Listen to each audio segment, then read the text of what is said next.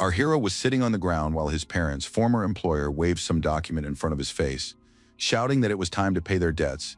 Death does not absolve one of one's obligations. The guy didn't understand why he should do this. His mom and dad had died because of this company, so let them pay him compensation instead of demanding a debt that didn't exist.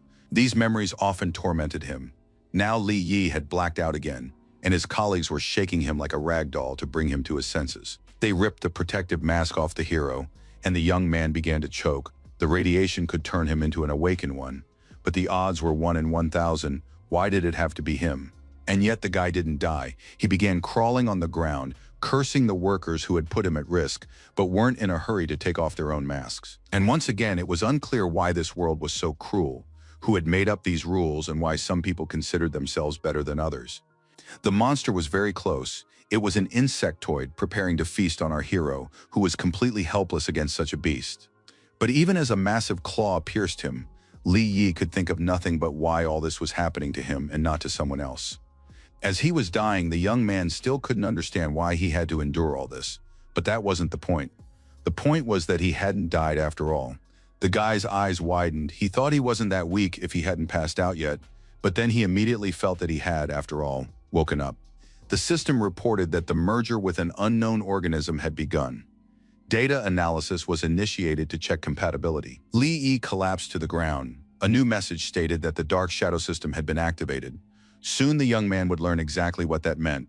But for now, the past day flashed before his eyes.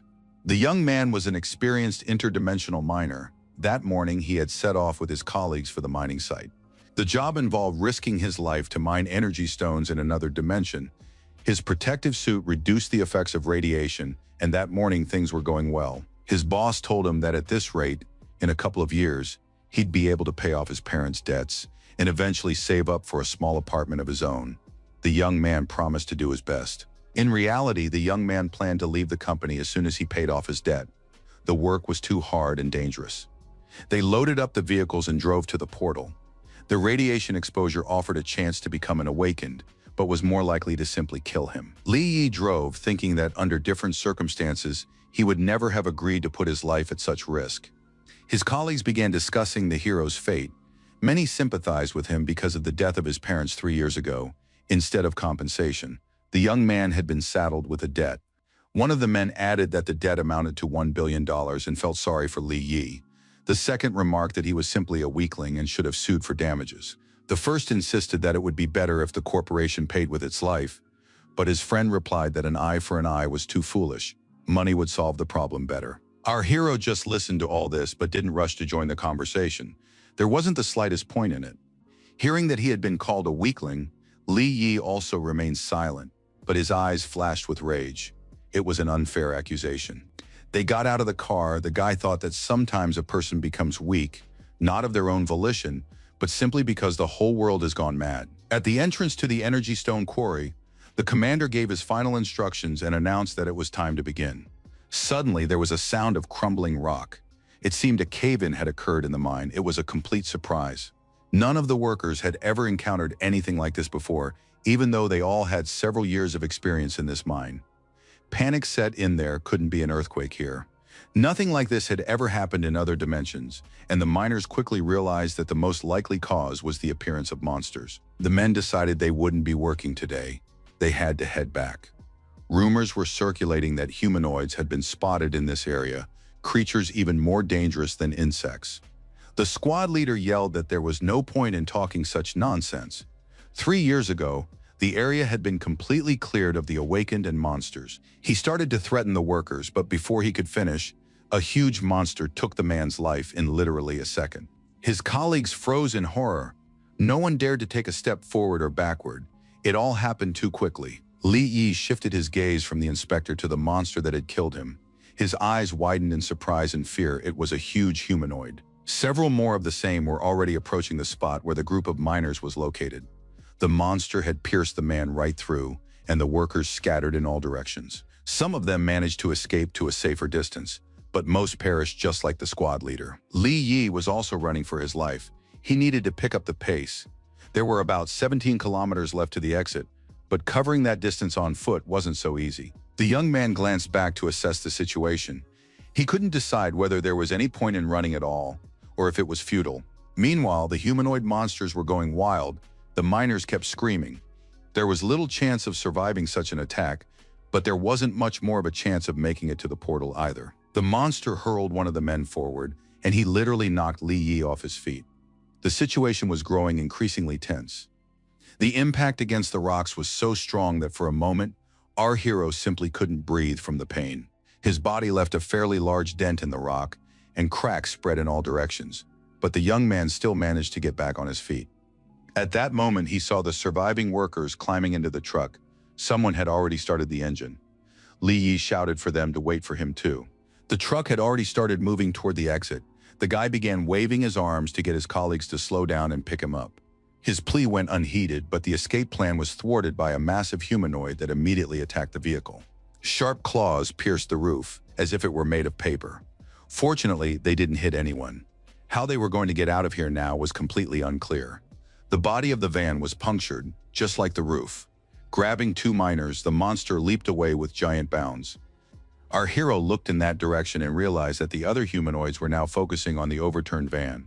Several had already closed in to feast on the workers when an explosion rocked the area. Li Yi was unharmed. The flames did him no harm thanks to his protective suit and mask, but fear completely paralyzed the hero. He watched in horror as the huge creatures burned.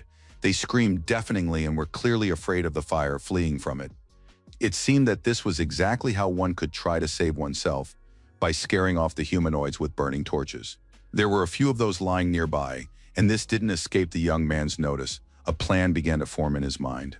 Suddenly, another monster appeared as if out of nowhere and swung at him, intending to dispatch Li Yi just as quickly as his companions. And yet the young man continued moving toward his goal. Dodging these hellish lunges, he managed to reach the torches after all. As soon as the flame was in the miner's hand, he felt an incredible surge of confidence, deciding he wouldn't give up so easily. The hero began swinging the torches in all directions and shouting for the humanoid to get lost.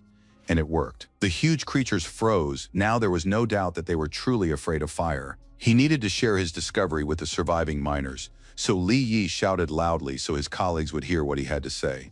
He recalled how 10 years ago he first saw news reports about these monsters, back when portals to other dimensions first appeared on Earth. Insectoids, humanoids, and beasts poured into the human world. Only the awakened, those members of the human race who had also mutated due to radiation, could stand against them. The emergence of these people with superpowers made it possible to resolve the issue of the portals and subsequently harness the energy resources of other dimensions. But the miners were not awakened. They were ordinary workers for whom it was not so easy to survive in such a situation. Li Yi shouted for his colleagues to move faster. They had no way to escape the monsters or fight them, so the young man ordered them to quickly gather anything that could burn. They needed to scare the creatures away. He shouted again that the monsters were afraid of fire. One of the miners pointed out that their torches would soon go out. What would they do then? Li Yi shouted that they needed to make their way to the storage room. There was fuel there, and they would be able to hold out until help arrived. He ordered the miners to huddle as close together as possible and back up until they entered the room. Little by little, the plan began to work.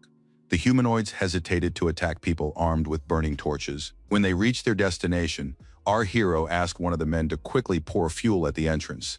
The man agreed. The miner kicked one of the fuel barrels with his foot. It wasn't full, so it fell easily to the ground, spilling its contents all around. Now, a fairly large pool of fuel separated the people from the monsters. Not knowing what would happen next, the humanoids began to advance into it. Now all the miners had to do was step back and throw their torches to set this flammable barrier ablaze. The fire flared up, the flames rising like a wall, singeing one of the monsters. The rest recoiled in fear. The man who had been helping our hero throughout the ordeal approached Li Yi and thanked the young man from the bottom of his heart. He added that if it weren't for the young man, everyone here would already be dead. The young man replied with a smile that he was always happy to be of service, and if they needed anything else, they should just ask. Then Li Yi looked back to survey the area, and a huge stone statue by the wall came into view. It was massive and very imposing. The young man sighed, saying it looked simply stunning, especially given its scale. His colleague explained that Inspector Wang had found it. Apparently, the deceased had wanted to take the artifact out of here and sell it on the black market, which is why the sculpture was here. Then communication was restored, and the miners were able to send a distress signal. Meanwhile, our hero wondered how old the statue was. It looked ancient. The men reported that they had been attacked by humanoids in Sector 7. They wanted to know when the rescue team would arrive. They were told that help would arrive in 2 hours and to take care of their own safety. That was too long to wait, but the signal cut out again. Several times the man tried to shout that they didn't have that much time, but now no one could hear him.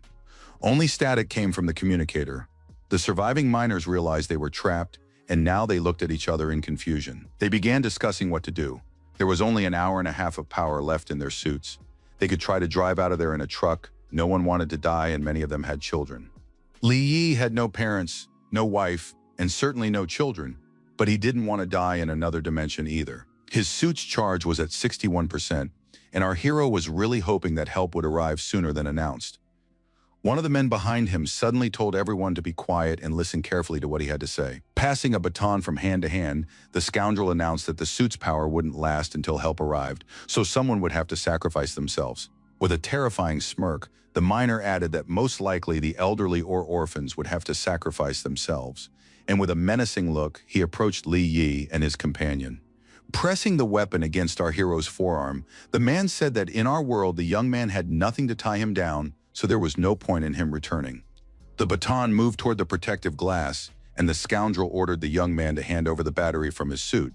The young man merely cursed. Our hero managed to parry the attack with his hand, protecting the glass from damage, which only angered his enemy even more, and he swung again.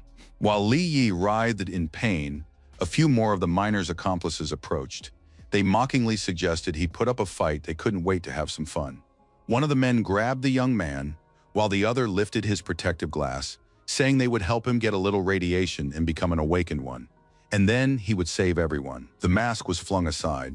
The young man tried to crawl toward it, promising that if he did awaken, the first thing he'd do would be to kill these men. The scoundrels roared with laughter, realizing that the idiot wasn't that lucky. The odds were 1 in 1,000, so he'd simply serve as a battery donor for them. Another burly man with a pickaxe turned to another group of colleagues and asked which of them was eager to be next. Immediately, one of the miners pushed 2 of his comrades forward, shouting that they should take it from them, not from him. It turned out that the move didn't even impress the villains. They rushed after him to grab and seize the suit. The guy turned out to be quite nimble and managed not only to run to another truck, but also to start climbing inside. The man grabbed the steering wheel, deciding that if they were going to die, they would all die together.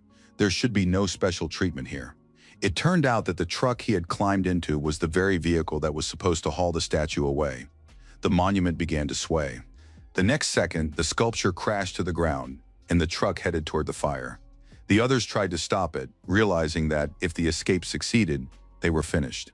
The massive statue extinguished the fire as it fell. The truck also helped put out the flames, and the humanoids rushed at the people again. Li Yi tried to get up. Contrary to expectations, the radiation hadn't killed him. The young man looked at the statue and suddenly asked in surprise why it was laughing. Instead of answering, the giant continued to bare its teeth. Our hero decided it was a hallucination. Even a piece of stone was mocking him. One of the humanoids tried to attack Li Yi, but was stopped by a blow from a massive fist. The statue had decided to protect the young man, or maybe it was just his imagination. Now the young man looked at the wounded monster and tried to understand how such a thing was possible. Then the creature attacked again, and this time the miner's only thought was, why on earth did he have to put up with all this? The blow from the massive claw pierced Li Yi right through, but he didn't die instantly. Memories flooded back to him. He remembered the malicious faces of his relatives, who after his parents' death had only shouted and chased him away, declaring that they were under no obligation to help an orphan. The bosses of the deceased at the corporation were just as ruthless. Upon hearing that Li Yi wanted to investigate his parents' deaths, they simply brushed him off. All the complaints and lawsuits were thrown in the hero's face. He was told that if he wanted the truth rather than monetary compensation, then that's exactly what he would get. The man was determined to drag Li Yi through the mud. His clueless mom and dad had broken the rules, which led to the accident, so now the kid had to compensate for the losses. To keep from falling completely, our hero braced himself with his hand on the asphalt. He refused monetary compensation, wanting only to know the truth. His parents' former boss kicked him with such force that Li Yi flew to the ground. The scoundrel commented that he should have obediently taken the money and kept quiet. Now, once a month, the guy will have to pay a certain amount to cover the damages he caused. If he doesn't, He'll really regret it. Saying that Li Yi had only been given a chance because he looked so pitiful standing in a puddle in the rain, the man walked away. Now the young man was doomed, at least that's what he thought, and that might have been a huge relief. At the last moment, he was suddenly overcome with rage. Yes, he had become weak, but who said that weaklings had to die quietly? The hero sank his teeth into the monster. The humanoid howled in pain and flung its victim far from itself. Blood spattered in all directions. Lying on the ground with his eyes closed, the young man thought only that the monster stank absolutely disgustingly. Suddenly he realized that something enormous had lifted him into the air. The shadowy creature cackled, thinking that Li Yi had gained strength, but he had simply decided to have some fun before dying. Our hero declared that at least he had bitten the monster, and what could a useless statue, one that was simply falling apart, possibly do? The monument replied that right now it was the only one who could help the young man, but to do so he would have to grant it access to his body. The young man replied that he'd rather die than let some freak control him, especially one as strange as this. The monument merely laughed in response. It amused him that a man would rather die than submit. It raised one of its limbs above Li Yi, saying that a foolish little man had no choice but to comply. The dark shadow system activated. Our hero's body changed. Now he resembled a demon, something halfway between a statue and a monster. Then the creature bent toward the ground, and a black shadow began to separate from it, rising higher and higher. It completely mirrored all of Li Yi's movements. A massive foot hovered over the humanoid, asking if he was the one who had destroyed the statue. In the very next moment, the monster was crushed, and the boy declared that he wasn't going to let such actions go unpunished. Now the shadow hero looked more like the body's owner than the sculpture that had taken him over. The remaining humanoids rushed into the attack, and Li muttered under his breath that it was getting too noisy here. He activated his enormous shadow again and ordered that this unfortunate misunderstanding be corrected immediately. All the monsters vanished in less than a minute. Dealing with them was no trouble at all. All the shadow had to do was click his teeth, and the massive beasts simply scattered into pieces. They really did stink to high heaven. The shadow settled back on the ground. It was time to deal with the scoundrel miners. Li Yi headed toward the enemies, having first cut off their escape route. The men began begging for mercy and making threats at the same time. Then a voice in our hero's head asked what he would do if he gave it control. The young man headed straight for the scoundrels who had tried to kill him. They whined that they were just trying to survive, that it was nothing personal. They fawned, arguing that without their help, Li Yi would never have become an awakened one, so he should thank them for their assistance. This infuriated the guy to the limit. His eyes flashing, he asked how exactly his colleagues wanted him to thank them. The men fell to their knees, saying they didn't need thanks. It would be better to pretend nothing had happened and just let them go. Pulling back his black shadow ropes, Li Yi replied that he would not only release them, but also help them a little. With a sharp movement, he used the shadows to simply rip the masks off his enemies' faces, repaying them in kind for what had been done to him. Blood gushed from the miners' mouths. It seemed none of them had been lucky enough to wake up. The scoundrels had simply perished. After taking the batteries from their protective suits, our hero headed toward the rest of the squad. The men were afraid that the same fate would befall them. The old man shouted that he hadn't done anything wrong at all. Li Yi simply tossed 2 batteries at the miners' feet and told them that now they could use them without any problems. No one would stop them. A shadowy ghost of the monument appeared behind him, and Tio whispered that it would be better to get rid of unnecessary pity and sympathy. He added that they could kill the hero, but the guy disagreed. He looked ahead confidently. Declaring that he had no intention of heeding useless advice, the hero headed for the exit. The monument reminded him that circumstances wouldn't always work out so favorably. Outside the cave, there were a great many humanoids. Upon seeing Li Yi, they all rushed toward him. This came as a surprise to the boy. The monument ordered him to hand over control of his body, or else try to fight this trash on his own. The shadow assistant noticed that the boy's legs were already trembling at the mere sight of the monsters. Let him think carefully. Without the monument's help, he was nothing.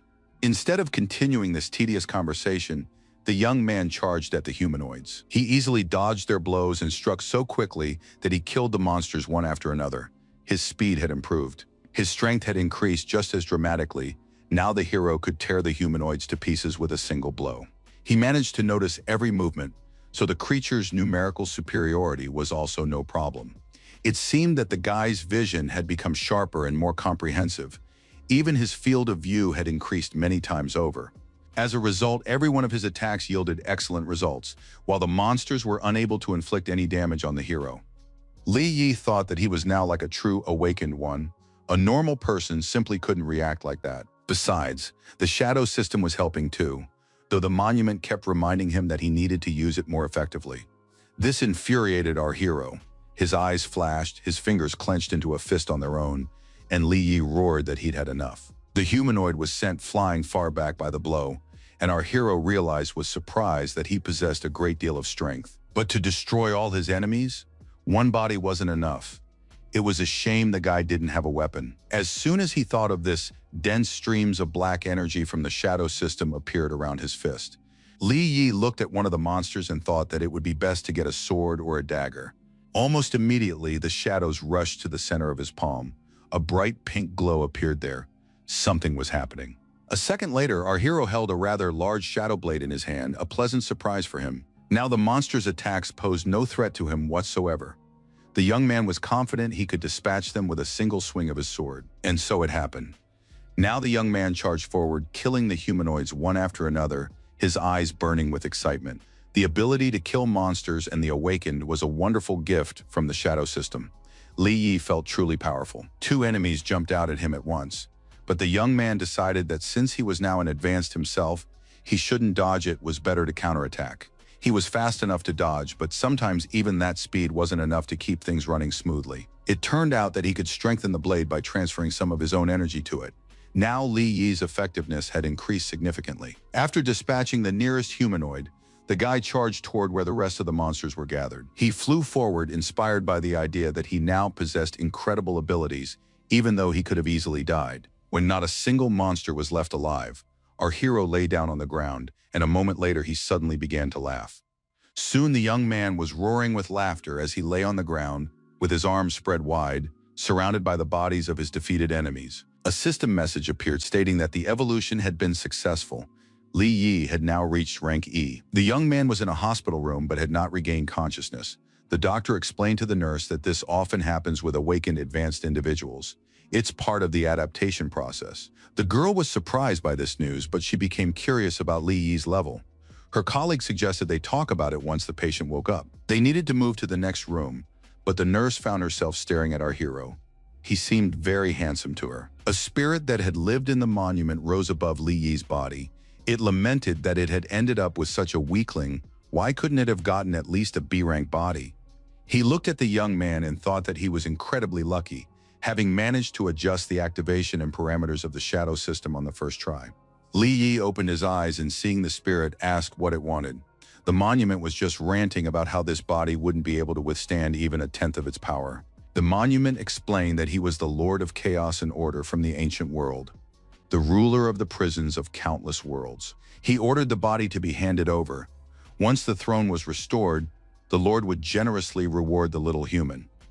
Li Yi didn't believe a single word. The creature was repulsive to him. The hero thought it was some kind of cockroach. The Lord of Chaos read these thoughts, but decided that the main thing now was to get the body, not to argue. The young man frantically tried to figure out exactly what this spirit wanted. The wildest thoughts and assumptions swirled in his head.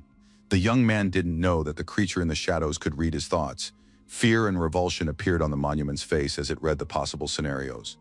Shouting that he'd had enough, that it was all just the ravings of a madman, the Lord of Chaos brushed Li Yi's fabrications aside. He grabbed our hero by the collar and declared that a half-dead dog would be a better choice than this weakling. The spirit flung the hero away from him, shouting that if he didn't reach a higher rank within 3 days, he would be torn to pieces. Li Yi realized he was no longer in the hospital. It turned out the Lord had transported him to the underworld to level up at the insect lair. He informed him that every member of his clan has the right to undergo this trial once. Since his body had now been renewed, this opportunity was available to him again. An armored beetle appeared ahead. The creature seemed somewhat familiar to Li Yi. The spirit explained that the shadow system grants the hero access to the Lord's knowledge. Instantly, that very shadow blade appeared in the young man's hand, and he began to ponder the peculiarities of this system. He didn't have long to ponder. The hero was forced to fight to survive, and the leaping and swinging of his weapon didn't take long to begin. In a matter of seconds, the hero managed to land numerous strikes. He hadn't even expected himself to be able to move so quickly. Now it was time to assess the results of his efforts and the performance of this shadow dagger. Li Yi froze and looked at the beetle. The monster continued to roar hideously, baring its fangs. There were no visible injuries. Then the young man decided he had to attack its blind spot at its back, and he pushed off to make a leap. The blow failed to pierce the protective shell. The dagger flew off to the side, dragging the young man with it. The hero landed quite successfully, but he still didn't know how to deal with the insect's super strong armor. His musings were interrupted by the beetle's attack. It struck just as quickly and clearly understood that its opponent was defenseless. At the last moment, Li Yi managed to put his blade in his place, after which he tried once more to plunge it into his opponent's body. Not a single scratch remained on the shell. The shield was very sturdy. The Lord of Chaos hissed something about having been given a completely useless body. He asked if brute force was really necessary, suggesting it might make sense to change tactics. The young man replied that his battle concerned no one but himself. The young man made another attempt to strike the shell, but instead hit one of the monster's limbs. The armored beetle swatted him away with a claw, and Li Yi was sent flying back a good 10 meters. The opponent was very strong. The young man was thrown against the stone wall of the gorge. The blow was so powerful that blood began to flow from his mouth. Immediately, he noticed he was covered in some kind of green slime. The shadow spirit ordered the weakling to get up immediately. He was right, a little more, and the insect would have simply finished off our hero, but the latter realized that he had, after all, found the enemy's weak spot. Li Yi decided that if he severed all of the monster's limbs one by one, victory over it would be only a matter of time. The plan came together almost instantly, and now the young man knew exactly what to do next. His eyes flashed. The monster roared. It was as if it sensed that in an instant it had become much more vulnerable than before. The young man braced himself for a new attack and whispered that he would now show who the real weakling was. The Lord of Chaos sensed something familiar. He was surprised that this body had proven so capable that it had learned to use shadow intuition. Li Yi launched another spectacular attack and severed the front leg the creature had been using to strike him. He was very pleased, but the spirit didn't understand why he should expend so much effort for the sake of some paw belonging to this armored beetle. Our hero explained that this would give him the opportunity to carry out his plan and reach the monster's most vulnerable spot. The insect tried to retreat and recover, as if sensing its imminent demise at the hands of this small but clever opponent. Meanwhile, Li Yi decided that to carry out his plan, he needed a more powerful weapon and activated its creation. A rather long sword appeared from the shadows, perfectly suited for the attack. The boy darted toward the monster and, finding himself beneath it, simply slashed open the abdomen of this enormous insect. Once on the ground, he looked up to see if his hunch about the weakest spot had been confirmed. The monster's head, covered in streams of yellow slime, fell right onto the young man, a sight not for the faint of heart. But the desired effect had been achieved, and our hero repeated his lunge with the long sword, full of determination. Soon a crystal appeared at Li Yi's feet. He had defeated the armored beetle. The Lord of Chaos laughed, saying it was merely a Y-rank monster. Why was the man so out of breath? The young man felt a surge of strength. His progress toward breaking through to the next level was only 0.2%. But the spirit explained that he had obtained an energy stone, which was good for accumulating experience. The young man decided to keep going and took a few steps toward the cave, but suddenly heard something there. He couldn't make out anything, and the Lord of Chaos suggested using shadow intuition again to look. The hero asked what kind of skill that was. The spirit advised him to concentrate shadow energy in his eyes, and the ability would activate on its own. He had already done this with the beetle, but hadn't even noticed. Immediately, a notification appeared stating that the hero had unlocked the first-level shadow sense, and his eyes changed slightly in appearance. There was another insect ahead, and Li Yi activated the skill just in time. Some spikes were hurtling straight at him. They were accompanied by a pale green glow, and the young man barely managed to jump up. Otherwise, he would have simply died. The spike was large and so sharp that it pierced the stone wall, and a greenish cloud of poisonous smoke emerged from the point of impact. He immediately had to make a few more incredible jumps, but the guy simply didn't have time to make out what exactly was flying at him. He sensed movement around him and dodged intuitively, all the while cursing the skill, calling it completely useless. The very next moment, he had to perform what was practically a somersault to survive. The projectiles themselves remained invisible to the hero. Then he ducked several more times in different directions, straining to see what was flying at him from all sides. The spirit replied that it wasn't a useless skill, but that the man lacked strength.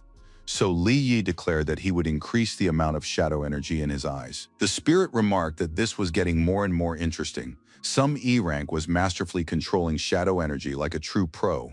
Li Yi identified the two monsters, a distortion beetle and a stinger beetle, both E rank. It didn't take long to review the information. The Lord of Chaos noticed that the young man now had the information he needed, and he asked him to wait a little longer. It turned out there wasn't just one or two of these creatures here. There was a whole swarm of them. The spirit noted that there was even a saying about this. If you spot one cockroach, it means the darkness is teeming with them. Our hero readied his weapon again and took a few steps back, preparing to defend himself. The insects advanced with a vile hissing. These beetles looked simply repulsive. He didn't even want to look in their direction. Since the enemies were approaching from both sides, Li Yi took up a defensive stance, which pleased his shadowy friend. The monument praised the little man's intuition. Meanwhile, the young man decided that this time he would use two types of weapons in battle at once. He activated his shadow sense over a wide area and shouted at the monsters that they'd all better get out of here right now or die. A quiet voice behind him whispered that no one had ever unlocked the second level of this skill so quickly. When the shadow becomes your follower, the enemy's heartbeat turns into a funeral march. The worthless E-rank knew how to pleasantly surprise. Along with the new level of the Dark Shadow system came access to the knowledge archive and the ability of shadow manifestation. Meanwhile, Li Yi threw himself into battle with all his might. It even seemed to the young man that the insects had begun to move more slowly, and he realized that this was a manifestation of the new shadow skill. Now the system highlighted all the enemy's weak spots in purple, and for good measure, sent notifications with the information. The second level of the shadow sense worked perfectly. Once the weak points were detected, breaking through the defense was no trouble at all. The hero decided to test the new shadow spikes technique as soon as he realized that all the weak spots of the stinger-bearing bugs were on the underside. For every monster killed, he received a percentage toward a D-rank breakthrough, but it wasn't very much, and the young man grew a little annoyed. He decided to finish this task quickly so as not to waste his time and look for a more effective way. He decided to finish off all the monsters at once and immediately charged forward. His level began to rise more rapidly. Li Yi rushed forward, piercing the beetle's defenses in the abdominal area. Now he didn't even need to aim.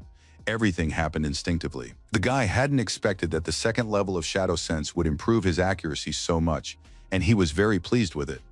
Suddenly, a new enemy attacked him. The hero dodged, but still didn't understand what that green glow was. It was a distortion reaper beetle. The spirit noticed that the man had good reflexes, but his brain was slow to process things. This conclusion was premature. Li Yi activated his shadow manifestation and instantly immobilized the opponent with a lasso. He immediately began searching for the insect's weak spot, ordering it not to move, or else it would be worse. It became clear pretty quickly. He needed to aim for the monster's jumping leg. Then it wouldn't be able to withstand the attack. At the same time, the guy was attacked by beetles shooting spikes, which complicated the task, but not too seriously. Li Yi activated a sharp rope from the shadows and shouted that the insects wouldn't have as much fun shooting without their butts.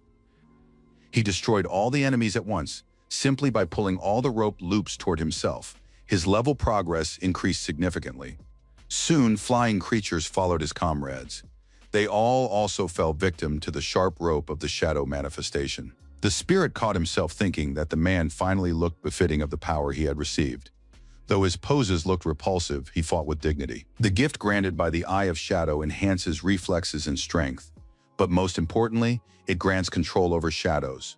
However, this gift consumes a vast amount of spiritual energy. That was the price. Rank E was still too low. It was difficult to control such power. Everything before Li Yi's eyes suddenly began to blur. He had reached the limit of his capabilities. The young man thought that he had only just gained this astonishing power and couldn't falter so easily. He had to keep going. He still had a little time left, and the power of his vengeance was growing with every passing moment. It was time to show what he was made of. Our hero remembered the officials from the company where his parents had worked. They had dared to hide the truth about their deaths. Not only that, but these people had forced him to become a miner and risk his life to pay off fabricated debts. Li Yi was determined to take revenge, and all this simply because the young man was an ordinary person. He began to hack at the insects with relentless ruthlessness, even fury. Over the next 10 minutes, the young man raised his level by half.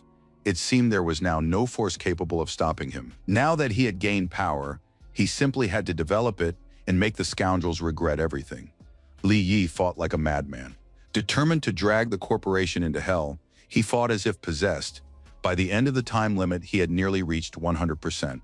The spirit assessed the result, noting that human malice blended perfectly with the system of the dark shadow, and even fueled it. Soon the young man stood atop a mountain of defeated monsters. He was practically at his goal, but both time and enemies were running out. With just a few seconds left, and a little over 2% remaining to achieve the desired result, the Lord of Chaos realized that the hero had decided to unleash all his shadow energy. He asked if the hero wasn't afraid that his body wouldn't hold out and would explode.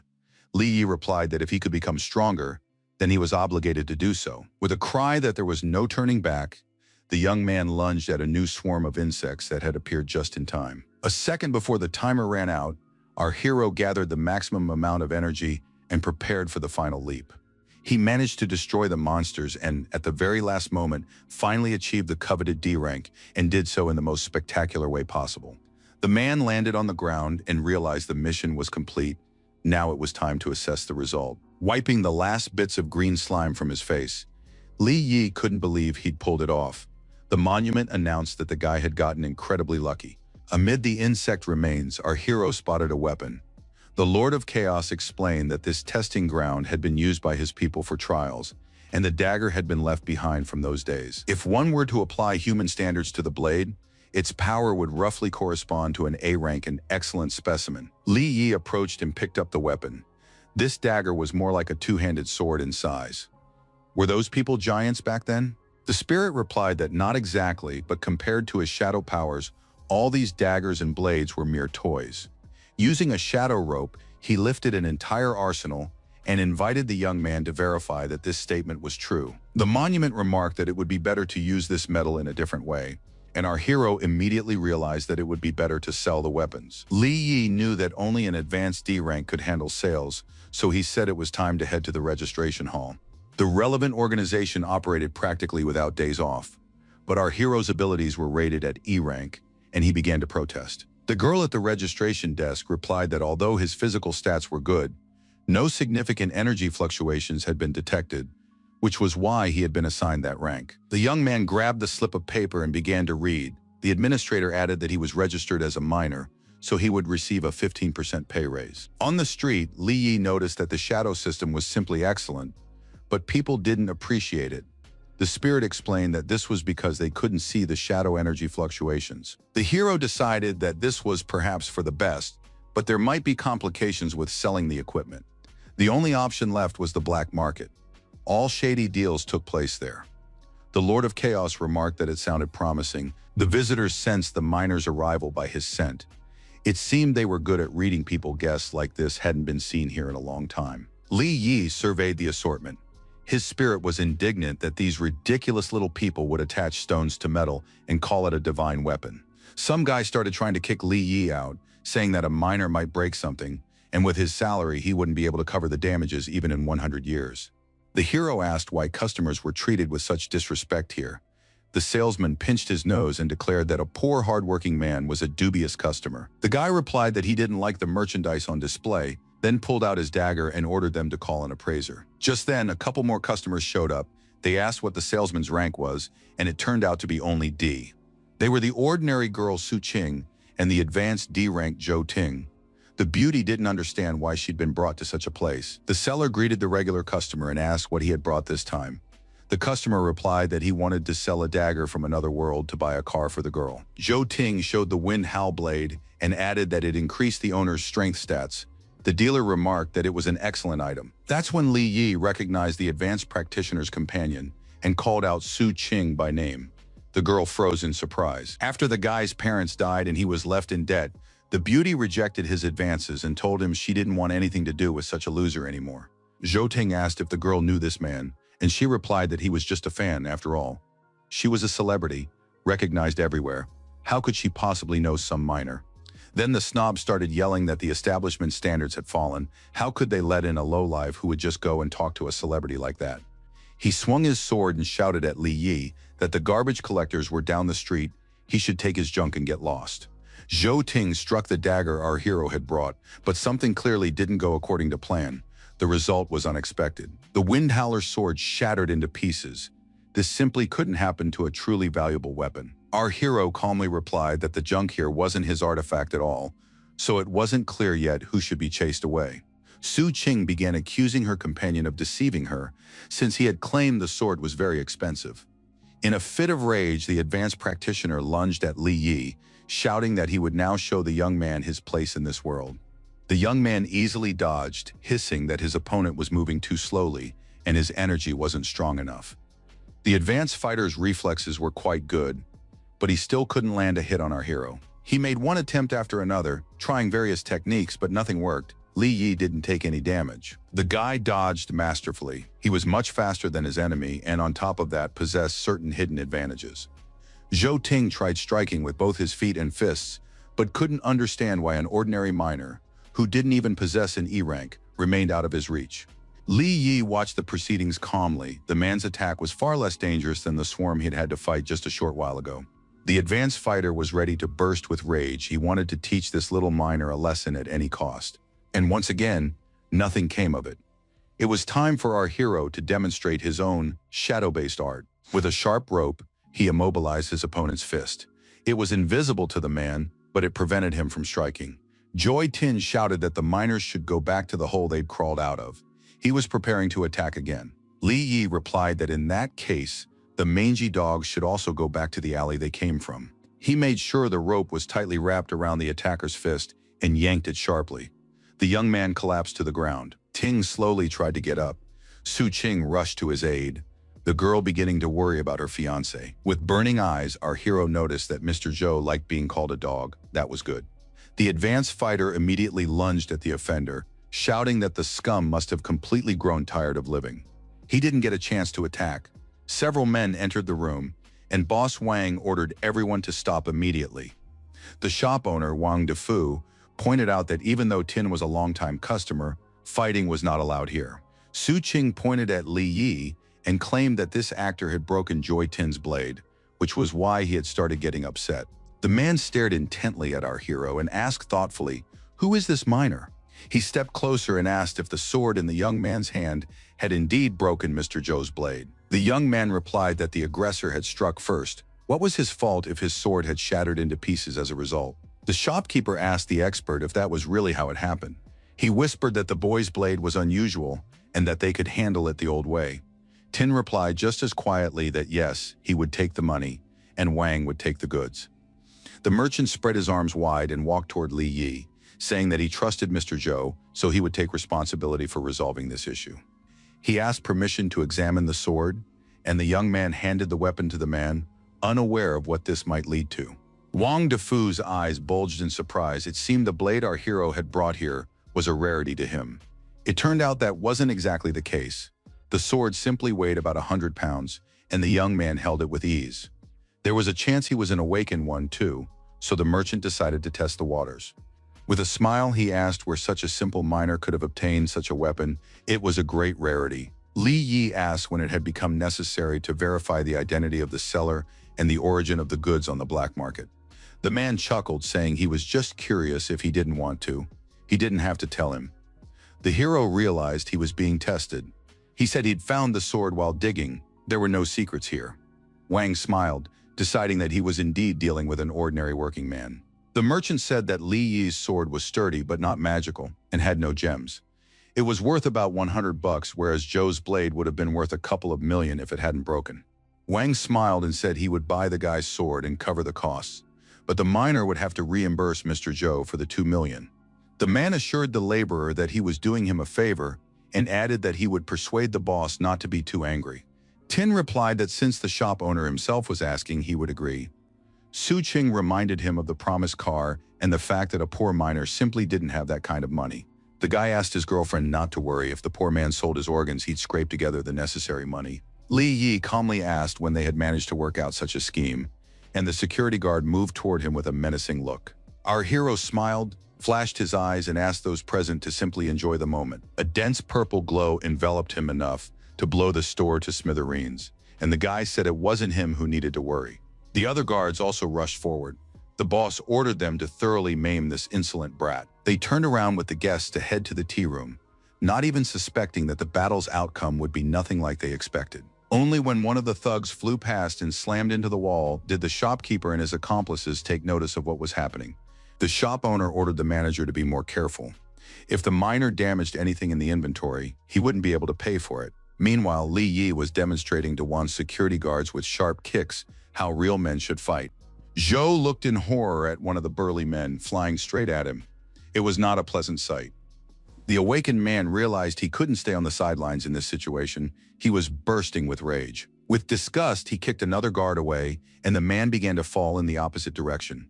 Ting Zhou simply kicked the rest of them aside like balls to protect his girlfriend, who was screaming in terror. The veteran noticed that working in the mine hadn't been in vain. The kid had some real strength. Li Yi looked him in the eye and told him that now it was Zhou's turn. His opponent realized that while the kid had certain talents that allowed him to beat all sorts of losers, he'd better not be asking for trouble. He had already gathered enough energy to lunge forward and immediately attacked.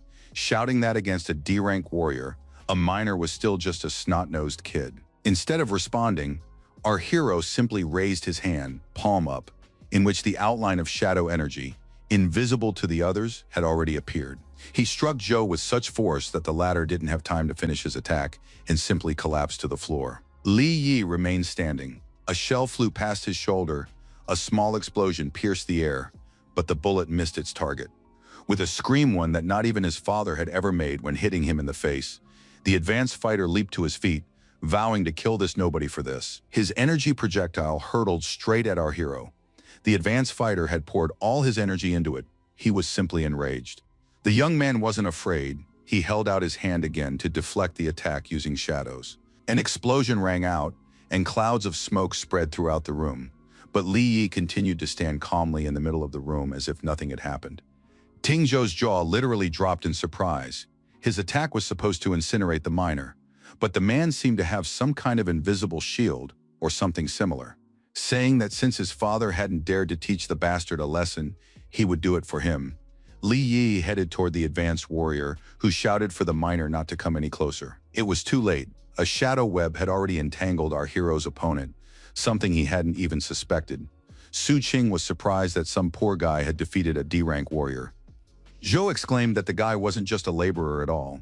He was an advanced miner, clearly of C or B rank, and he was taken aback. Li Yi replied that he was a certified E-rank miner. Ting whispered that it was simply impossible. Our hero raised his hand to strike, but the advanced miner threatened to complain to his friend Panther, who had his own gang, if he laid a finger on him. The guy knew of several such groups. One was called the Sharks, the other the Black Panthers. The young man began beating Zhou. He was simply furious because he remembered that the Sharks were involved in his parents' deaths, and the Panthers were no better. Su Qing screamed, and Li Yi continued to kick her boyfriend, sending him flying to the opposite end of the room. The deceiver herself got her share. She was kicked so hard that the girl flipped over, landing on her back. The guy kept beating the guy until his eyes rolled back and he lost consciousness. Our hero replied that what he hated most in this life was trash like the Sharks and Panthers. They'd better not stand in his way. He forgot that there was another awakened one in the store, his master, who, shouting for him to go to hell, attacked Li Yi from behind. The attack was not meant to succeed. Using a shadow weapon, the young man easily parried the blow, and the man flew backward, realizing he had lost. Tin tried to settle the matter with money. He shouted that he had 100,000, and it would be better to just forget what had happened.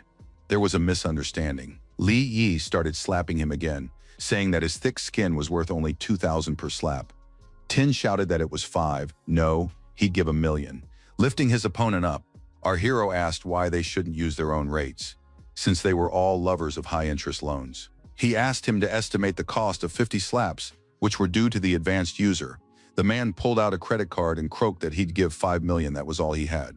Li Yi noticed that the card belonged to the Yanji Group, the very same firm that had killed his parents and saddled him with debt. He could get to them through Zhou. They'd squeezed enough money out of him over the years, so the hero let the enemy go, who assured him that even if the guy beat him to death, he wouldn't be able to pay anymore. Su Qing immediately ran up to her boyfriend and asked if the young man was okay. She still didn't understand how Li Yi had become so strong. Zhou slapped the girl, saying it was her fault. She had convinced everyone that he was just an ordinary miner. The man who had been awakened grabbed his phone, thinking he wouldn't just hand over his money like that. His eyes were burning. The man he was calling had just taken care of a couple of fighters. It seemed that murder was a routine matter for him. Zhu told Panther that someone had stolen the sword he was going to give him, and was even threatening the gang. The leader asked for details, and he was seriously angry. The gangsters had just pulled off a robbery, brutally taking out the security guards. One of them asked who was calling. Panther said they'd done a good job leaving no unnecessary witnesses, and that it was little Tin Zhou calling just in time. Since he'd just remembered that he was part of the gang too, it was time to meet. Whether he lived or died made no difference. After those words, laser beams destroyed the remaining guards. A short while later, Li Yi went to the employment agency. An employee immediately asked how he could help. Our hero explained that he was an advanced E rank and was looking for a suitable mission. Then two rather unpleasant men showed up, saying there were no missions here for trash like him, unless he was a suicidal guy. The others started whispering too, saying that for an E rank, the kid was way too cocky. He should just sit quietly and be grateful they were giving him food. Everyone immediately started joking that no team needed trash like him. He should go out on the street and look in a trash can for colleagues. The young man calmly listened to all the taunts, but he wasn't about to leave. He had something to say to these bullies. Besides, the 5 million that Joe had transferred to his account had been immediately deducted by the sharks as debt repayment. Taking the job was now a priority. While the hero was thinking about this, someone entered the building, and it immediately became so quiet that literally every step could be heard. The more advanced ones tensed up and began discussing how this was what B-rank energy actually felt like. You could sense it even with your back. As the girl walked through the hall, many whispered that they couldn't even move, that it was hard to breathe. It was her aura at work. The beauty looked quite sweet, and just by her appearance it was hard to suspect she possessed such strength and power. Everyone except Li Yi was frightened. One guy asked hoarsely what an advanced practitioner of such a rank was doing in a place like this. Our hero thought that this girl's strikingly strong energy was completely devoid of any intent to kill. Either she was hiding it, or she truly lacked such qualities. The masked beauty's assistant announced that a D-rank advanced miner was needed to work in the D-rank Beast Abyss. Perhaps someone was interested. Li Yi stepped forward, and everyone was surprised that someone with an E rank could even move while suppressing such a strong B-rank aura. It was simply impossible. The guy gave a sly smile and said that it looked like he was exactly the person they were looking for this position. An agency employee informed Miss Quinn from Longman Street 3rd that they had plenty of D-rank options, but the girl was interested specifically in our hero. She thought the miner wasn't so simple since he'd been able to withstand her aura, so she said there was no need to look further. This miner would do. The agent said that was impossible. The man had arrived late and hadn't registered. He wasn't even in line, which was against the rules. The advance flashed her eyes and declared that she set the rules here and had made her choice. The man bowed and apologized. The girl headed for the door. Li Yi followed her. Everyone else wondered if this was the first time the advanced one had made such a personal visit. They were curious who this miner was. In the Beast Abyss dungeon, right at the entrance, there were countless minotaurs, quite ferocious ones, it must be said. One of the main damage dealers in the party was a bard. He was a sort of support who cleared the way for Queen and Li Yi. Thanks to his flute playing, the monsters' heads literally flew to pieces without any effort on the part of the rest of the group. There were also several swordsmen who finished off the minotaurs that were a bit slow on the uptake. The monsters didn't stand a chance. If any of the beasts dared to attack, they came face to face with the massive spiked shield of the warrior leading the squad. Moreover, the minotaurs didn't realize until the very end that they were facing such well-trained people and continued to charge at the squad. Li Yi appreciated the training and teamwork. Quinn was surrounded by true professionals, and she was the center of it all. It seemed everything was going to go smoothly. But that was only if you ignored the details.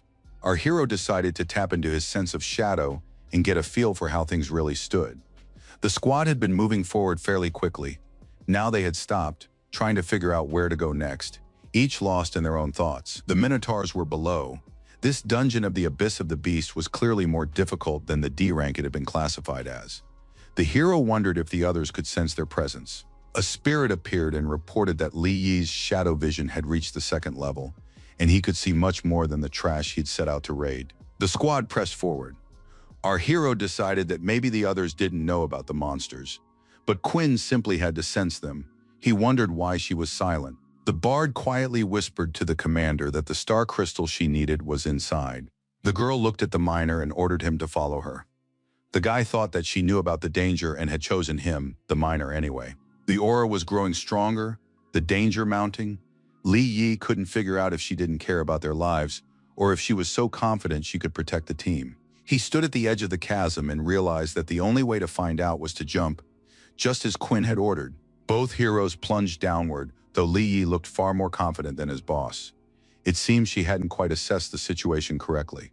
They landed quite successfully. Now they needed to look around to figure out what to do next. The young man frowned.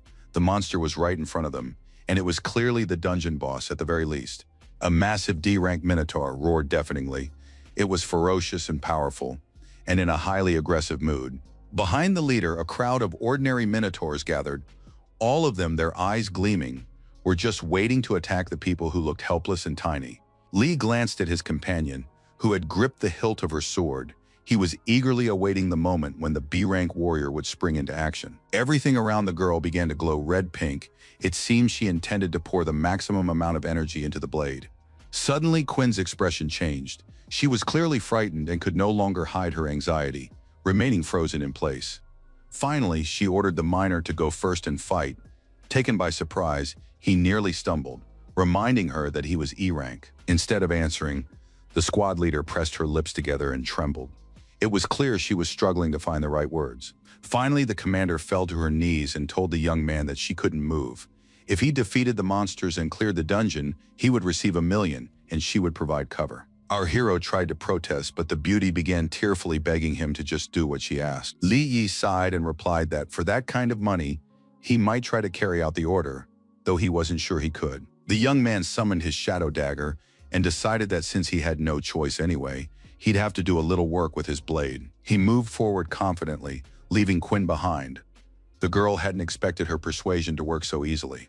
The minotaurs also immediately rushed forward to attack the man who had dared to disturb their peace. Li Yi hadn't even managed to strike a couple of times before he realized that the monsters weren't interested in him at all. They were running straight toward the squad leader. The beauty stood in the same pose, but now she was even more frightened. Deciding that at this rate she would soon be left without a reward, the guy rushed to her defense. It turned out there was no real need for that. The girl was quite capable of taking care of her own safety. A flash of light sent the monsters flying backward, crippling many of them. The young man wiped the sweat from his forehead and thought he'd underestimated his colleague a bit, but that was for the best. At least he didn't have to worry that she'd die. At that moment, another minotaur leaped at Quinn, and it was clear she hadn't yet gathered the energy for another defensive move. Then Li Yi summoned that very same huge sword he had tried to sell in the shop and rushed to intercept the monster. With a single move, he managed to stop its attack. The enormous monster was now falling backward, but it was clear that this was far from over. The guy asked Miss Quinn why she was drawing the monster's attention to herself. He was curious to know what the secret was. Instead of answering, the girl ran further down the tunnel, shouting that she was leaving these minotaurs to him. Well, the hero couldn't do anything about her, so he set about hacking at the enemies. It wasn't exactly too difficult for him. In a couple of minutes, he had taken down everyone in the area and was getting ready to tackle the next wave. Meanwhile, the squad leader was running for her life. It seemed she wasn't so much afraid of the monsters as she was eager to get her hands on the crystal. The beauty had ventured deep enough inside and now believed she was out of danger, not noticing the monster that had followed her here. As soon as the girl caught her breath, she heard a roar behind her and looked back in horror. It seemed the plan had failed. The advanced rank mage stood there, trembling with fear, but still asked the minotaur why he wasn't afraid of her. Instead of answering, the monster swung his club. It seemed that the aura of a B-rank advance was nothing to him. Li Yi was there too. He couldn't understand why Quinn was scared, since she was clearly capable of fighting back against the minotaur. Suddenly, the commander screamed and raised her hands to her face. The bracelet on her wrist cracked and glowed pink where it had broken. Immediately, the energy flash we were already familiar with appeared, its radius of effect growing larger and larger. This simple trick sent both the monster and our hero flying far backward. The boy suffered no damage, but the monster lost its combat power. Li Yi noticed that the bracelet on the girl's wrist had cracked in another spot and was now simply falling apart, unable to withstand the strain. It suddenly dawned on our hero that the commander was using a protective item, and all these attacks were not her doing at all. He asked if the advanced one really had no combat abilities at all, and she shyly lowered her eyes. The girl asked him to keep this a secret when they returned, and Li Yi raised his sword again and declared that he would charge an extra fee for this. Our hero was also curious as to why the monsters in this dungeon were attacking only his commander, and showing no interest in him at all. No answer came, so the young man was forced to use his shadow vision skill again. Nearby, he spotted a bard.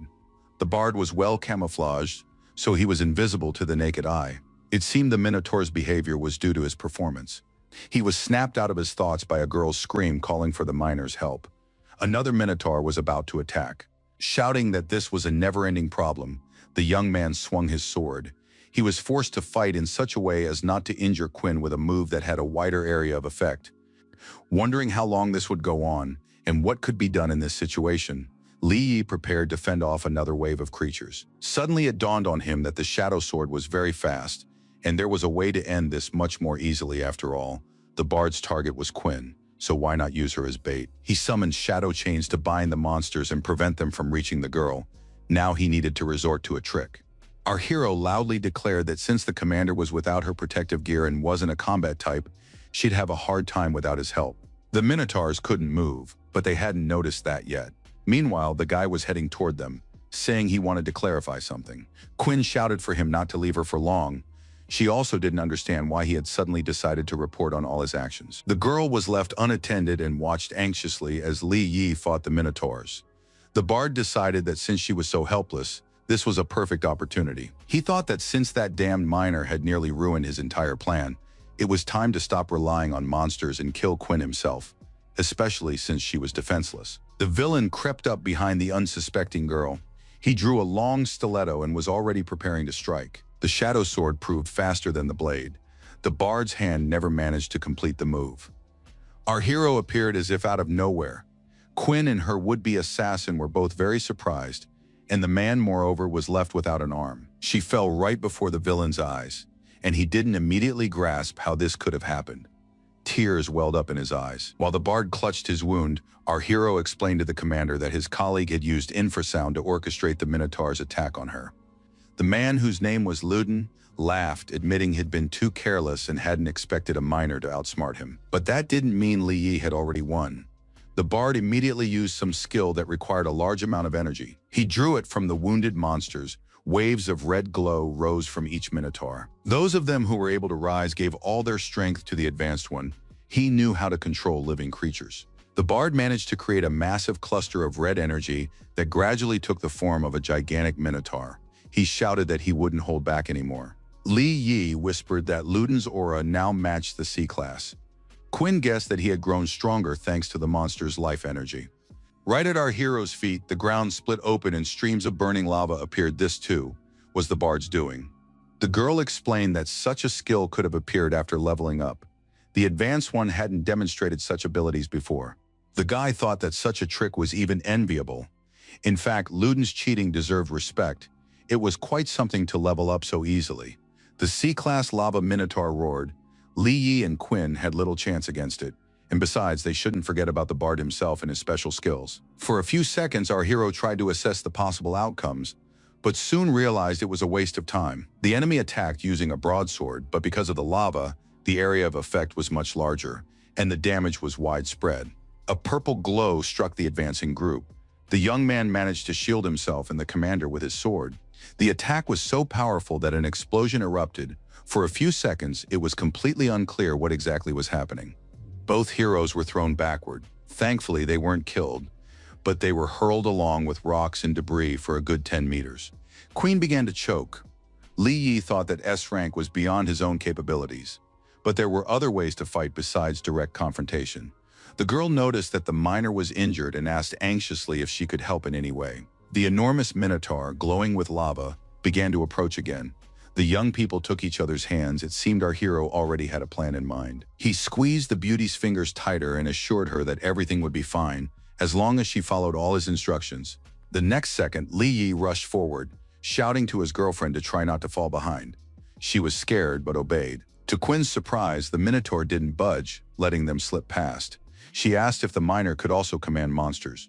Our hero replied that he had no intention of revealing his secrets. In fact, he had used shadow ropes, but the beauty didn't need to know that. The monster continued to roar but couldn't pursue them yet. The girl asked what they were going to do now. Li Yi replied that she needed to get as far away from there as possible as soon as she could and hide in a safe place. They moved a little further into the maze, but it was time to split up because the guy couldn't control the shadows from such a great distance. He ordered the commander to keep running without stopping, while he would buy her time by holding off the enemy. Then he would definitely find Quinn. Her main concern was to get through the maze and not get into any new trouble. The beauty moved forward, and Li Yi thought that he was concerned not so much for the deceiver's well-being as for the 1 million reward she had promised. Meanwhile, the C-rank Minotaur was shaking his head from side to side, trying to figure out where his victims had gone. A question rang out from behind him. Was the monster looking for him? It was the miner, and he clearly wasn't scared. The bard, in the form of a monster, spun around and swung his axe, shouting that he needed Queen Xian. Where was she? The blade struck where Li Yi had been just a moment ago, but the young man managed to parry the blow with his sword just in time. Sparks flew from the clash of metal. Our hero jumped back behind Liu Yuden again and suggested that the man figure out for himself where the girl had gone. The miner intended to attack from behind and struck with all his might, but nothing happened. Li Yi realized with horror that there wasn't even a scratch left on the Minotaur's back. Its skin and the muscles beneath it were as hard as rock. To make sure he wasn't imagining things, he struck the monster's leg again, and the result was the same. Luden turned around and laughed maliciously. This sword wasn't doing him the slightest bit of damage, so the miner found himself in a precarious position. In retaliation, the Minotaur punched where Li Yi had been standing. Rocks flew in all directions, and the young man miraculously managed to jump out of the way. Our hero had also pulled out his sword. To his credit, the weapon remained intact and undamaged. He needed time to think. The young man decided to lure his opponent into a more secluded spot and counterattack there. Luden ran after him, shouting that the miner knew nothing but how to run away like a rat, while our hero gathered his thoughts. He decided to use his sense of shadow to identify the enemy's weak spot and strike.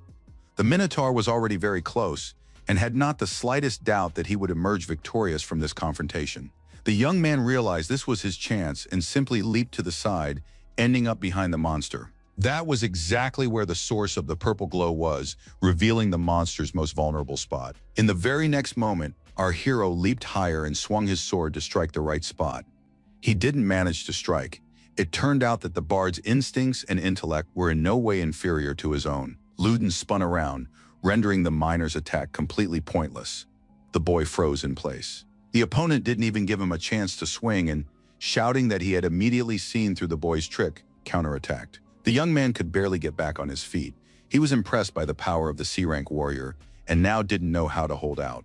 There was already a dent in the rock behind him from the blow, and the Minotaur had already launched a new attack, shouting that the rat had nowhere to run now. In fact, Li Yi already knew his opponent's weak spot and was now simply biding his time for the most opportune moment. He activated the shadow ropes. The Luden screamed that it was foolish to hope the dagger would harm him.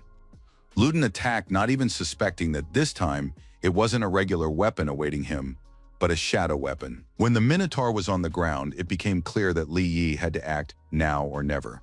The gash in the monster's back was quite large, but the lava inside it was too hot. Even for a shadow, it wasn't that easy.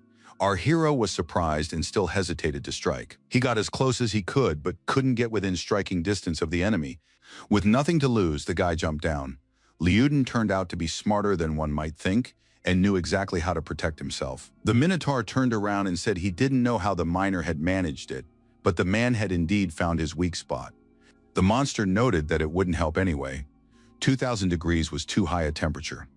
He should tell him where Quinn was and perhaps save his own life. Our hero replied that he would never trust a traitor who had decided to betray his own kind. Shouting that he was asking for death, the monster prepared to attack the miner again. He was furious. It suggested he try the taste of its axe, then struck. The young man managed to dodge, which angered the bard even more. Amid shouts that dodging in his position was laughable, Li Yi struck with his shadow blade, also using the ropes. The strike missed its mark, and our hero laughed, noting that the enemy himself wasn't above dodging attacks. A new loop of the shadow rope shot straight toward the monster's neck, but Liuden had no chance to see it. Soon, a whole swarm of shadow blades gathered around the fissure with lava in the back of the hesitating Minotaur. And once again, the temperature was too high for them to strike the enemy's vulnerable spot.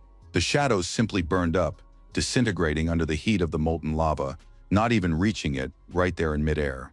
The enemy burst out laughing. All of Li Yi's attempts to reach his target seemed simply laughable to him, and the young man was in no mood for jokes. Meanwhile, the monster swung his axe again, vowing that this time he would kill the insolent youth.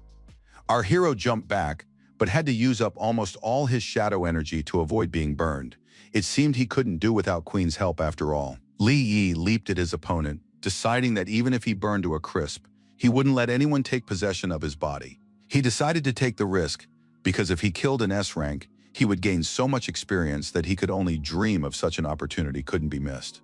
So the miner simply charged at the monster's back, surrounding himself with a shadow barrier and arming himself with a shadow spear.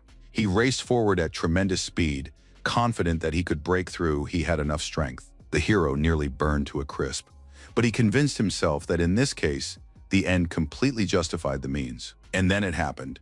The spearhead reached the gash in the Minotaur's back, despite the high temperature of the lava. Luden roared. His health points had dropped to almost zero, but at that very moment, Berserker mode activated, and all his stats doubled. He shrugged his shoulders, and that was enough for Li Yi to fly off to the side. It was terrifying to imagine what would happen when the enemy turned around and charged into battle. The young man was slammed against the rocks with such force that for a moment, he didn't even realize what had happened. The Minotaur roared that he hadn't expected such a thing from a pathetic miner. But there's a limit to everything. The heat made it hard for our hero to breathe, so he just stood there and listened, as the monster promised him instant death right here and now. Suddenly, our hero's expression changed. It was as if he had regained his senses and even recovered. For some reason, the amount of shadow energy had surged dramatically, and now Li Yi felt confident he could withstand another attack from the enemy. The Lord of Chaos appeared and explained that this energy had always been within the boy's body. It simply hadn't been necessary to release it until now. Li Yi was fortunate enough to activate a new shadow skill right then, and now the shadow energy had fully restored him. The Minotaur sensed the opponent's terrifying aura and realized that this was not just about healing. Something more was at play. Deciding that he couldn't let our hero awaken new abilities, the bard swung his axe again. The blow missed its mark again. The young man leaped back with such speed it was as if a hurricane had swept him away. The monster assessed the miner's new stats and continued his advance.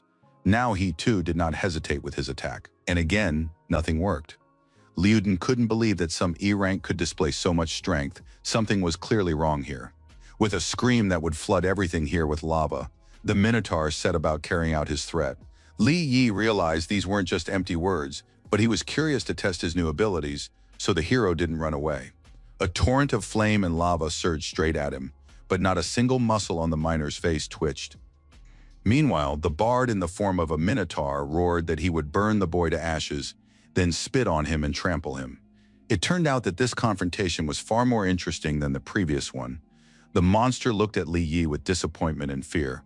He stood right in the lava, taking not a single scratch, as if it were just an ordinary puddle. The young man was extremely pleased. If the entry-level Shadow Awakening offered such capabilities, what would happen once he leveled up the skill? The guy looked at his enemy and asked the boiling guy if he could turn up the heat a bit. It had gotten a little chilly in here. The miner joked that his opponent had gotten a little carried away, but now it was time to put an end to the fun. Aiming his spear straight at Liuden's chest, Li Yi declared that now it was his turn to have a little fun. The Minotaur grew angry and with a roar leaped toward his death. The young man had already begun his attack and had no intention of stopping halfway. He enveloped himself in energy, which allowed him to withstand the high temperatures. Both shadow blades were also ready for battle. The miner immediately put them to work, leaving purple trails in the air as he moved so quickly. Our hero landed several powerful blows and descended, receiving a notification that his shadows had been enhanced. All his stats had improved by 200%. Li Yi managed to completely sever the monster's arm. Now it simply stared at what had recently been its limb. The Minotaur roared with rage. Now he wanted to take revenge on the guy even more, but first he needed to recover. Meanwhile, the hero decided to work a little on his sword technique, so he practiced to slice through the giant's arm. Using both blades, the miner turned the stone flesh into a scattering of shards. The weapons worked not only effectively but also spectacularly. Luden was unimpressed. Releasing 2 streams of lava, he regenerated, growing new arms right before the stunned Li's eyes. Soon both were already holding weapons. Our hero watched what had happened and thought that as long as there was lava, fighting such an opponent would be very difficult. The young man was impressed by such healing power, but worst of all was that it rendered all his attacks pointless. The hero activated his dark vision and noticed that the enemy's energy streams were gradually weakening. At this rate, he wouldn't last long. The Minotaur ignored this remark and launched an attack, shouting that now he should try the taste of his axe one more time. The monster unleashed a whole series of blows, but Li Yi managed to parry every single one, and on top of that he was actively swinging his sword himself. Luden continued his lunges again and again. It seemed he would only stop once he had killed the miner. The young man, however, remained completely calm.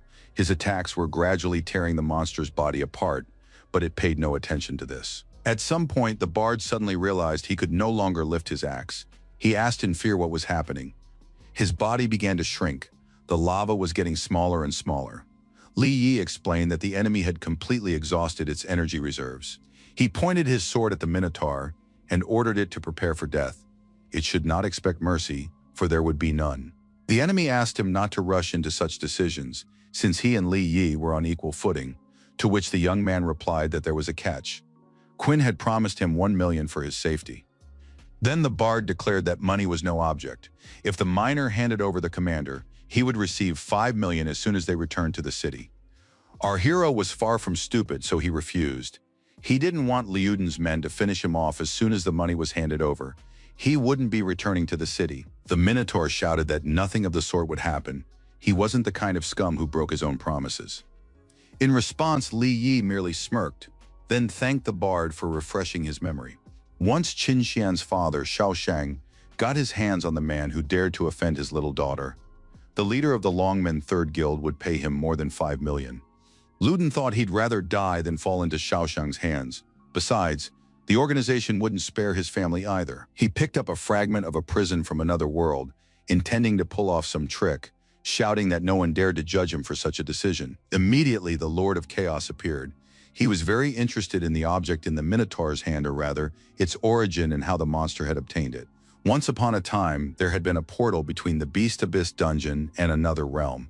But then it shattered into pieces, and everyone became prisoners of this dimension. Li Yi tensed up. The bard burst out laughing and declared that it was our hero who had forced him to resort to extreme measures, so now he should get what he deserved. It was a mistake to display the shards so carelessly. Using shadow energy, the guy easily snatched the artifact. The monster was left with nothing, but worst of all for him was that the bard had been distracted and lost his vigilance. Our hero not only got his hands on the portal fragment, but also got as close as possible to his enemy's vulnerable spot. With a single flick of his wrist, the miner plunged his shadow dagger in, and Luden howled in pain and terror. He knew it was the end. Li Yi jumped down so that the giant wouldn't harm him in its death throes. The young man moved very quickly. The impact of the monster's body hitting the ground caused the shadows around the young man to waver, but he didn't bother to worry about it.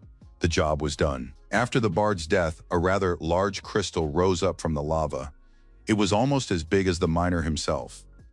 The young man thought it was no wonder so few energy cores dropped from ordinary minotaurs. They were all here. His level of shadow vision had increased. Suddenly, our hero's expression changed. He heard some strange sounds, and the walls began to tremble. The spirit explained that without the lava minotaur's energy, the dungeon couldn't exist. It was about to collapse. Soon, everyone inside passed through the portal and found themselves back in their own world. They had been frightened by the earthquake. Quinn and Li Yi were there as well. The girl said she was happy that they had both survived and offered the hero a job at her father's company. She was impressed by his skills. The hero declined and asked that his abilities be kept secret. The commander asked the same and gratefully handed over the promised money. Then the young man remembered that he wanted to sell his sword, so he asked if anyone in the guild might need such a weapon. Qin Xian noted that she didn't sense any magical energy, but the material was quite unusual. She would take the blade for appraisal and be sure to contact the miner. Li Yi waved cheerfully in farewell and walked away, adding that he would wait for a call. He understood that the girl must be well versed in weapons and artifacts. He walked through the city at night, thinking that the beauty could have bought the entire set if she had recognized the sword's true value. But the hero had already received 1 million, so he was satisfied. Back in his room, the young man began examining the fragment of a portal from a prison in another dimension. He found it fascinating. The Lord of Chaos promised that if the man collected all the shards, he would raise his abilities to S rank. The spirit thought he needed to recover quickly. The guy was the key to the gate, and since fragments had started appearing, the spirits might still be alive. One day, all of them, the spirits, would enter the final confrontation and take over the world. But it was too early for Li Yi to talk about that yet. He decided that, for now, the hero must become as strong as possible. Then they would discuss the details. The young man's stats were quite good, and now he had access to the shadow knowledge base, and his abilities had leveled up. Soon, Li Yi headed to the territory of the company that had killed his parents. There was heavy security there. The premises were patrolled by several advanced C rankers and even one B ranker. Overall, it wasn't entirely clear why such precautions were necessary. Our hero assessed the situation and realized that, with his current abilities, he wouldn't be able to get to the bottom of things just yet. It was a rift classified as E-rank, nothing special, but for the young man, it was vital to find out what had happened and why he was being guarded. He remembered how after his mom and dad died, the NG groups gave him 200,000 to sign a waiver and keep quiet forever. Since Li Yi didn't respond to the offer, the mustached man decided the amount wasn't enough. A few more pitiful wads of cash appeared before our hero, but he hissed through clenched teeth that he wanted the truth, not financial compensation. The mustached man put his arm around the young man and told him that it had been an accident. There were no other reasons for the deaths of his parents and the other minors. Our hero shouted that this was impossible. Both his parents were awakened S-rankers. They couldn't have died like that. He wanted to go there and check for himself. Security arrived and tried to explain to the boy that anything could have happened in another world, which is why entry into the rift is now prohibited. Li Yi wouldn't let up. He shouted that it was just E-rank territory, that he would go there and find out everything as mom and dad might still be alive. The man, like his colleague, decided that the orphan just wanted to shake down as much money as possible, and his fist hovered menacingly in front of the hero's face. Just then, the head of the organization, the high-ranking A-Rang Ning Donghao, entered the room, and everyone bowed in respect. He ordered them to immediately stop laying hands on the boy and shaking him, and let him explain what he wanted in a civilized manner. The head reminded the employee that he had ordered him to comfort the victims' families. Was this what comfort and compensation looked like? Donghao handed Li Yi some money and asked him to take it. It wasn't much, but it would help him get by. The young man replied that he didn't want money but the truth. The manager reached out to help him up and promised that an investigation would be conducted and the orphan would be informed of the results. King Xin, the spirit, took on an energy-saving form and replied that no matter what race you are, there's always a risk of being deceived and robbed. He advised Li Yi to gather all the fragments if possible. This would help determine what had actually happened, since the rift was the entrance through the destroyed portal. The young man sank into deep thought. The last thing he wanted right now was unsolicited advice. The spirit could see these thoughts but tried not to react so as not to ruin everything. Overall, the young man was inclined to do as the spirit had said. Noticing that the Lord was furious, the hero reminded him that he hadn't said anything out loud. Let him deal with it however he wanted. Suddenly, our hero's phone beeped. He'd received a notification about a mission invitation. This was interesting. The administrator asked why the veteran had taken so long to get there. It was a D-rank chemical zone, and the guy was scared, but he lied and said it was a long way to get there. The man nodded and asked him not to delay. The raid would begin soon, and the team was already assembled. Someone called out to Li Yi. It turned out that his uncle Hao was also supposed to go on this mission. They hadn't seen each other in a very long time. The man hugged the hero, remarking that he'd grown so much in the 5 years since his parents' death, he'd shot up like a weed. The team consisted of advanced C-rankers, and they were unhappy that they had to wait for some E-rank minor. The administrator explained that they would have to dig. Their goal was to find a snow crystal and bring back 60 kilograms of samples. Li Yi thought there were a bit too many high-level advanced members for a D-rank dungeon. Something was clearly off here. Our hero also sensed the presence of other awakened ones beyond the portal. It looked like the mission was going to be an interesting one. He didn't know that someone was watching them. The creature whispered with satisfaction that all the toys were assembled. It was the blood leopard, and now he was looking forward to some excellent entertainment. The game had already begun. The squad members passed through the portal and moved forward. The older man asked why Li Yi wasn't wearing a protective suit, and Li Yi explained that he had awakened. The others heard this and started laughing stupidly. To them, an awakened minor was utter nonsense. Uncle Hao asked him not to argue with the guards, to which his nephew replied that he wasn't that stupid, and besides, he wasn't angry. The young man surveyed the area and decided that the vegetation was perfect for hiding. It seemed as though everything had been arranged specifically for a stealthy attack. Li Yi asked his uncle to walk a little faster, and they pulled slightly ahead. The young man felt a strong urge to kill right there. Finally, their enemy's patience ran out, and he detected their presence. The energy beam was quite dense. The hero tried to figure out if someone was spying on them or had just appeared by chance. The guards behind them were unhappy that they were moving slowly. The miners were now constantly slowing down, sensing trouble. This time, Uncle Hao suggested they speed up. Li Yi thought this was a great opportunity to observe the others and the enemy from the shadows. A plan began to take shape in his mind. The young man grabbed the old man's arm and told him to hold on tight. He intended to use shadow speed. They shot forward like lightning, zigzagging as they went. The guards were amazed at how fast the miner could move.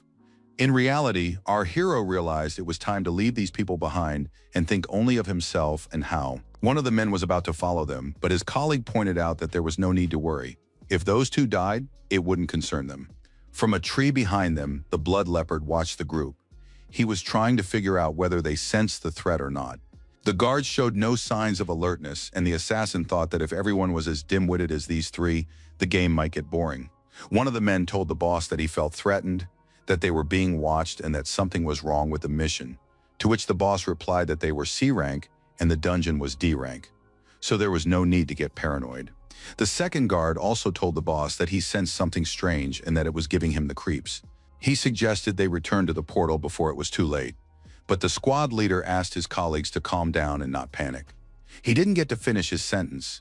The fears of the other two advanced members were fully confirmed, and now both were terrified. Red lines appeared around the boss's neck. He began to choke, and both advanced members jumped back. The squad leader recognized the bloody leopard. The villain shouted that the game had only just begun, and they were already trying to run away. The man asked to spare his brother, saying they could come to an agreement, but the leopard pointed out that the three of them had been harassing the Black Leopard gang for a long time, so that wasn't an option. He tugged on the red energy threads. His victim was dead in a second, and the killer laughed, saying that the talks were off. The remaining brothers hadn't expected things to happen so quickly. They froze in horror and could only mumble incoherently. The second brother came to first and lunged at the enemy, shouting that he would beat him to death. The leader tried to stop him. Red energy threads entangled the man's fist before he could land a blow, before he could even get close to Leopard. Soon the entire group was securely immobilized. The killer laughed, saying it was all very pathetic, but he wouldn't fight. In the very next second, the second brother met the same fate as the first. He didn't even have time to scream in pain. The remaining advanced fighter couldn't believe his eyes, but quickly realized that the same fate might soon befall him as well. With a cry for help, he ran off. The killer laughed behind him, saying that now the hunt would be much more fun. Meanwhile, our heroes were far enough away to take a break. Uncle Hao asked his nephew why he had decided to leave the other advanced ones behind. The young man asked if the man had offended anyone lately, or if he might be having problems. The man replied in surprise that an ordinary miner doesn't get involved in such matters. When asked why his nephew had asked about this, the young man replied that this mission was a death trap. No one was supposed to return from this cursed place. Hao exclaimed that this frightened him. Li Yi asked him to tell them if he knew anything, and a surviving guard appeared from the grove. He immediately accused our hero of sensing danger and running away, claiming that because of him, his brothers had died. The miner replied that the boss hadn't been so useless after all and had helped the killer reveal himself. The man yelled that it was unacceptable to speak in such a tone. When asked what was going on, Li Yi made a characteristic gesture and said that the man would die soon. The man tried to protest, but the red lines we've already seen wrapped around his body, and only a raspy sound escaped his throat. The blood leopard stuck out his tongue in delight and remarked that he hadn't expected an ordinary miner to be so interesting. Our hero had already activated his night vision, so the enemy's appearance wasn't much of a surprise to him. The old man recognized the blood leopard. He appealed to him to spare the ordinary miners. What good would more deaths do? Li Yi tried to identify the enemy's weak points, but there were none. Meanwhile, the killer informed him that he didn't have to cross his path to die. He accused the man of getting drunk a few days ago and blabbing about how he had survived. Hao began to assure him that he would take that secret to his grave. The leopard raised his hand and began wiggling his fingers, hissing that he had believed in only one truth his entire life. Saying that only the dead can keep secrets, the killer pierced the old man's shoulder with a red beam. Li Yi managed to shout a warning, but failed to hit the heart. Even such a wound was dangerous. The young man cursed viciously. It seemed now was his turn to intervene. He activated both shadow blades and leaped at Leopard to attack. The latter stood motionless. Lee managed to dodge the red threads, and the opponent replied that he was pleasantly surprised. Now it was clear how the miner had managed to shut Tinjo up. The assassin then added that he was far more agile than that brat, so this time the kid didn't stand a chance. Their two streams of energy collided, and the shadows did their job. The young man managed to dodge the new attack. The leopard shouted that if our hero wanted to die first, that was fine. Instead of answering, the young man activated a shadow enhancement for defense. They clashed again. The enemy managed to be faster than Li Yi, pushing him back. Even the shadows didn't give the young man an advantage. The blood leopard was very strong. Still, the miner managed to hold off the onslaught, which greatly surprised his enemy. The latter asked how such a thing was possible. No answer came. The villain lunged forward, slamming Li Yi into the nearest tree. The impact made the young man's bones crack. Uncle Hao cried out in fear, but his nephew advised him to stay back. They needed to change tactics. He would definitely lose in close combat. The leopard licked his lips hungrily and told him not to worry so much. They were both going to die today anyway. Reactivating his shadow vision, Li Yi replied that it remained to be seen who would die and who would live. He created a multitude of shadow daggers and immediately sent a whole swarm at the enemy. Dodging them was impossible. But Leopard didn't even try. He created threads and calmly watched as the blades fell to the ground, failing to reach their target. He asked confidently if that was all the miner was capable of. Li Yi was already flying at him with his sword raised and shouting that it wasn't. The assassin remarked with a smile that the kid had some great tricks for a miner, but there was one nuance to consider. The opponent waved his hand and red threads sliced his blade to pieces. After that, Leopard realized that Class E was no match for him. Just then, the ground cracked open, and a bald, advanced-looking figure leaped out, declaring that the bloody leopard was about to be sent to hell. The man's body resembled a snake and immediately coiled around the opponent, who laughed, saying he'd been waiting for him to show up. His eyes flashing, the killer replied that close combat was his specialty, and that all his advantages would now become weaknesses. The red threads once again did all the dirty work for the leopard. His opponent didn't even realize what had happened. Filled with a sense of self-importance, the maniac spread his arms wide in a theatrical gesture. The shreds flew dramatically in all directions. The young man watched what was happening and couldn't understand how this was possible, since the intelligence report had classified Leopard as only a Class C. He grabbed his uncle, shouting that they needed to focus on escaping. Maybe they could return to their world before they died. Leopard laughed and asked quietly if the kid was really so stupid as to think they could go back. Nevertheless, he decided to play along a little longer. The nephew and Hao ran through the night forest. Our hero kept bandaging the wound, but his uncle begged him to leave him behind and save himself, saying he was just wasting time. The boy ignored these words and asked what the miner had done that made Leopard ready to kill everyone here. The man grew serious. He was silent for a moment, then explained that it was because he might have discovered the truth about the hero's parents' death. This information puzzled the young man. He asked him to repeat it, and the hero's lips even turned pale. His night vision kicked in involuntarily, and Lee asked again what Hao had just said. The young man calmed down quickly too. He needed to extract every bit of information he could from the old man. The old man replied that at first he wasn't sure, but after Leopard showed up, he realized that Kui Shihao was clearly involved. It was that mustache guy from the NG group. The guy's father had told Hao that he was conducting dangerous experiments, after which he died, literally the very next day. Li Yi grabbed the old man by his clothes and asked why he hadn't told him anything sooner and had done nothing for so long. The old man began to cry, saying he had made a mistake, but that he was just a simple miner and had to feed his family. The young man loosened his grip, and the uncle fell to the ground. Now the hero wanted nothing to do with someone who had allowed his parents to be slandered. Hao stood up and explained that he felt guilty, but mostly for having recently let it slip in the bar. He didn't get to finish. The blood leopard's red silk threads had already done their work. Li Yi noticed them too late. He suddenly realized he would never learn the details from the old man. The miner tried to say something else, but now our hero could no longer hear anything. He was paralyzed by horror and despair. Uncle Hao's last words were a plea for his nephew not to hold a grudge against him. The miner begged him to forgive him. Blood spattered onto Li Yi's clothes. His face showed no emotion anymore. What was happening came as a shock to him. Leopard smiled as he realized he had figured it out. Standing before him was the son of those two S-rankers. No wonder the boy's face looked familiar. He launched his attack, promising that he would now reunite the family. The enraged miner also charged forward, shouting that this would never happen. The battle began. Both opponents moved very quickly and delivered blows of incredible force, but neither achieved their goal. However, the more time passed, the harder it was for Li Yi to hold his own against a stronger enemy. Soon he sustained his first wound. The assassin asked how terrifying it was to watch one's own blood and flesh fly in all directions. Our hero replied that these bloody silk threads were not invincible. Let him not get his hopes up, for he had already torn several of them. The young man summoned his massive sword. He had already realized that when the leopard attacks, it becomes most vulnerable. With a single swing, the miner freed himself from his bonds and rendered the killer completely helpless, at least for the moment. Li Yi managed to wield his blade and activate the shadow ropes at the same time. Now the threads were useless. The opponent hissed in surprise, realizing he'd traded damage for damage. It seemed this kid was actually worth something. By this point, our hero had expended nearly all his energy. He suddenly realized he had reached his limit. The leopard smirked, deciding that it had all been a bluff, and he had already decided that the time had come for some real fear. The threads rushed toward Li Yi again, but this time he looked doomed and didn't even try to do anything. Suddenly, the killer remarked that he could have finished it all in one go, but the miner was only E rank, so he wouldn't rush. The runt lifted the guy into the air and spread his arms, now inviting the hero to simply come over and kill him. The miner said nothing, continuing to stare at his enemy with hatred.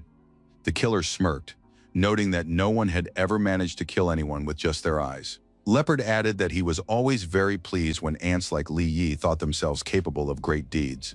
The villain smirked, noting that he could reveal one more secret to make our hero's thirst for revenge even stronger. Uncle Hao had left out half the truth. The boy's parents had died in another dimension, but not as a result of an accident at all. Baring his sharp teeth, the killer revealed that he had personally had a hand in these people's deaths. He had simply reveled in his own grandeur. This revelation was the last straw. Never in his life had the boy wanted to survive and settle the score so badly. Leopard appreciated that look and declared that he recognized it. The father had looked exactly the same when he killed the hero's mother. The villain recounted with relish how the man had burned with hatred, watching helplessly as his wife was cut to pieces. Li Yi called out to the bloody leopard, who suddenly realized that his own threads had begun to burn him and grimaced in rage. The young man managed to break his bonds. Energy burst from him with terrifying force, and he called the monster's name once more. Shrouded in shadows, the miner moved forward to deal with his parents' killer once and for all. Along with him, the Lord of Chaos was approaching the leopard. It seemed these two were no longer helpless. Li Yi looked the villain straight in the eye and promised to cut him to pieces no worse than a seasoned butcher. His shadow mentor was pleased. It turned out that the man had now gained the ability to accumulate energy outside his own body. Immediately, a notification appeared stating that the young man had leveled up, unlocking a new skill and improving all the others. Li Yi was now C rank. Leopard was surprised. He realized the guy had managed to recover. Furthermore, shadow walking had become available to the hero, though he hadn't used it yet. The opponent launched another volley of his bloody threads at the miner, promising that he would soon be begging for mercy again. The young man replied mockingly that someone else needed to pray now. Certainly not him. He used the shadow step and found himself behind the enemy, whispering that the enemy should pray himself, for the shadow had already achieved its goal. Leopard couldn't understand how the boy's powers could have grown so quickly. His speed was mind-boggling. However, it would take some effort to kill him. The assassin launched a counterattack, confident that Li Yi wouldn't be able to dodge it. Our hero leaped upward and suggested trying something new. He activated the control of the shadow daggers. The villain smirked and hissed that this move was useless against him. The red threads were at the ready. Li Yi used the shadow step as a teleport. A sword was clenched in his hand, raised for a strike. The attack came quickly. The hero asked if the enemy liked this turn of events. The enemy laughed, saying he liked it very much, because those toy knives were incapable of piercing his defense. It turned out that things weren't quite as they seemed. Li Yi's sword bypassed the woven energy net and grazed his opponent's arm. The young man braced for a new attack, shouting that it was impossible to attack and defend at the same time. The blood leopard simply lacked the speed and energy for that, and that was precisely where his weakness lay. The threads vanished, and now our hero swung his blade with such fury and speed that it was hard to track his movements. The result was not long in coming. His enemy was seriously wounded and was gasping something about how this was impossible. Li Yi stopped and looked at his bleeding opponent, who couldn't believe he had lost to a miner. Our hero pressed his sword to the man's head and ordered him to tell the whole story of what had happened in the mine. The bloody leopard bared his teeth and hissed that he would only tell the young man's mother about it. The blade shot upward and then plunged downward, severing the assassin's arm from his body forever. He let out a piercing howl, but this scream did not move Li Yi in the slightest. He was determined to continue. The young man looked at his enemy and coldly declared that his patience was not infinite. He should speak immediately. Leopard realized there wasn't much to tell. It was all Kui Shihao's fault. He had been conducting experiments that the hero's father had found out about, and he had paid the price for it. An assassin had been hired, and the incident had been disguised as an accident. Upon hearing the culprit's name, the young man felt an overwhelming hatred. Leopard burst out laughing and asked if now that the kid knew the NG group was behind it all, he'd dare to do anything about it. The villain added that he was certain Li Yi would let him go, but those words had already left his lips by the time his head was severed from his body. Li Yi walked away without looking back, promising that the same fate awaited everyone involved in his parents' deaths. It wasn't long before our hero found himself at the headquarters of the company implicated in the murder. In the pouring rain, he watched the entrance. Kui Shihao emerged from the building. It seemed he intended to go somewhere, so Li Yi had to follow him. A spirit appeared and reminded Li Yi that even though he had now risen to C rank, he shouldn't go to his certain death. It explained that an A rank was somewhere nearby, and the young man simply couldn't help but sense it. He nodded calmly. The young man explained that the head of the NG groups, the advanced A-rank Ning Donghao, had also gotten into that car. The hero explained to the Lord of Chaos that he wasn't crazy enough to confront his enemy right now. Li Yi sped along, chasing the car. He added that he wasn't entirely sure he could trust the information he'd received from Leopard. It needed to be verified. Leaping across rooftops, the miner thought that he simply had to uncover the truth. Blood debts must be paid with blood. Even if a rang was involved, Ning Donghao would answer for everything too. The car arrived at the Black Panther's warehouse, and Li was very curious about what Kui Shihao had left here at midnight. The gang leader shouted for the boxes to be unloaded carefully. It was experimental equipment. The mustached man asked if that old miner, Hao, who talks too much, had been killed. The gangster glanced back at him with displeasure. He explained that there was no information on the whereabouts of the blood leopard, and the fragment of the portal to the otherworldly prison that he had used had vanished, so the question remained unanswered. Shihao asked how that was possible. Wasn't the killer an S rank? He was told that this time, the mission was guarded by as many as 3 S ranks. Anything could have happened. The mustached man shrugged and ordered the equipment to be set up as soon as possible. They were in the final stage of the experiment, and a mistake was now unacceptable. The thug asked if the money was ready and was told not to worry about it. Li Yi listened intently to every word. He realized the killer hadn't lied and that Kui Shihao was indeed involved. A surge of energy revealed the young man's flash of hatred. This did not go unnoticed. The leader of the Black Panther's gang glanced in the direction where the young man was hiding. The man immediately attacked with a burst of flame, asking who was there. Fortunately, our hero was skilled in shadow movement and shifted out of the way just in time. The mustached man asked what was going on.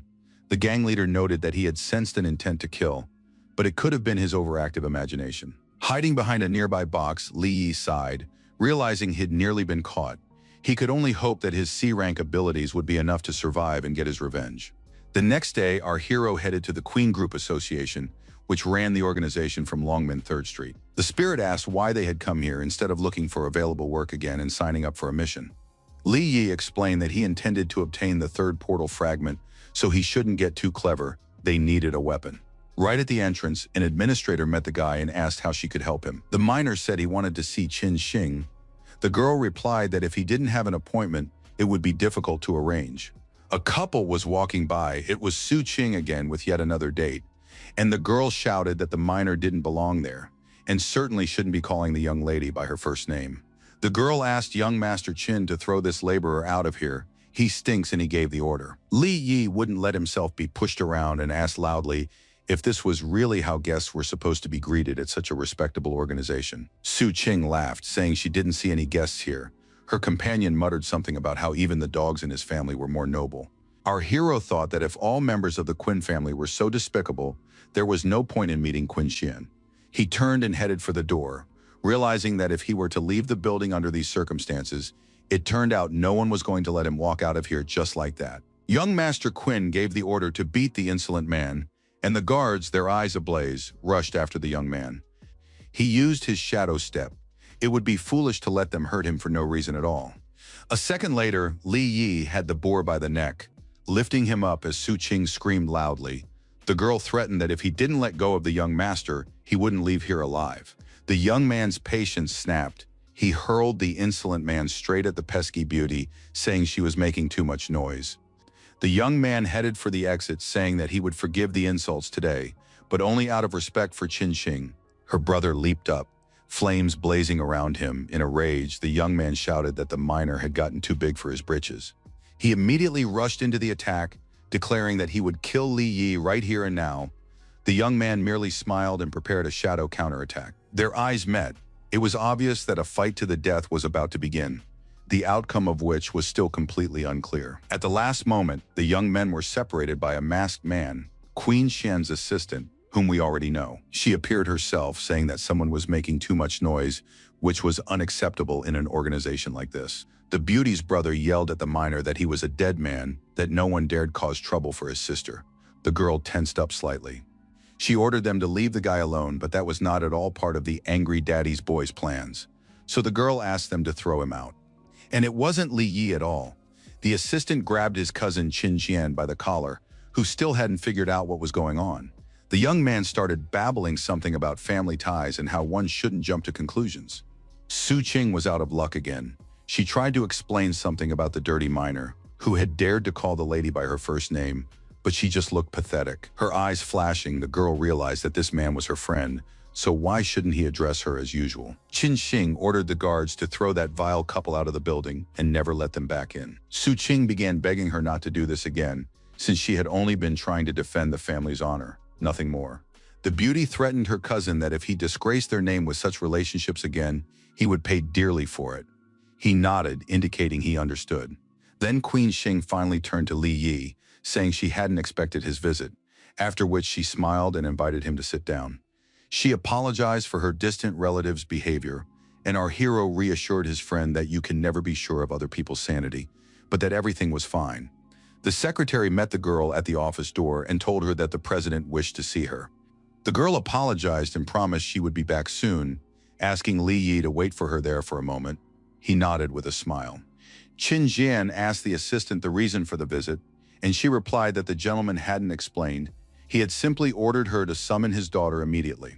The door closed behind them, and immediately our hero felt a burst of colossal energy, very powerful. Someone entered the room and called out to the young man. It seemed that this energy was part of his aura, nothing more, nothing less. Intelligence reports indicated that this was an A-rank individual with a host of advanced skills, Mr. Quinn himself. Seeing the ability to paralyze with fear and the ability to restore energy from natural sources, Li Yi was impressed. His eyes flashed. A mental attack was already coming at the boy, one that was difficult to resist even with the help of shadows. The hero explained that there had been a misunderstanding. He was just a minor. The man was surprised that this kid wasn't feeling the proper effect of inner fear, so he wasn't in a hurry to believe him. He intensified the pressure, saying that it seemed as though things weren't so simple. The young man was clearly downplaying his status. A torrent of yellow energy engulfed Li Yi so completely that he was practically invisible, leaving only a silhouette. The boy had no choice but to demonstrate his abilities to survive. Mr. Quinn informed him that one must be at least B rank to withstand his attack. Father Jian roared that he wouldn't allow anyone to deceive him or his daughter. He demanded the young man immediately reveal his purpose for coming and why he'd concealed his identity, or else he'd regret it. Just then, the girl burst into the room and accused Qin Shaoshang of deliberately sending her away to test her friend. This was unacceptable, and she grabbed her father by the ear. He tried to persuade the beauty to behave appropriately and give him a chance to save face. But Xinyin wouldn't hear a word of it. She was seriously angry.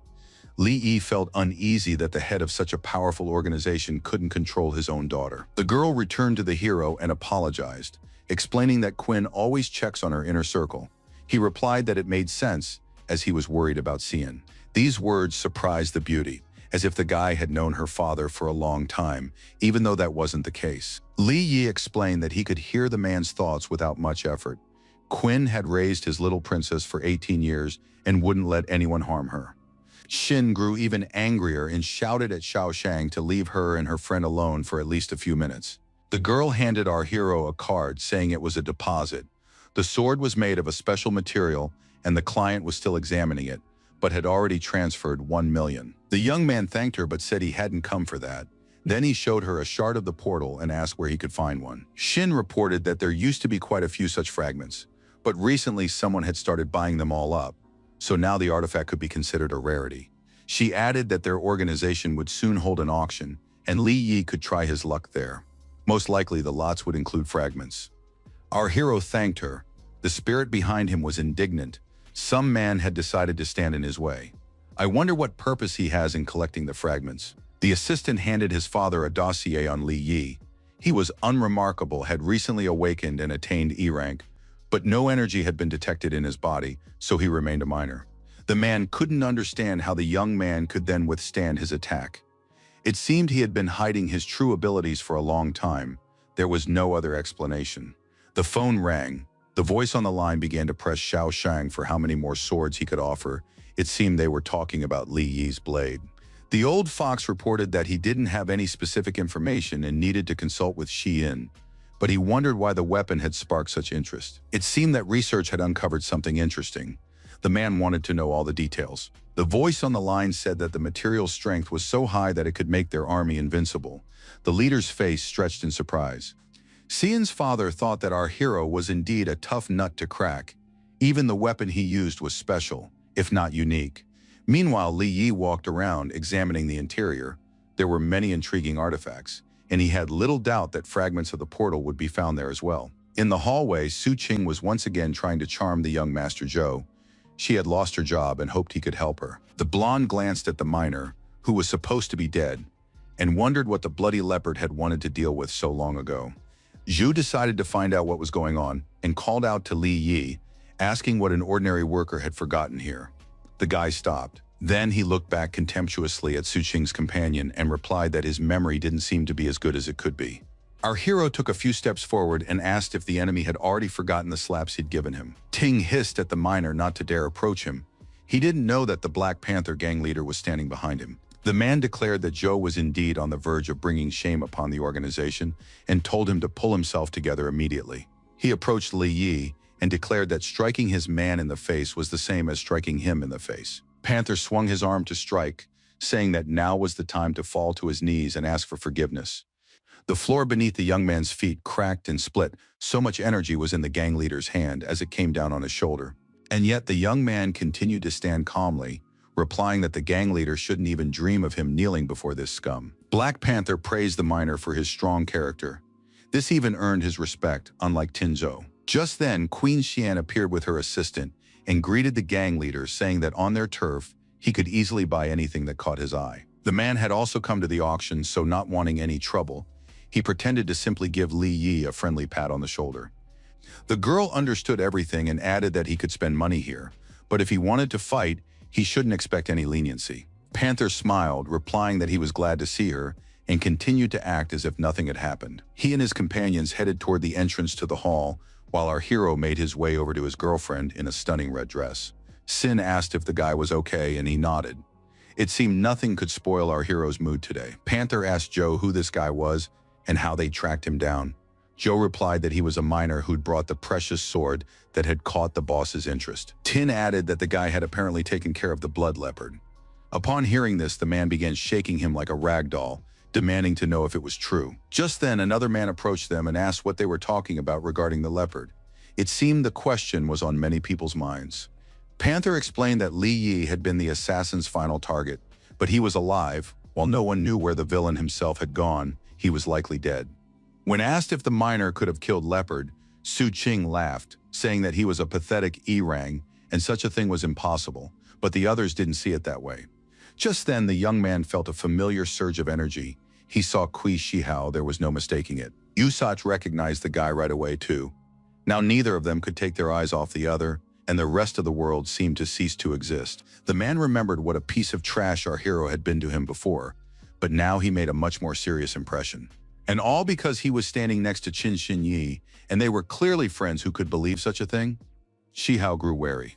Meanwhile, Li Yi and his girlfriend walked further down the hallway.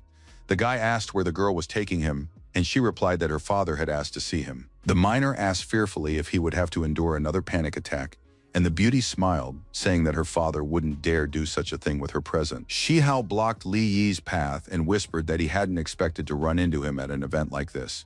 The young man simply walked around him and continued on his way, saying that he was just an ordinary miner and therefore unworthy of the honor of speaking with such a high-ranking guest. Suddenly, the mustached man raised his hand and said that the young man's parents had been eliminated by order from above. He had wanted to help them, but in this case, he was powerless. Li Yi replied that one could try to wash away dirty hands, but the knowledge of the truth would remain in the heart forever. The hero added that Uncle Hao had sent him to deliver a message. Paper can be burned, but knowledge cannot be destroyed. Black Panther remarked that the boy was asking for a beating, but the mustached man stopped him, noting that they were on Queen Shaoshang's territory and therefore couldn't afford to do such a thing. The villains agreed that they would find a way to eliminate the boy, since he knew so much and wasn't afraid to speak up about it. Meanwhile, Zijin brought our hero to her father, who was watching the auction opening on a screen. The girl told Li Yi that she would go to the auction, and if an interesting lot came up, she would call for the hero. He thanked her. The young man greeted him and asked why Mr. Quinn wanted to see him. The man didn't beat around the bush, and immediately asked if the young man had any more weapons like the sword he'd given to Xian. Li Yi thought the boss seemed very interested, but decided not to reveal his hand just yet. He replied that he had one blade available right now and could get two more a little later. Mr. Quinn clearly intended to get everything at once. He announced that on top of the promised 5 million for the sword, he would add another 40 million to acquire all the weapons. The hero replied that 15 million for a blade was a perfectly reasonable price, but they both knew that swords weren't just for trade, sometimes they saved lives. When asked how much the miner wanted then, he replied that 25 million for each sword would suit him. It was a high price, and the friend's father didn't expect his guest to dare suggest such a thing. He looked at him in surprise. The old man slammed his fist on the table, realizing that this was too much when Xian appeared, saying that the item our hero was interested in had been put up for sale. The girl urged her father not to delay, and he meekly agreed to transfer 70 million to the account immediately. Xian led Li Yi to the edge of the balcony, saying that the item the young man wanted to buy was right there, or at least that's what she thought. By then, the first bids had already been made. Someone offered 65 million, and the next bidder raised the price to 100 million. A blue crystal, a fragment of the portal, was indeed lying on the red cloth. Someone shouted that they were willing to pay 150 million. Li Yi was surprised to realize that his friend was right. Well, he had enough money to buy at least one fragment. When the next lot appeared, our hero bid 30 million for it. For a start, the price was quite reasonable. In the neighboring box were his enemies, who didn't like the fact that the youngster was going to buy one of the fragments. The mustached man immediately raised his paddle and nearly doubled the price. He wanted to see how much money the young man had. In response, the young man added another 10 million, but that was practically all he had. Mr. Quinn and his daughter noticed that the lot wasn't worth that much money. Surely Li Yi didn't want to spend everything he'd just received on it. That wasn't reasonable. Li Yi didn't answer because all his attention was focused on Kuai Xinhao and on preventing him from getting the fragment. Suddenly, an interesting thought occurred to our hero, and he asked what the relationship was between the Quinn organization and the NG group. Xin didn't comment on the question, so the guy slyly asked which of the two companies had deeper pockets. Mr. Quinn replied that there was no doubt about the correct answer, but why should he help our hero? Li Yi replied that it was simply because he had something. Immediately, ancient swords made of that very ultra-durable material appeared in the room as if out of thin air. The man said he would buy these two blades at the agreed-upon price as well, but that still wasn't enough to compete with other buyers. The hero had promised more. Shin's father stared intently at the young man, trying to figure out if he was capable of keeping his promise, since the origin of his weapons remained a mystery. The auctioneer struck the gavel twice, and then Xian intervened again, shouting that if her father hesitated, she would cover Li Yi's expenses. Was that really what he wanted? The girl took the young man by the hand and dragged him into the hall, saying that they couldn't let the villains buy the fragment. Our hero followed her. He still couldn't fathom how people lived for whom 70 million was comparable to pocket change. Nevertheless, he raised his paddle and shouted that he was willing to offer 100 million for this lot. Xiao Hao knew that without this shard, their experiment was on the verge of failure, so he doubled the bid exactly. The guests in the hall began whispering that these two had lost their minds, raising the bid higher and higher for a fragment that clearly wasn't worth such sums. Black Panther asked the mustachioed man what they would do if the kid won the auction. The villain replied that he didn't have the necessary knowledge anyway. And yet the villain got scared and decided to take control of the situation, raising his paddle and shouting that he was ready to pay $1 billion. Now everyone present began to break out in a cold sweat with anxiety. What if this portal shard really was that valuable? Sin whispered that the villain was probably just provoking them. Li Yi thought the mustachioed man wasn't reckless enough to risk that kind of money without good reason. The girl's father asked the young man to think it over carefully. The price was already $1 billion. Could he really bring him weapons worth that much? The daughter shouted for him to stop interfering. She would personally cover all the expenses if necessary, so he shouldn't spoil the fun, and our hero should place his bet as soon as possible. He didn't have to repeat himself twice. The young man raised his paddle and announced that he was ready to pay $2 billion. Now Kui Shi Hao looked annoyed, while Li Yi looked at him cheerfully with the gaze of a winner. The auctioneer counted to 2, and the Black Panther couldn't figure out where the kid had managed to get so much money. The villain's eyes flashed. He decided that his rival, Qin Shaosheng, was involved. There was simply no other explanation. After counting to 3, the auctioneer banged the gavel and announced that the lot had been sold for $2 billion. Jin was very pleased with herself and pulled Li Yi into the room. He couldn't understand why the beauty was so happy. He asked what was going on, and the girl replied that she simply loved watching the bad guys lose. Her father wasn't quite as pleased because the price of this victory turned out to be substantial, and he wasn't the type to throw money around so easily. He asked again whether our hero could actually obtain enough weapons to cover that amount. Li Yi replied that the more valuable the blade, the higher its price. He could bring something more interesting to compensate with quality rather than quantity. Then the young man added that he could do the opposite, after which he snapped his fingers loudly. The room filled with swords. Now it looked more like an armory. Jinyin began looking around in fear. There were over 100 blades here. Mr. Quinn was delighted. This more than covered his expenses. Li Yi's strength of character simply amazed him, and he immediately began thinking about how to make use of the young man. Besides, his abilities clearly went beyond the E rank. The man decided to broach the subject gently, but his daughter beat him to it. Xian asked the young man to call her the next time something interesting happened. Her father immediately grew nervous, realizing that this was dangerous. He said he would walk his daughter home, and she waved goodbye to Li Yi. The young man thanked Mr. Quinn. The man replied that he had some parting advice. The young man was clearly no ordinary person, but the NG groups weren't pushovers either. They shouldn't be underestimated, and he shouldn't rely solely on himself. He hinted that they shared common goals and a common enemy, so he suggested that the hero get in touch if necessary. Li Yi nodded. Meanwhile, the Black Panther was informed that Mr. Shaosheng and his daughter had just left the auction. He informed Kui Shi Hao of this, adding that the only one currently guarding the shard was that young boy. The mustached man replied that they should wait until the boy left the area of Longmen 3rd Street. It was dangerous to attack here. Panther smirked, saying that just in case, he had ordered his assistant to summon 3 C-class experts. Li Yi headed home. On the way, he spoke with the Lord of Chaos, sharing his hunch that Shaosheng had gathered quite a bit of intel on him. Otherwise, he wouldn't have given such advice. The young man added that he wasn't opposed to such a patron at all, to which the spirit replied that Mr. Quinn was merely an A rank, while he was offering the hero the chance to become an S rank by collecting the fragments. The young man didn't reply. It was clear he didn't trust his shadowy companion very much, and the spirit began to get indignant. Our hero's stream of thoughts was so dense that it simply drowned out all of the Lord's own thoughts. Then Li Yi noticed something strange ahead. He instantly sensed a threat and grew wary. It turned out that the apartment he had rented was on fire, and the residents were rushing to leave the building as quickly as possible. Everyone was running away, frantically trying to find their loved ones, while the young man just stood there staring at the house where he lived. The phone in his jacket pocket began to ring. It seemed that what had happened was no mere coincidence. Li Yi answered the call. It was Mr. Kui. He reported that he had noticed Black Panther's men following the young man. The hero thanked him and said they had already proven themselves. The man suggested he hide while he sent backup, but the young man thanked him again and refused, saying he could handle it on his own.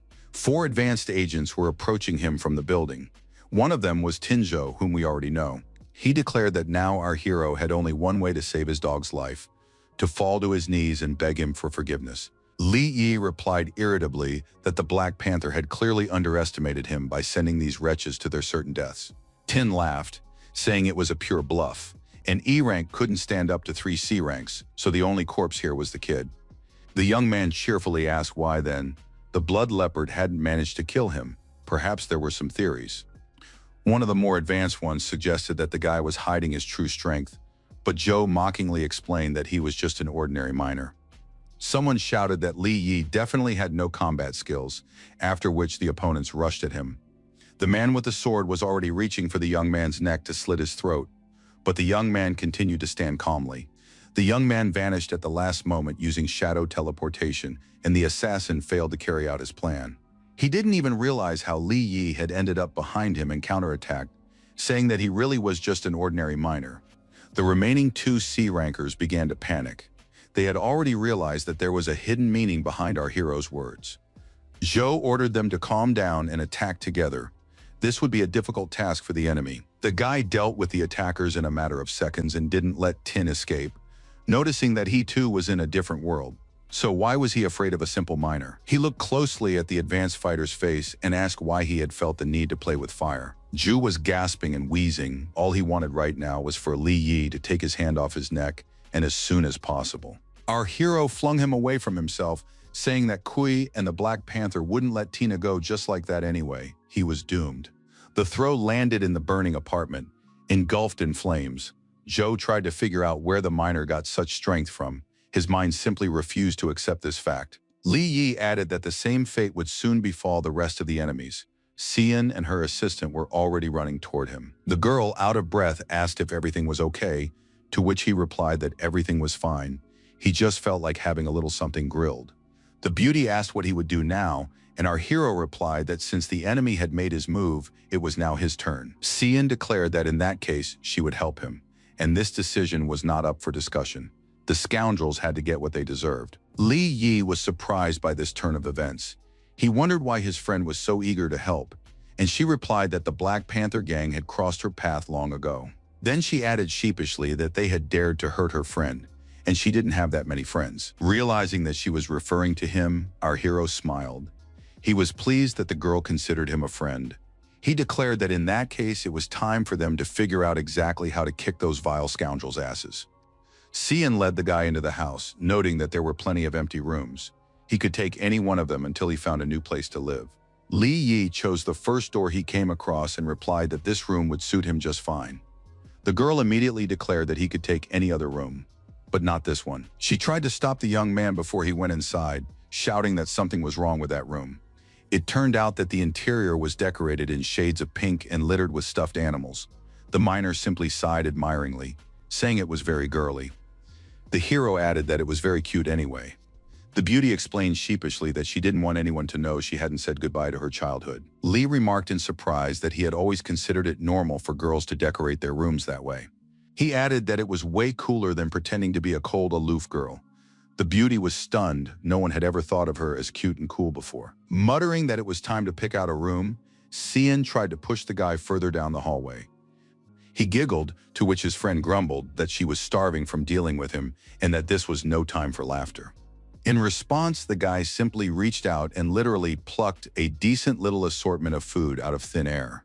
Saying that this should help, Li Yi handed the food to his friend, who was shocked by how quickly he solved problems. She began to examine the miner from all angles and ask where he had gotten the food. Not only were there weapons there, but food as well. An interesting combination. The young man replied that he knew a few magic tricks, and Xian immediately asked him to teach her too. Suddenly, the guy sensed they weren't alone. A Rang's presence was clearly felt. The girl's father was nearby. So Li Yi headed for the window, noting that they would talk about the tricks a little later. For now, he needed to take care of something. The guy pointed out the girl's father, who was hiding in the bushes, and asked her to do something about it. Otherwise, he wouldn't be able to sleep. The girl preferred to influence her loving parent with a scream. This time, every single neighbor heard Xiaosheng's name. Before drawing the curtains, Li Yi thought that he probably didn't need to fear any enemies here. This was Queen's territory. The spirit was right there. They now had 3 fragments, and the time had come to unite them. The connection formed on its own. The fragments seemed to strive to merge into a single energy field. Something resembling a portal to a prison in another world appeared, but without the remaining fragments, opening it wasn't so simple. The Lord of Chaos had his own way of doing this, and he called Li Yi to follow him. The hero asked first to explain what kind of other world they were heading into. They found themselves in a desert, and the young man asked again, why there were so many insectoids, humanoids, and other monsters here. The spirit replied that they were all prisoners of this prison. One could consider this other world whatever one liked, but that would not change its essence. Trying to shield himself from the wind, Li Yi continued to question his shadowy mentor about the prisoners in the prison. He didn't understand who had created it. The Lord of Chaos replied that the boy would receive more information once he obtained and pieced together all the fragments. They approached the foot of a huge black tower, bound in chains as if it were a prisoner itself. The spirit explained that this was the Heavenly Tower, the greatest structure in this world. Nothing else like it existed. It was intended for training, so if our hero was determined, he could take the risk, but the price was his own soul. Li Yi nodded, and they went inside. The young man was curious about what the training entailed. It turned out there were 6 floors, and the first was the easiest. The spirit warned that he would have to defeat a shadow wyvern. The miner asked what was special about this monster. They entered the next hall. The young man couldn't figure out where the enemy was. He didn't sense the monster's presence. Then his gaze caught something interesting by the wall. It was a small creature, its tail and paws resembling those of a gecko. An orange eye stared intently at the tower's visitors. The gaze was rather heavy and suspicious, but the monster's size made Li Yi laugh. It really was more of a gecko than a dangerous wyvern. The young man was about to pet the cute little creature, but the spirit advised him not to. Soon the hero would have nothing to laugh about. And yet the boy kept reaching out to the cute little monster. He didn't think it could do him any harm at all. Something made Li Yi stop at the last moment. He looked the wyvern straight in the eyes. It returned his gaze with equal intensity. The adversaries seemed to be greeting one another. The next moment, an explosion of shadow energy sent our hero flying into the air, nearly turning him upside down. The young man instantly jumped up and looked up to see what the wyvern looked like now. After awakening, the monster became C rank, with all its stats increased 6-fold. The Lord of Chaos informed him that he had highlighted the weak spots, but Li Yi didn't quite understand how he should proceed now. He asked if the enemy's stats had increased so much, how could he defeat it? The spirit replied that the monster's level was adjusted to match the trainee. The wyvern had already opened its toothy maw, but our hero still hadn't managed to do anything. Only after the monster attacked did the young man snap out of it and leap upward, landing above it. He prepared his shadow ropes and shouted that a larger size meant more blind spots. The shadows rushed after the wyvern, and Li Yi prepared to carry out his cunning plan. His attack failed. The monster's skin was very tough, and it was also immune to shadow damage. The training had to continue, and the young man decided to get closer to the enemy. He crouched down, intending to attack the wyvern from below. Perhaps the creature's belly was less well protected. Both shadow blades were at the ready. All that remained was to close the distance as much as possible, and that wasn't too difficult. The spirit noted that he could only ascend to the next floor after victory, so he'd better give it his all. Li Yi rushed into battle, landing blow after blow, but the monster took no damage at all, merely grinning menacingly, its smile growing wider and wider. Soon the monster's claws grew larger, and it became clear that it had grown tired of the pesky opponent and would soon put its weapons to use. The Lord of Chaos praised our hero for having excellently leveled up his shadow skills, increasing his speed, reaction time, and strength. Suddenly, the spirit asked the wyvern if it was very hungry, and then hinted that a human could also be used as food. Li Yi froze in place. He hadn't expected such a trap. It turned out the monster had expended a lot of energy on him and now needed to make up for it. A massive maw hung over the young man, who was too terrified to even twitch, but knew for certain he didn't want to become a free lunch. He leaped out from under the closing jaws and dashed forward, trying to figure out what to do next. Drooling, the wyvern followed close behind. It really did want to fortify itself with something or someone. Li Yi no longer knew how to save himself. He asked his mentor what would happen if he died here, but the mentor said nothing. The teeth clicked again, and the hero asked if this pet had been vaccinated. The situation seemed unfair to him. Finally, an idea popped into the young man's head. He shouted that if the wyvern was hungry, he had something to offer it. Claiming it was his unbeatable technique, the young man summoned a multitude of roasted chicken legs and sent them straight into the monster's mouth. Without a moment's hesitation, the wyvern lunged for the largest one. Now it showed not the slightest interest in the man. The prey was instantly in its jaws. Now he had to figure out what to do next while the beast ate. The process was rapid, and the new drumsticks barely had time to reach its teeth. Yet Li still managed to summon the shadow ropes again. He confirmed that the treat was indeed delicious. then directed his ropes toward the wyvern. Now it was securely immobilized but continued to chew on a piece of tasty chicken as if nothing had happened. It was a victory. A system message appeared stating that the shadow skills had been leveled up and the trainee had cleared the first level of the tower. The spirit clutched his head. He didn't care for this approach, but a message still appeared stating that the connection to the prison gates had been established and access granted. Li Yi didn't like this message. He guessed that this was actually why the Lord of Chaos had brought him here. It turned out that each fragment made the connection to the prison in the other world easier, making it possible to pass through the portal in the future. The spirit intended not just to pass through, but to open the portal, making it accessible to the creatures inside the prison as well. The boy had played with the wyvern, and he was eagerly awaiting the second level. The mentor didn't like his trick with the food, but he was curious to see how Li Yi would handle the next opponent. He suggested not wasting time and testing his strength on the second floor. The guards and stewards would make perfect opponents. Our hero noticed that the spirit looked satisfied and thought that the next level would clearly be no easier than the first. The Lord of Chaos seemed to read his thoughts and said that the boy would see everything for himself now, and then he could decide. They stopped in front of a massive gate. The spirit remarked again that he didn't think there was any serious threat ahead. Li Yi nodded. He was already tired of this chatter, so he simply reached out and opened the door. What he saw was completely different from what he had expected, but the miner chose to keep a calm expression on his face. High above, near the ceiling, a C-rank royal serpent loomed, but that was far from all that awaited the young man behind the door. There was also a lava minotaur and a water turtle, both of the same C-rank, and among other things, a pair of humanoids were present as well. Li Yi tensed up in earnest. The young man looked at his mentor and asked which of these monsters could be considered the staff. There was no answer.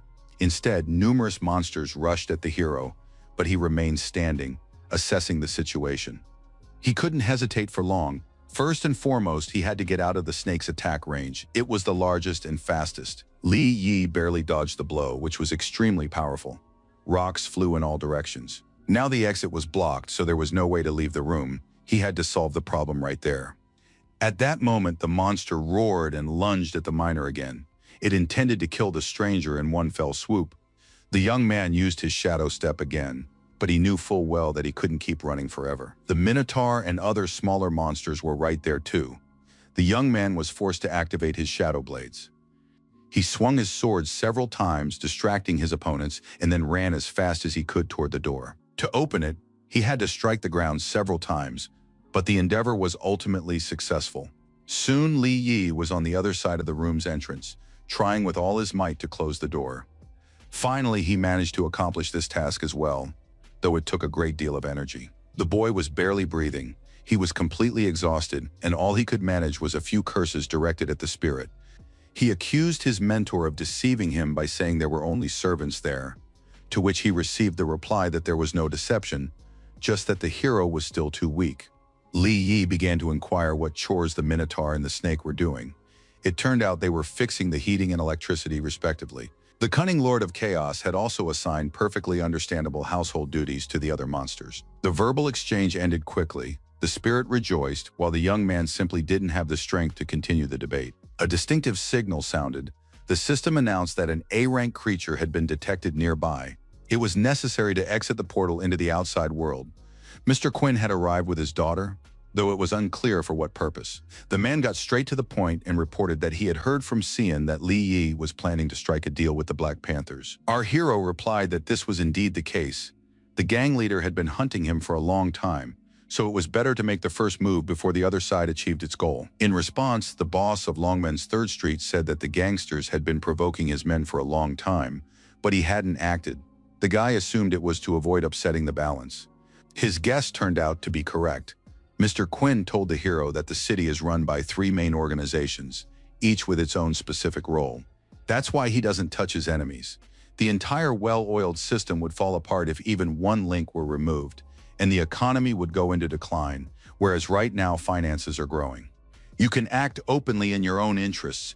Every organization leader would like to rule over everything, but that requires a delicate game of power. Li Yi realized that President Quinn simply didn't want to drag his family into trouble and was waiting for the enemies to destroy each other. He voiced this thought, and the man snorted loudly.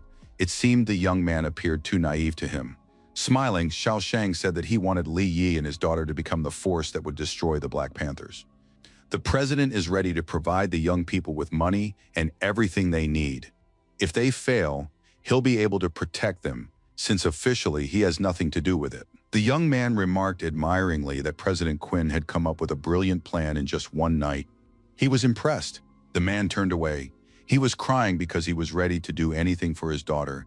He was afraid she would run away with Li Yi and leave him alone. Our hero could literally feel the tension in his girlfriend's father's thoughts. He even wanted to ask him to calm down a little. Xian was also bothered by this mood, and she hurried to usher her father out of the room so they could talk properly. Slamming the door shut, the girl's first question was what Li Yi intended to do next. The young man replied that he was going to take on a new assignment and go on a mission. He wanted to explore the entire alternate dimension. The beauty gave him a sly look and smiled cheerfully, saying she could certainly arrange that. The guy thought that as soon as he gathered all the pieces, the darkest day in the history of the Black Panther gang would arrive. After a while, the assistant introduced Li Yi to the Shadow Gang. That's what he called the specially selected guys they could rely on. The warriors lined up in 2 rows and loudly greeted their leader, Xian. The girl nodded. She turned to her friend and told him she had chosen a name for the unit based on his skill. The young man thanked her for the consideration. He used his sense of shadow to get a better look at these guys. He needed to gather all the information. All the guys in the gang turned out to be C ranks, which significantly expanded their capabilities and scope of activity. The only thing that was a bit concerning was that they were all wearing masks. Xian explained that they had to hide their identities to avoid threats. The girl laughed and added that it actually looked pretty cool, didn't it? Li Yi confirmed that she was right. The beauty asked what they would do next and was told that the first thing they needed to do was get a job or steal one. Our hero explained that he planned to take over all the positions held by the Black Panther gang, and Xian remarked that that was a ton of work. To this, the young man replied that he intended to take only the worthwhile, profitable jobs. He had other plans for the rest. A few days later, a whole stack of papers was thrown at the administrator. The boss was yelling that they shouldn't have let the Shadow Gang take all the available assignments. The leader of the Black Panthers yelled that now they were out of work, which meant no income either. Couldn't they have negotiated with those insolent newbies? The leader grabbed the man by the collar and the man whispered that 5-6 advanced C ranks had been sent on each mission. It was impossible to refuse. The Panther sighed. His team didn't have that many C ranks, and he couldn't figure out where this new group had come from. He shoved the administrator away, realizing that these people were buying up missions to handle their own business in another dimension. All the remaining slots had also been bought up by various people who wished to remain incognito. Panther yelled that the employee could do whatever he wanted, but he had to provide missions for his people too. The man rushed off but promised to do something about it. Li Yi and Xian met again in the room he had chosen. The assistant reported over the phone on how things were going, and the beauty was satisfied. She reported that just as our hero had suspected, Black Panther's people had bought out their spots on the missions at an inflated price. It was interesting how he had known that would happen. The young man explained that their enemies didn't want to miss a chance to get rich during the most profitable time of the year. Seeing the girl's puzzled look, he explained that there are unspoken rules in the mines that only a few people know about. It turns out that all valuable artifacts recovered during missions are stashed away by special handlers, then secretly transported out and sold at the end of the quarter. In the past, the Black Panthers charged for guarding, transporting, and selling artifacts on the black market. Sometimes they simply robbed the workers during loading. The leader made a hefty profit.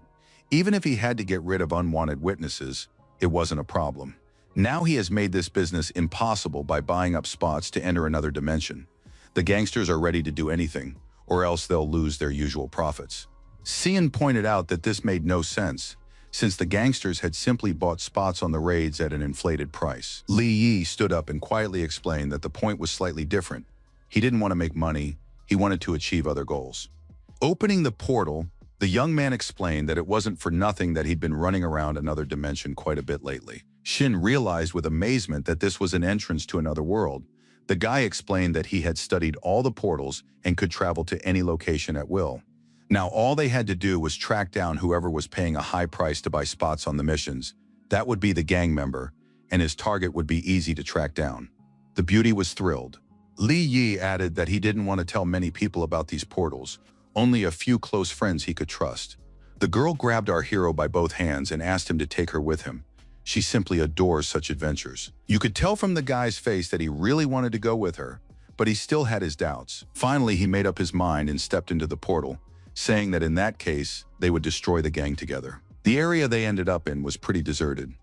Only a single truck was heading toward the exit. The driver complained to his partner that this time they'd gotten some pretty lousy junk, but the other guy reassured him that he wouldn't be left empty-handed anyway. Suddenly, the rocks above the truck collapsed, large fragments flying down. One piece loomed over the road like an iceberg. It turned out it hadn't fallen from above, but had risen from the ground. An identical stone pillar suddenly appeared right in front of the truck. The miners screamed in terror. The thing was, there were more and more of these underground pillars. The men tried to drive around them, fully aware that if one of them popped up under the truck, they were done for. The only pity was that they realized this but could do absolutely nothing about it, and that's exactly what happened. The truck tilted so much that the people and cargo nearly fell out of the bed. Fortunately, everyone was still unharmed. A second later, the truck crashed into another pole that had appeared right in front of it. Sparks flew from the impact. The miners, or rather the hired workers pretending to be miners, jumped out. They needed to check if the cargo was okay. A guy without a protective suit appeared in front of them and reported that the cargo was fine. He raised his hand and added that they would soon have problems of their own. A multitude of stone pillars were already preparing to rush toward their target. His hand dropped, and the projectiles flew straight at the men. They ran in the opposite direction, hoping to escape. They had to move as fast as possible. Most of these people had never even encountered the advanced ones before. The villain laughed, saying that the scum wouldn't be able to escape anyway, but he wasn't here just to waste time. Li Yi watched what was happening. He whispered that he'd play with the thug since the guy didn't want to be bored. Our hero used his shadow step and in a split second was behind the robber. The scoundrel bared his teeth, hissing that he hadn't called a dog here to ruin his fun, so he should get lost while he was still alive. Li Yi launched his attack, shouting that robbing people wasn't exactly an honorable occupation, so he should find another line of work. It seemed that the former miner was no stranger to such incidents, and the hero felt in complete control of the situation. He reached out toward his opponent, who was terrified by the young man's speed. He didn't even have time to cast a stone attack. Our hero had already grabbed the enemy's face, declaring that he wouldn't let anyone play with people's lives here. He dragged him across the rocks, leaving a rather deep trail with his skull.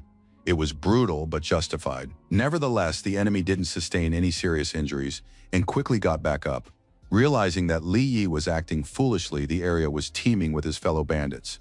Cian and the others appeared, and our hero asked if the robber was referring to the D ranks they had already neutralized. Taken by surprise, the veteran even shouted that this couldn't be someone had dared to disrupt their operation. Miss Quinn asked her friend what to do with all these criminals, just kill them, or were there more interesting options? Li Yi replied that killing them was indeed too simple. He had a better idea that would hurt the Black Panthers much more. He placed his hand on the scoundrel's face again. The man screamed in fear and began demanding to know what was going on. Our hero ordered the robber to go to his boss and tell him that everything that had happened was the work of Li Yi from the Shadow Gang. From the raid, the thug went straight to the hospital. The doctors spent quite a bit of time getting him into relatively good shape. When the gang leader heard that everything that had happened was Li Yi's fault, he flew into a rage. But he was even more enraged by the news that the Shadow Gang and our hero were connected. The man once again wondered how this damned miner had managed to become so strong. The assistant reported that all their men looked relatively normal on the outside, but had numerous minor bone fractures all over their bodies. Recovery would take a year. They were also discussing financial matters. The figure was 5 million, 6 at most, when a new message came in. Somewhat embarrassed, the man reported to his boss that their other two teams had also failed to retrieve the artifacts, and Panther flew into a rage. He grabbed his assistant by the collar and demanded to know who had done it. The answer came quickly. It was Li Yi. The gangster hissed that it was impossible. The distance between the locations with the cargo was enormous, and even if the miner could fly, he wouldn't have been able to get there that quickly. The assistant had video proof that our hero had personally participated in the raids. One of the survivors had managed to film him. The young man and his team, working with the utmost professionalism, were clearly visible on the screen. Then the guy looked straight into the camera, as if posing on purpose. His gaze was heavy. He walked toward the person filming and asked if the recording was clear enough. The man shouted for the miner not to come any closer. He was scared to death. Li Yi brought his face close to the camera and addressed Black Panther, saying that his men didn't know how to fight at all. Maybe it would be better for him to come himself. He added that you could insist on maintaining the chain of command for years, But sometimes it was better to just show up and throw a punch. The gang leader bared his teeth. He crumpled the phone as if it were made of paper and hissed that he would personally kill that runt Li Yi. A little later, our hero, Sin, and her assistant arrived at some strange place that looked like a warehouse. The girl looked around in surprise and finally asked why they were there and what they were going to do. The young man replied that he had once followed Kui Shihao. These were the Black Panther's warehouses, and since they had ruined their plans, it made sense to pay a visit here in person. The beauty guessed that the hero intended to carry out a raid, while the gang members were dealing with the problems he had created. The guy nodded. Just then, his cell phone rang in his pocket. He wondered who it could be, considering that not many people knew this number. The observer reported that the gang leader had just left Zone 3. The young man thanked him and ordered him to continue surveillance. Li Yi informed Shin that the Blood Panther had decided to personally lead the next mission, just as he had expected. He was planning to go there himself, but his girlfriend suggested taking her assistant along, since the gang boss was a B rank. The hero replied that there was no need for that. The guy explained that he was going to fight one-on-one, so it wouldn't be right to bring anyone else along. He opened a portal and added that if anything went wrong, he could always return here using it. In the other dimension, goods were being loaded. Workers were scurrying back and forth with boxes under the watchful guidance of the main boss. This time, the cargo was indeed very valuable, so the men were trying to be as careful as possible. Everyone was confident in the success of the operation. Since Panther himself was here, Li Yi and his shadowy gang wouldn't dare stick their noses into their business. The boss was pleased with himself, even with the support of the C ranks. The miner didn't stand a chance against him, at least that's what Panther thought. Then a flash from the portal caught his attention. It looked like something interesting was about to happen, and the villain grew wary. For a while, everything was quiet, but suddenly the man spun around. He sensed someone's presence. One of the henchmen let out a blood-curdling scream. An invisible shadow rope had tightly wrapped itself around his neck. Li Yi appeared, remarking that a B-rank's intuition deserved praise. The thug had sensed his arrival immediately. Immediately, the other gangsters prepared to defend their boss, while the young man continued to hold one of their accomplices aloft. The man was already choking and begging his boss for help. Our hero advised him not to struggle too much, or he would suffocate completely. Panther realized he had no choice but to kill them both, so he fired a fireball at them. Li Yi continued to use the unfortunate guy as a shield. Deep down, he even felt sorry for him. The fire didn't harm our hero. It was clear he was about to launch a counterattack. The young man moved using his shadow gate and declared that a bad leader doesn't protect his people. Is that not a weakness? Panther, enraged, attacked again, calling Li Yi a vile rat who cowardly hid behind others. The fire flared up, but for some reason, once again, everything happened quite differently from what the gang leader had expected. He burned another one of his own men. The unfortunate man's last words were a reproach that the boss had missed his mark. Li Yi was standing behind him again. Next to him was Panther's assistant, who nervously asked his master not to rush the attack. The man bared his teeth and hissed that if there was a chance to kill the insolent man, he wouldn't spare any of the lowly pawns. He activated a fire tornado with a shout, declaring that this time the miner would have nowhere to hide. The thugs and workers scattered in terror in all directions, trying to save their lives, while our hero stood calmly in place. Burning people ran past him, but the shadows protected him well. All that was left was to watch the events unfold with interest. The young man wasn't afraid of the flames or the rocks flying at him, but decided it would be wise to hide from prying eyes for a while. Panther was furious. He began demanding that the young man stop hiding and come out to fight him. In reality, Li Yi understood perfectly well that he didn't stand much of a chance against a B-rank opponent, and the smartest thing to do right now would be to simply leave. He thought this would have a lasting effect on the enemy, especially if he returned a little later. After some time, the gang leader arrived at the very warehouses our heroes had visited a short while earlier. The staff just shrugged, reporting that there were C ranks and Queen Xian among the robbers, and they couldn't do anything to stop them. Panther was furious and asked again if there really was absolutely nothing they could do. Without waiting for an answer, he simply burned the guard at fault.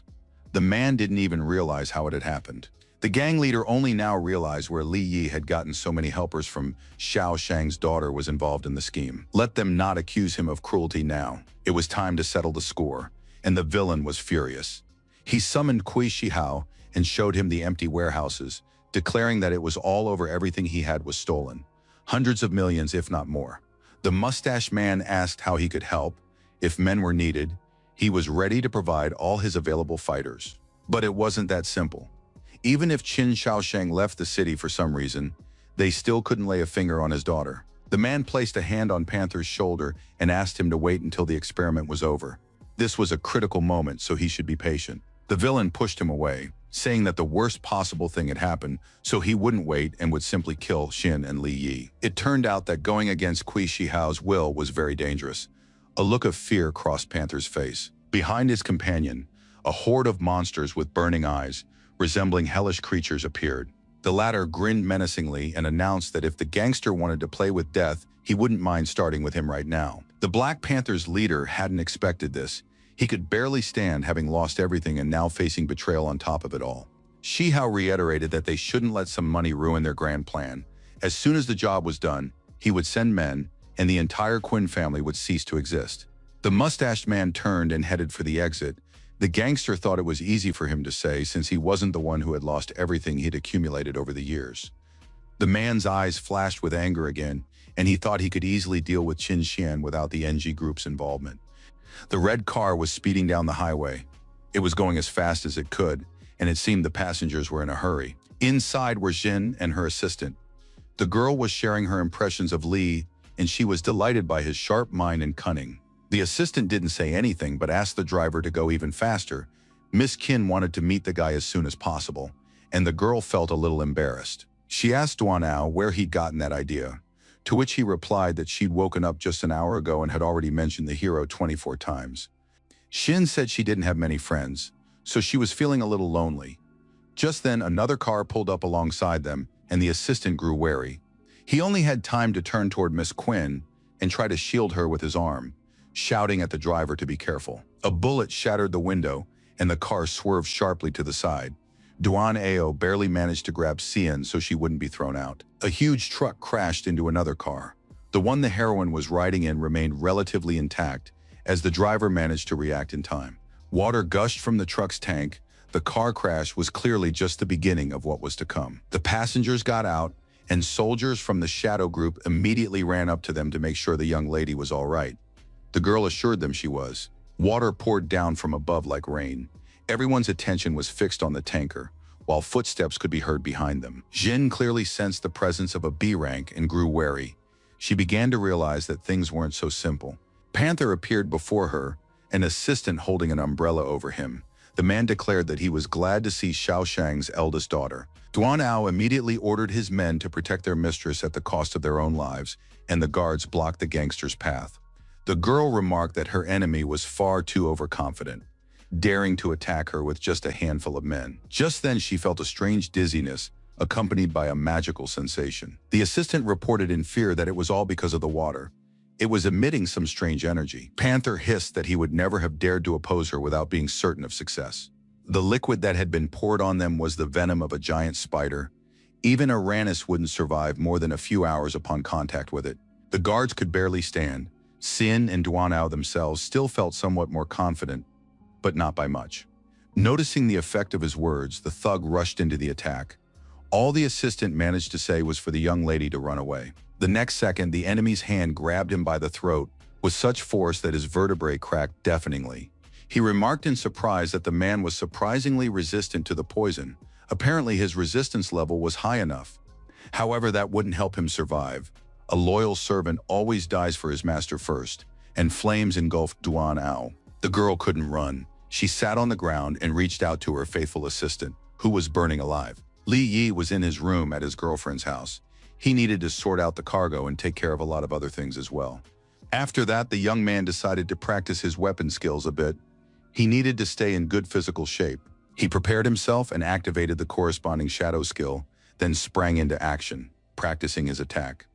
The young man with the shadow blade moved very quickly. He could only be tracked by a black wave of energy. The guy raced forward, his eyes burning, his hand relentlessly delivering blow after blow with the sword. As a result, all the training posts were sliced to pieces. Our hero literally cut them into neat slices in a split second. The spirit appeared and praised Li Yi's progress, noting that he was now using his skills like an adult. The guy reminded him that he was now C rank. Just then he noticed his phone vibrating. Queen Xing's number was lit up on the screen, so our hero hurried to answer. The Lord of Chaos remarked that C rank wasn't all that great. It was just an ant with a few extra abilities. As soon as Li Yi answered the call, he dropped his sword, which plunged into the ground with a loud clang right next to his foot. Panther was holding his girlfriend by the hair and suggesting they take a look at who was there. It wasn't a pleasant sight. The girl's eyes were closed. It seemed she had lost consciousness, and the thug was grinning smugly and menacingly. The young man's eyes flashed, and he asked what Panther, in his opinion, was doing right now. Panther replied that the course of events now rested entirely on Li Yi. The young man could bring a ransom of 1 billion, and then the girl's life would be spared. That's the first option. There is a second one. He'll watch as the girl is tortured to death. Cian opened her eyes and whispered not to trust the villain. It's a trap. Our hero said he would bring the money. Let him tell him where and when the deal would take place, and he would be there. The leader of the Black Panthers said he would wait for the miner at his warehouses for an hour. The miner must arrive alone. If any of Queen's men are spotted, Cian will die. The call ended, and a spirit appeared, declaring that he didn't advise Li Yi to go there at his current level. It would be certain death. The young man's eyes flashed, and he declared that he couldn't abandon his friend. Besides, it wasn't yet known who would actually die. Half an hour later, the young man was at the warehouse entrance. He wasn't too worried about himself, but he was more concerned for Sin. Inside sat the gang leader with his crew.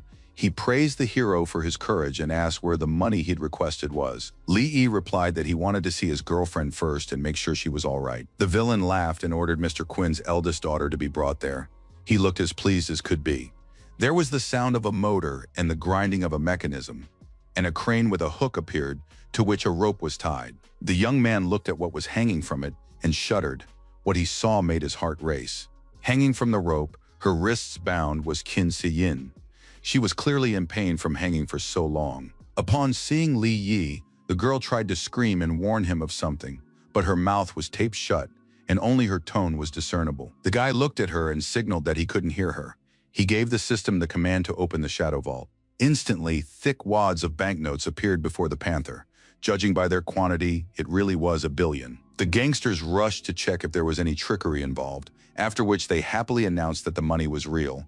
Our hero reminded them that since they had received what was promised, they were now obligated to release the captive. That was the deal. Panther stood up, saying that the only reason he hadn't killed the kid yet was because he hadn't seen the money. Was the boy really so naive as to think he could walk out of here alive? Li Yi reached forward and pressed a button on some device, saying he hadn't even thought of trusting the enemy's word.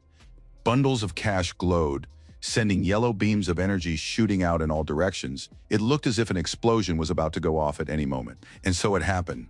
Fortunately, the young man had already mastered the skill of a shadow sortie and slipped out of the blast zone just in time.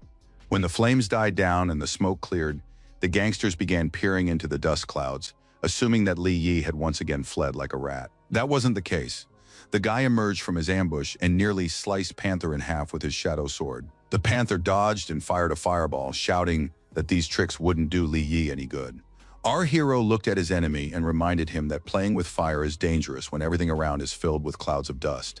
He attacked again, and this time he almost hit his target.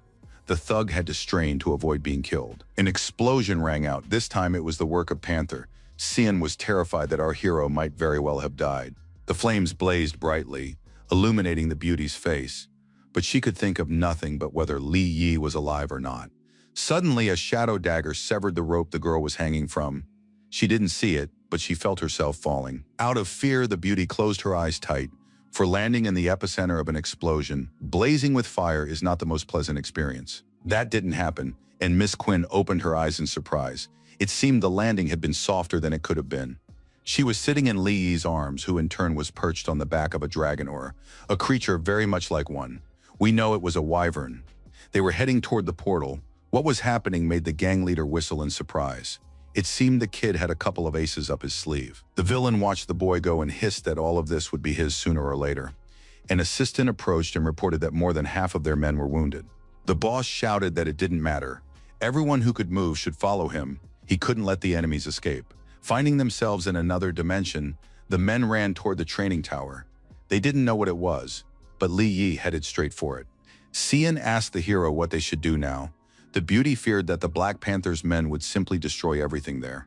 The young man replied that everything was going according to plan. He wanted to use the gangsters to solve a couple of his own problems. He asked the girl to hide somewhere nearby with the wyvern, and he would take care of the rest. The guy jumped down, shouting that he'd be fine and not to worry about it. He ended up near the door. The spirit asked if Li Yi really wanted these people to help him clear the second level. The hero declared that nowhere was it stated that he had to do it alone. The Lord of Chaos praised the miner for his resourcefulness. The miner replied that without A-class protection, he couldn't handle those monsters.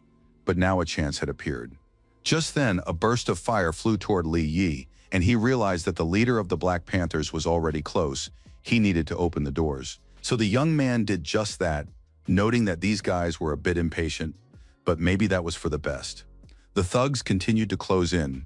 They were certain that Li Yi now had nowhere to run from them. He had already started preparing to drag them inside, so he asked why on earth he should run away. Our hero explained that he had already freed Qin Xian and could now have a little fun and spend some time doing as he pleased. He looked his enemy straight in the eye and announced that now was the perfect time to dot all the I's. Panther began to laugh uncontrollably, exclaiming that the kid must have completely lost his mind to say such a thing. He told his men not to be afraid. Li Yi was alone, so they should deal with him first and then look for Xian. The villain promised that he would let his men give free rein to their emotions when they got their hands on the beauty. These words made our hero shudder. He caught himself thinking that he would never allow anything like that to happen.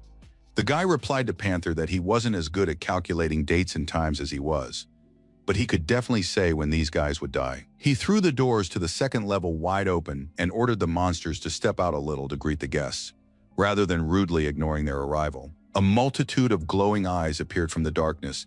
The bandits slowed down a bit. They hadn't expected anything like this. There were snakes, a turtle, and a lava minotaur. All of them rushed toward the tasty little humans with joyful roars. The villains froze in surprise and fear. They had encountered monsters before, but they had never seen so many different kinds at once. Meanwhile, Li Yi leaped in huge bounds up over the monsters' heads, using them as a barrier between himself and his pursuers. The panther wanted to fire a fireball at the young man, but was forced to launch it at the humanoid that had suddenly appeared right there. The monster slowed down slightly, but its skin was thick enough to protect it from fire damage. The man hoped that the flames would at least scare it off and prevent it from attacking, because he didn't have any other weapons yet. For a while, he managed to hold off the monster's onslaught, but then another one joined in, and the task became more difficult. Li Yi didn't want to take the heat for someone else either. He wasn't afraid of the panther's attack and moved close enough to engage in combat. But first, he had to wait out this barrage of fire unleashed by the enraged villain. The guy decided he would need a formidable weapon and activated his shadow transformation skill. Instantly, a huge hammer appeared in his hand. Its size was just enough to deflect the fireball. Shouting that now the panther would explode instead of him, our hero deflected the attack back at the one who had launched it. The blow was so powerful that the hero could barely hold onto the hammer in his hands still. One shouldn't underestimate B ranks. And yet Li Yi managed to carry out his plan. Now he watched the fireball's flight path with satisfaction. The panther moved closer. He could see that the young man was barely standing, leaning on his hammer. The man smiled. The hero had managed to parry one of his attacks, but what would he do with the next one in this condition?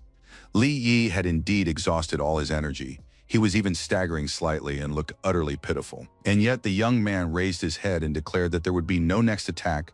If he didn't believe him, he should just look back. This was no joke and no bluff. The second-level monsters of the tower had already dealt with all the members of the criminal gang and were now closing in on its leader. The man followed the advice and looked back. What he saw clearly didn't bode well, and the villain cursed. The monsters had already surrounded him. Li Yi, saying that he'd let his opponent play while he got the hell out of there, rushed toward the portal. Panther had no choice but to fight the monsters. He simply couldn't follow our hero. The guy had once again outmaneuvered the gangster. Shouting at the creatures to leave him alone immediately, the gang leader launched his signature fire attack. At least the flames definitely didn't have the best effect on the humanoid. The monster let out a piercing scream. It turned out that this monster had excellent regeneration. Almost immediately, the situation returned to its original state. Panther was furious like a demon. He roared that he would tear Li Yi to pieces the moment he came into view. Meanwhile, the young man, accompanied by the spirit, headed through the portal toward the second-level core.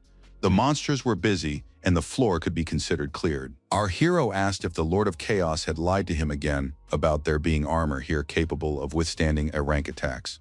The spirit replied that he had no reason to lie. Suddenly, the young man stopped. He had spotted something quite interesting. It was a humanoid kneeling on the ground. The spirit explained that this was Ji-mi, a second-level steward who apparently had simply died of old age. He asked Li Yi to give this creature a proper burial since the matter with the Black Panthers had been resolved, and Li Yi agreed. The young man was ready to get started right away. His shadow patron thanked him for his responsiveness but noted that it would be better to do it on the way back. For a while, both were silent. The Lord of Chaos looked intently at the steward, as if expecting something. After a few seconds, he suggested they move on. The promised armor must be ahead. Suddenly, Li Yi heard something strange. His face took on a wary expression. He couldn't fall into a trap again. Right in front of them, a knight hovered in the air. His bright cloak fluttered dramatically in the wind like a banner. Our hero asked if this was the shadow armor the spirit had promised, and the spirit began to mumble something incoherent. The young man began to examine the armor, noting that it looked quite nice, not at all as ugly as he had expected. His shadow mentor thought it would be better to get armor of a higher level, but Li Yi had little chance of passing the third level without reliable protection and good preparation. Our hero immediately picked up on some hesitation in the spirit's voice and asked what was wrong. Perhaps something was amiss. The spirit replied that everything was fine, that he should just take his well-deserved reward. Li Yi asked why it was said so emotionally. Then, from beneath the helmet of the armor, a sound resembling a cough was heard. The young man could not believe his ears. Immediately afterward, an iron gauntlet clamped tightly around his neck, and a quiet voice said that it was glad to welcome the master. So many years had passed that it had already given up hope of a reunion. A system notification appeared stating that the young man had been attacked by the soul of a level B stranger possessing certain shadow skills. He never let go of the miner's throat, even though the Lord of Chaos spread his arms and joyfully greeted Uncle Ming. The masked spirit shouted that he never would have thought the great and invincible master would be parasitizing in the body of some C rank. Our hero's mentor ordered Yi Ming to stop. He didn't like this treatment one bit. He continued to choke Li Yi and slowly said that the Lord of Chaos no longer had the right to command him. Ming reminded him that his soul had fallen asleep in this armor so that the master would come and awaken it, not so that he would obey him. And all because only a pitiful fragment, a shard of a soul, had returned, so now he had no choice but to be reborn, using his tormentor's resources. Li Yi was gasping for breath. He realized that the vessel for the stranger's soul could be not only this armor, but also his own body if the Lord of Chaos were defeated. He mentally turned to his mentor and asked if he could defeat Ming if he allowed the spirit to fully take possession of his body. This suggestion surprised the Lord, who asked if the boy wasn't afraid that he would use this opportunity to completely subjugate him. Li Yi noted that this was no time for jokes, thinking to himself that if the spirit could do that, it would have done so long ago. It seemed everything was leading to the master having to fight Ming, even though he didn't want to get involved in this confrontation. Finally, he made up his mind and possessed the boy's body, shouting that since that was the case, he simply had to do it. Our hero's face changed, becoming more determined and fierce, and a shadow energy appeared in his eyes. Immediately, this energy spread far beyond the body, which in a single second became much stronger and more resilient, flinging the armor backward. Ming laughed, saying it was a futile endeavor. In this frail body, the spirit would not be as powerful as before. Its maximum level was now a rank. The entropy skill activated, and our hero announced in the Lord's voice that even a rank strength would be enough to teach the insolent one a lesson. The shadow field activated, and fragments of stone formed by the energy release flew into the armor. The shadow realm, fully under the control of Li Yi and his temporary host, rejoiced. This was the second shadow level. Ming smirked. The master's powers were indeed incomparable to the past. He had long since taught him how to counter such attacks. Saying that he had more than one surprise in store, our hero sent a whole swarm of shadow swords at the enemy. The enemy shouted that this didn't scare him because he could always dodge, even when the blades were too numerous to count. The knight himself possessed the third shadow level. He swung his sword, realizing that this body wouldn't withstand the blow. The spirit used Shadow Walk and simply vanished before his former student's attack could land. He moved behind him with the intention of attacking before Ming could turn around. The latter looked back, asking what kind of skill this was. He had never encountered anything like it before, and there was wariness in his gaze. Li Yi attacked, but the stranger's soul managed to defend itself with a sword. The blade rang out from the blow but remained intact. A whole series of blows followed. The opponents fought with their swords, and Ming noted with satisfaction that the spirit was running out of strength. The spirit mentally addressed our hero and asked if he could hold out any longer. The young man assured him he could, that everything was fine, and they could continue. Then the Lord of Chaos delivered another series of blows. The enemy laughed, saying that even armor couldn't be pierced like that. The level was too low. He hadn't finished speaking when the spirit pushed off the ground and soared high into the air, as swift as lightning. The Lord of Chaos shouted that in that case he would simply shake Ming out of his armor, leaving him defenseless. The blow was so powerful that cracks appeared in the ground beneath the knight's feet, but he still managed to block it with his blade. A quiet standoff began, with each opponent using their own resources to the fullest. And the result was not long in coming. Under the onslaught of the master's fist, his former student's sword shattered into pieces. Without wasting a precious moment, our hero attacked again. This time the blow landed on the torso, but the knight defended himself with his gauntlets. The Lord of Chaos did not stop there, and shouting that he needed to add just a little more, struck again, knocking the soul out of the armor. This was exactly the result he had been aiming for. The spirit smiled. Now, there was no way he could let his former apprentice return. The master called out to Li Yi, who replied that he was fine. The Lord of Chaos knew that wasn't true. If the battle continued, the boy's soul and body might not withstand the high energies and burn out. Somehow the armor remained alive. Apparently the stranger's soul could split. He announced with a smile that he simply couldn't pass up such an opportunity. He burst into a deafening laugh, striking a theatrical pose. The former mentor asked when Ming had managed to become so vile. The enemy's attack was very powerful. Li Yi's face contorted in pain after the blow, and he barely managed to stay on his feet. The knight's fist was already very close. With a smirk, he declared that she shouldn't blame him for her own weakness. This attack was even more successful, and the spirit could not withstand it. Staggering, it began to slowly fall backward. The Lord of Chaos was forced to temporarily leave the young man's body to give him a chance to rest and recover a bit. He struck Ming, saying he had simply been waiting for the right moment. Ming was sent flying, landing upside down. Nevertheless, he also unleashed an energy strike. This counterattack did not go unanswered. The spirit shook, and a shadow rope wrapped itself around his neck. The master whispered that he never thought he would be bitten by the dog he had raised. It was a sad sight. Nevertheless, only the chosen few are capable of defeating a mentor. The Lord of Chaos rose above Ming and announced that he could now regain his former power. Li Yi slowly came to his senses. He began to gather shadow energy, and his spirit slowly approached. A new coil of shadow ropes immobilized his patron. Our hero suggested using it again but received a negative response. The body wouldn't hold out. Ming was extremely pleased with himself and declared that he would take the place once held by his master. The latter shouted at the young man to run away. He couldn't use his powers to help our hero, but he also didn't want his soul to be consumed while his body fell into the hands of a villain. Instead, Li Yi rushed to attack the knight, shouting for him to immediately release the Lord of Chaos. This caused an uncontrollable fit of laughter in the enemy. He understood perfectly well that the man's strength was incomparable to his own, but he still noted the man's loyalty. The hero prepared to strike, while Ming tried to demoralize him by pointing out that the Lord was simply using the young man for his own purposes. He called the guy an ant who dared to attack a tree, and anger slowly boiled up inside the knight. Ming summoned a surge of energy and simply hurled our hero as far back as possible. He landed on the rocks, sending debris flying in all directions. Blood gushed from his mouth like a fountain from the blow. Li Yi had never before taken such heavy damage in a single strike. The Lord of Chaos shouted that it was time to get out of there. The miner was only C rank and would die in vain if he didn't flee. The young man was determined and clearly very angry.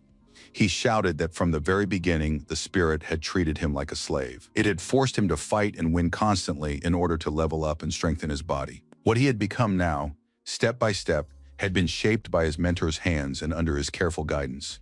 His memories shattered into fragments. But it wouldn't be like that anymore. He would decide for himself whether to leave or stay at the very least. He had earned the right to choose. With those words, Li Yi gathered all his energy and charged forward at the enemy.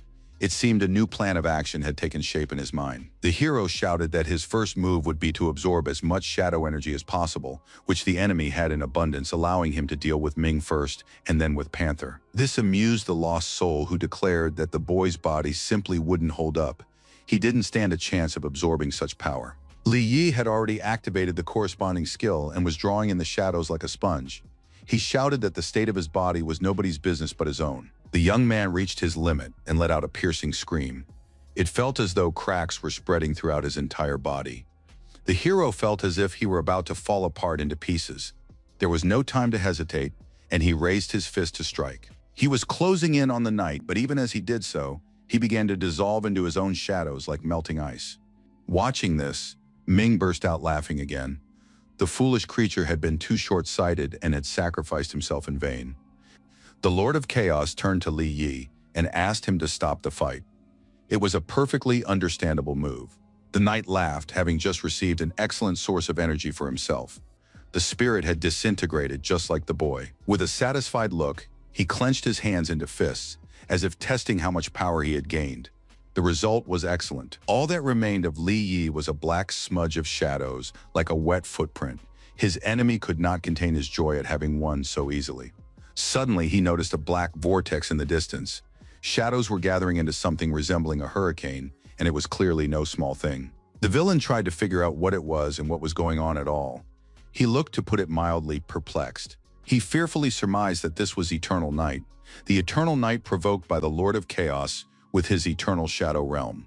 The knight couldn't believe that his master and Li Yi had turned out to be stronger, but it was precisely in this unity that the main secret lay. A voice behind him grimly remarked that he should have listened to his words back then, at the very beginning. He would be eliminated, no matter how much he flattered his own ego. It was all just ripples on the water and empty dreams. The Lord of Chaos reconnected with our hero, and now he was full of energy. A whirlwind swept his opponent away. The opponent didn't even try to resist, realizing that it would be futile in this situation. He looked up the guy's stats and was stunned to see that he had reached the 3rd level of shadow manipulation and was now capable of creating a domain, manipulating energy, and devouring souls.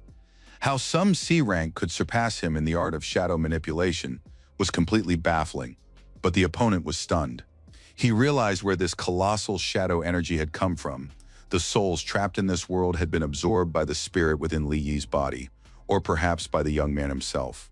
Now it was clear where such strength and power came from.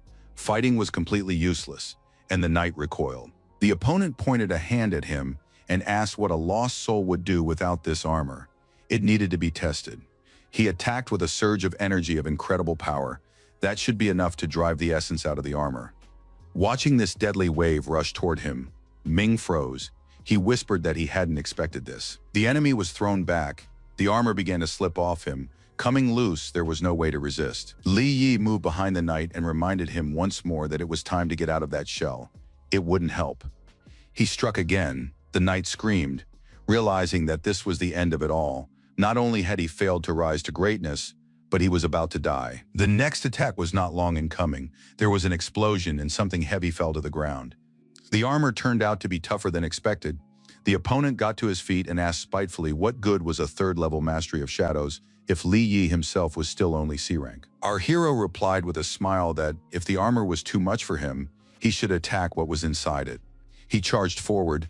The knight shouted that this was utter madness, certain he could withstand one more attack. But why wait for a blow when he could strike first? The knight tried to reach the young man first. To his surprise, the guy simply vanished into the shadows, for he had activated his domain and could now take any form within its limits. The villain screamed that this was simply impossible. He was once again seriously frightened, while at the same time feeling deeply disappointed. Our hero began his shadow attack, slipping beneath the armor. His enemy screamed louder than ever before. That scream would have made his blood run cold if he had any, and Ming's soul began to crumble. In unbearable agony, he shed his knight's armor, trying to escape certain death. The armor remained below, and it no longer looked as though it could withstand an A-rank attack. The Shadow's black hands picked up the helmet. Now he could try it on himself or give it to his mentor. It became clear why Ming had been hiding behind the armor. It could absorb shadow energy, protecting the soul from harm. If you tried to draw out this creature's energy, you wouldn't get any stronger. The harsh reality hit him unexpectedly. But there was still hope for the heavenly fortress, a refuge where strangers could not enter. The villain perked up slightly and rushed upward toward salvation. Li Yi shouted that he wouldn't give him a chance to escape. Our hero's shadow chains rushed after Ming. In the very next moment, the enemy was completely immobilized and securely bound. It even became difficult for him to speak. The stranger smirked, saying that his soul was bound to the heavenly repository, so it could not be destroyed without harming himself. The young man reminded the enemy not to forget that souls are also shadow energy, and within the domain, he and he alone commands it. The Lord of Chaos left Li Yi's body. Without the protection of his armor, it was no trouble at all for him to completely destroy his former disciple. He smirked, stating that Ming would become a source for his restoration and growth, or rather, for Li Yi's growth. The young man intended to absorb the essence to improve his skills and rank, as well as his mastery of shadow manipulation. The Lord of Chaos told the former knight that he had underestimated the young man's thirst to become powerful and strong. Only the villain's head remained, but he hissed discontentedly that he shouldn't be mocked. It was insulting. He asked if it wasn't foolish to hope that, once he became great by devouring souls, his comrade would be spared and left alive. After these words, his face began to dissolve into the shadows, but he had managed to sow a seed of doubt before his death. Compared to the thirst for power, any moral principles would fade into the background. Li Yi covered his ears so he wouldn't have to hear it. He completely devoured the soul and screamed from the immense amount of energy that filled his body. Now the boy stood at the epicenter of the explosion, cracks spreading out from him across the ground, while the Lord of Chaos watched the events unfold from above with interest. Soon it was all over. An alert sounded, and the spirit looked intently at Li Yi below. Li Yi stood there, completely pleased with himself. He felt an incredible surge of power, all because he was now a B rank. He looked at his mentor and said that now he was interested in the heavenly fortress, a new goal, new means. Shadow ropes wrapped around the spirit. He froze in surprise. Had the boy really decided to change his role? Li Yi announced that the time had come for the Lord of Chaos to play a role in his new play, and he continued to entangle him with the ropes. The mentor hadn't expected this, but he didn't condemn a man who had tasted power and might. Our hero announced that he now understood what Yi Ming had meant, and he had absolutely no desire to put up with it. The young man continued to hold the Lord, intending to put armor on him. This would allow him to no longer surrender his body to the spirit. Our hero said he had seen through his true nature. It was utter darkness. If he had absorbed that energy, he would have definitely suffered from diarrhea. The armor began to reassemble around the spirit. He froze, realizing that this outcome wasn't so bad for him. After all, the armor could withstand even an A-rank attack. Now, under Li Yi's control and the influence of his entropy skill within the domain, the Lord had become a new being. His body was the armor, and the creature had attained a rank while retaining its skills. The young man allowed himself to joke that his mentor now looked far too gloomy and sullen. He added that the armor was huge and ugly anyway, so he would never have worn it, and that the Lord shouldn't thank him too much for the gift. On the second level of the tower, the bandits continued to fight the monsters. One of the guys fell victim to a snake and begged the boss for help. The boss replied that he would end the suffering of both the man and the monster in an instant, preparing another fire attack. The unfortunate thug realized he was doomed and screamed in terror, but that didn't stop Panther from attacking. The man turned and walked away, saying that such trash didn't deserve to be saved. Just then, he heard footsteps behind him. He didn't want to look back, so the leader of the Black Panthers simply glanced over his shoulder. Li Yi slowly walked toward the enemy. He noticed that the B rank had done his job well, neutralizing the monsters as expected.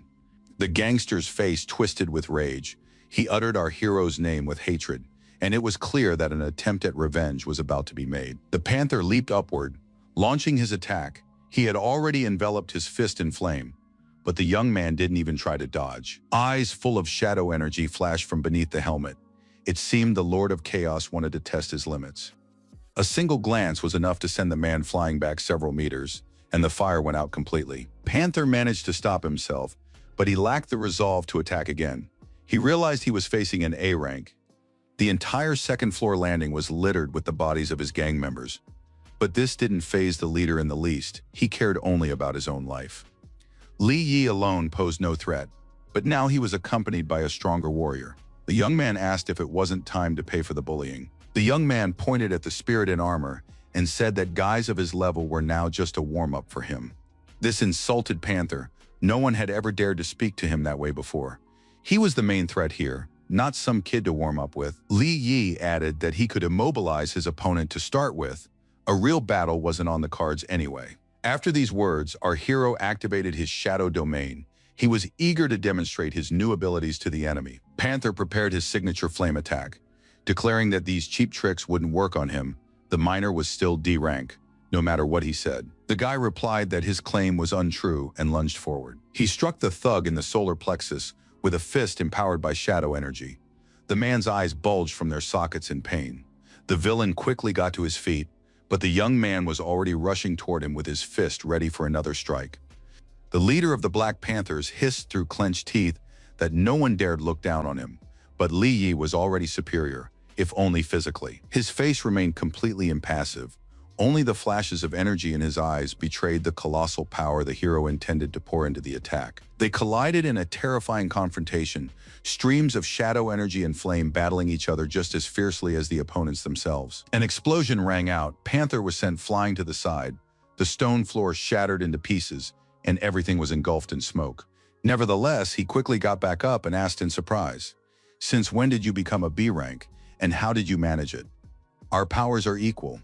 Li Yi replied that it was all thanks to his own efforts. The gangster had brought about this rapid rise in his status through his own actions, step by step. The enemy didn't care about anything. They were consumed by the desire to kill the young man, so even the fact that he had leveled up was no obstacle to their goal. Shouting that he didn't care that the kid was now B rank, the man lunged at him with his fists. He shouted that he was strong enough to take care of Li Yi, but the latter simply dodged and now watched to see what would happen next. An elbow strike followed, but the young man blocked it without much trouble, remaining just as unflappable. The Lord of Chaos reminded him that inside the domain, it wasn't necessary to expend his own energy. He suggested trying to control the energy around them. Li Yi nodded, and Panther had already managed to whip up a new whirlwind of flame. The spirit suggested using the enemy's power against him, such is the very essence of shadows. But our hero had to figure out how to do it on his own. The right solution came to mind completely unexpectedly, and our hero smiled, realizing he now understood. He added with a laugh that he had never taken the Lord of Chaos seriously as a teacher. Perhaps he should have. Meanwhile, Panther attacked again with fire, saying that he shouldn't think of himself as a genius. The kid wouldn't be able to learn to fly anyway. Li Yi began to command the surrounding energy and gather it around himself. It was mostly shadow energy, but the flames obeyed as well. The stream split into neat spheres, none of which harmed the young man. His opponent's mouth fell open in surprise. He had never seen anything like this in his life. Enveloped in a whirlwind of shadows, the young man felt immense pleasure. He felt almost omnipotent, a very pleasant sensation. It turned out the hero was preparing a counterattack. A second later, his shadow projectile was already hurtling toward the Panther. Still, the man was a B rank, so he managed to dodge it. But it must be noted that he was scared out of his wits. With a single flick of his wrist, Li Yi adjusted the trajectory of the energy stream and simply swept the thug aside. The thug decided there had been a mistake, so he praised him for his excellent resources and appalling aim. The fireball was already ready. Twisting shadow ropes with his hand, our hero replied that it wasn't a matter of accuracy, but rather that in trying to dodge, the opponent had let his guard down. The guy shouted that the last move was only necessary so that his fist could meet the enemy's face as quickly as possible, after which he attacked, and another explosion rang out. The flames died out instantly, but the shadows continued to swirl around the young man. His opponent had been knocked off his feet, unable to withstand the blow, and yet the man got back up. He was curious as to how such a thing was even possible, since their levels should be roughly equal. Despite the fact that the young man was expending energy and using his skills, he wasn't growing weaker. It was as if he'd found an eternal source of energy. This struck Panther as the most astonishing thing of all. Our hero approached him, saying he had expected more and was now even a little disappointed. He glared at his enemy and announced that the game would end right now, his eyes glowing with an otherworldly light. Panther literally exploded with rage and shouted that he would take Li Yi with him. He wasn't going to die alone. Our hero said nothing in reply, simply raising his hand and beginning to gather shadows to carry out what he had to do. He attacked with his sword and moved with relentless speed, landing multiple strikes. His opponent fought to the limit of his abilities. He wasn't going to give up without a fight. A fight can go on for a long time, but not when you're left without arms. Li Yi had deprived the thug of the ability to continue. The man froze. The realization of what had happened didn't sink in immediately. In his shock, he didn't even have time to scream. He simply stared at his severed limbs, realizing that there was nothing more he could do. It was all over. The leader of the Black Panthers gang listened to our hero's footsteps, which were getting closer and closer. Finally, the tip of the blade pressed against the base of the enemy's skull. This meant only one thing. He could not escape now. The man exclaimed that the young man had proven stronger, so he shouldn't hesitate and should just kill him. The miner remained silent. When he spoke, he asked why the panther now wanted to die, since just a moment ago he had been certain of his victory. Holding the dagger to his opponent's throat, our hero said that death would be too easy an outcome for him. Alive, he could be of far greater use. The Lord of Chaos asked why Li Yi needed this man alive. He replied that it was for one purpose only, to obtain more information about Kui Shi Hao. Hearing this, the villain declared that he would not tell the young man anything, even under threat of death. It was clear that these were not empty words. Our hero said he understood, but that Qin Shaoshang would likely find a way to make him talk. Hearing this, Panther flinched, then shouted that the young man simply had to let him go. Kui Shi Hao and the NG group wouldn't let Li Yi go unpunished. Not wanting to hear this, the miner snapped his fingers and sealed the villain's mouth with a dense stream of shadows. He told the thug not to worry. Even if the enemies didn't come for him, he would come for them anyway. The Lord of Chaos said he could help the young man deal with the NG group's A-rankers. He could consider it a return gift for the armor. Li Yi replied that nothing could be done until he was certain that Ning Donghao was also involved in the experiment. Our hero turned and headed for the exit, adding that when it came to this place, it was best to rely only on himself. This was a personal matter. Military vehicles and soldiers began moving through the city. Despite the rainy weather, everyone was operating as efficiently as possible. Ning Donghao asked the mayor what was causing all this, but the mayor couldn't answer. He had no information. The man knew only that troops were converging on the main square from all the surrounding districts. Perhaps Xiaoshang would clarify the situation. He had a wide network of informants. The mayor turned to Mr. Quinn, who replied that Sheen had taken Panther hostage today. She was unharmed and the criminal had already been dealt with, but they needed to keep their dogs on a tight leash. The man slammed his hand down on the armrest so hard that sparks flew, then stood up. He nervously stated that under these circumstances, he had no way of knowing what was happening with the army and the military. Queen Xian's father approached Ning Donghao and asked how he could explain that he had no control over his own men. If the head of the NG groups lacks the skill to train them, then President Qin knows how to fix everything and can do it for him. Erang was clearly not pleased with what he heard and asked President Qin how he was to understand this. Xiaoshang snorted and remarked that it would be better for a high-ranking official to know nothing at all about his subordinates' dirty dealings. Otherwise, he would have to deal with him as well. Ning Donghao immediately began gathering his energy and angrily asked if Mr. Quinn was overestimating his capabilities. Quinn replied that this could be put to the test. Another man entered the room saying he felt relieved to see them so active. It was the region's supreme commander. He added that their enthusiasm would come in handy given what was happening in the city and the danger looming over them. They entered the conference room and took their seats. The military officer announced that the reason everyone had been summoned was very important. The man raised his hand and ordered his assistant to explain the details. The assistant nodded readily. All the A-rankers present had taken part in the battle against the monsters from the second-level rift 10 years ago. There was no need to explain to them what A and S-class monsters were. The assistant added that he would not remind the battle participants of the full power and danger they had faced back then. The reasons why this rift appeared and then disappeared on its own have not yet been determined. Nevertheless, their organization has been monitoring radiation fluctuations at the site where it all happened all this time. 5 years ago, noticeable spikes began again. Now at their peak, they reached levels seen a decade ago. All three A ranks looked at the assistant with concern. Each knew full well what this might mean. The mayor asked General Hong to voice the assumption that could be made based on what had been presented. The man replied that everything pointed to the city of Haicheng soon having to relive its past experience. He clasped his hands and concluded that the opening of a rift into the second dimension was a matter of mere hours. For some reason, upon hearing these words, one of those present imagined not monsters, but spirits we won't reveal who exactly just yet. Everyone went outside. They needed to prepare for the coming catastrophe. If the rift did indeed open, they would have to act quickly. Before getting into the car, the general promised that the army would do everything possible, but he hoped that the three main families would put aside their feuds and unite in the fight against the catastrophe. Queen replied that he wouldn't mind if certain people weren't pulling their sneaky tricks behind his back. Hong replied that the situation was tense, and if anyone failed to rise to the occasion due to personal ambitions, extreme measures would be taken. He personally asked Qin Shaoshang to lend a hand and put past grievances aside. Chin had no choice but to agree. Both men got into the car and drove off. The mayor and Ning Donghao stayed behind to begin preparations on the spot. It seemed they had been indirectly hinted that Shaoshang and the military were working together. It remained to be seen what the consequences might be. The mayor reported that they now needed to be more cautious with the Black Panthers. Because of them, Mr. Chin had fallen out of favor. Dong Hao asked, looking surprised, what this gang had to do with him personally. The mayor replied that he wanted to believe there was none, but that further developments would clarify a lot. Dong Hao returned to his office. His secretary immediately offered him a summary of the latest news, and the man dialed a number and called Shi Hao. He stated that he had long turned a blind eye to his dealings with the Black Panthers.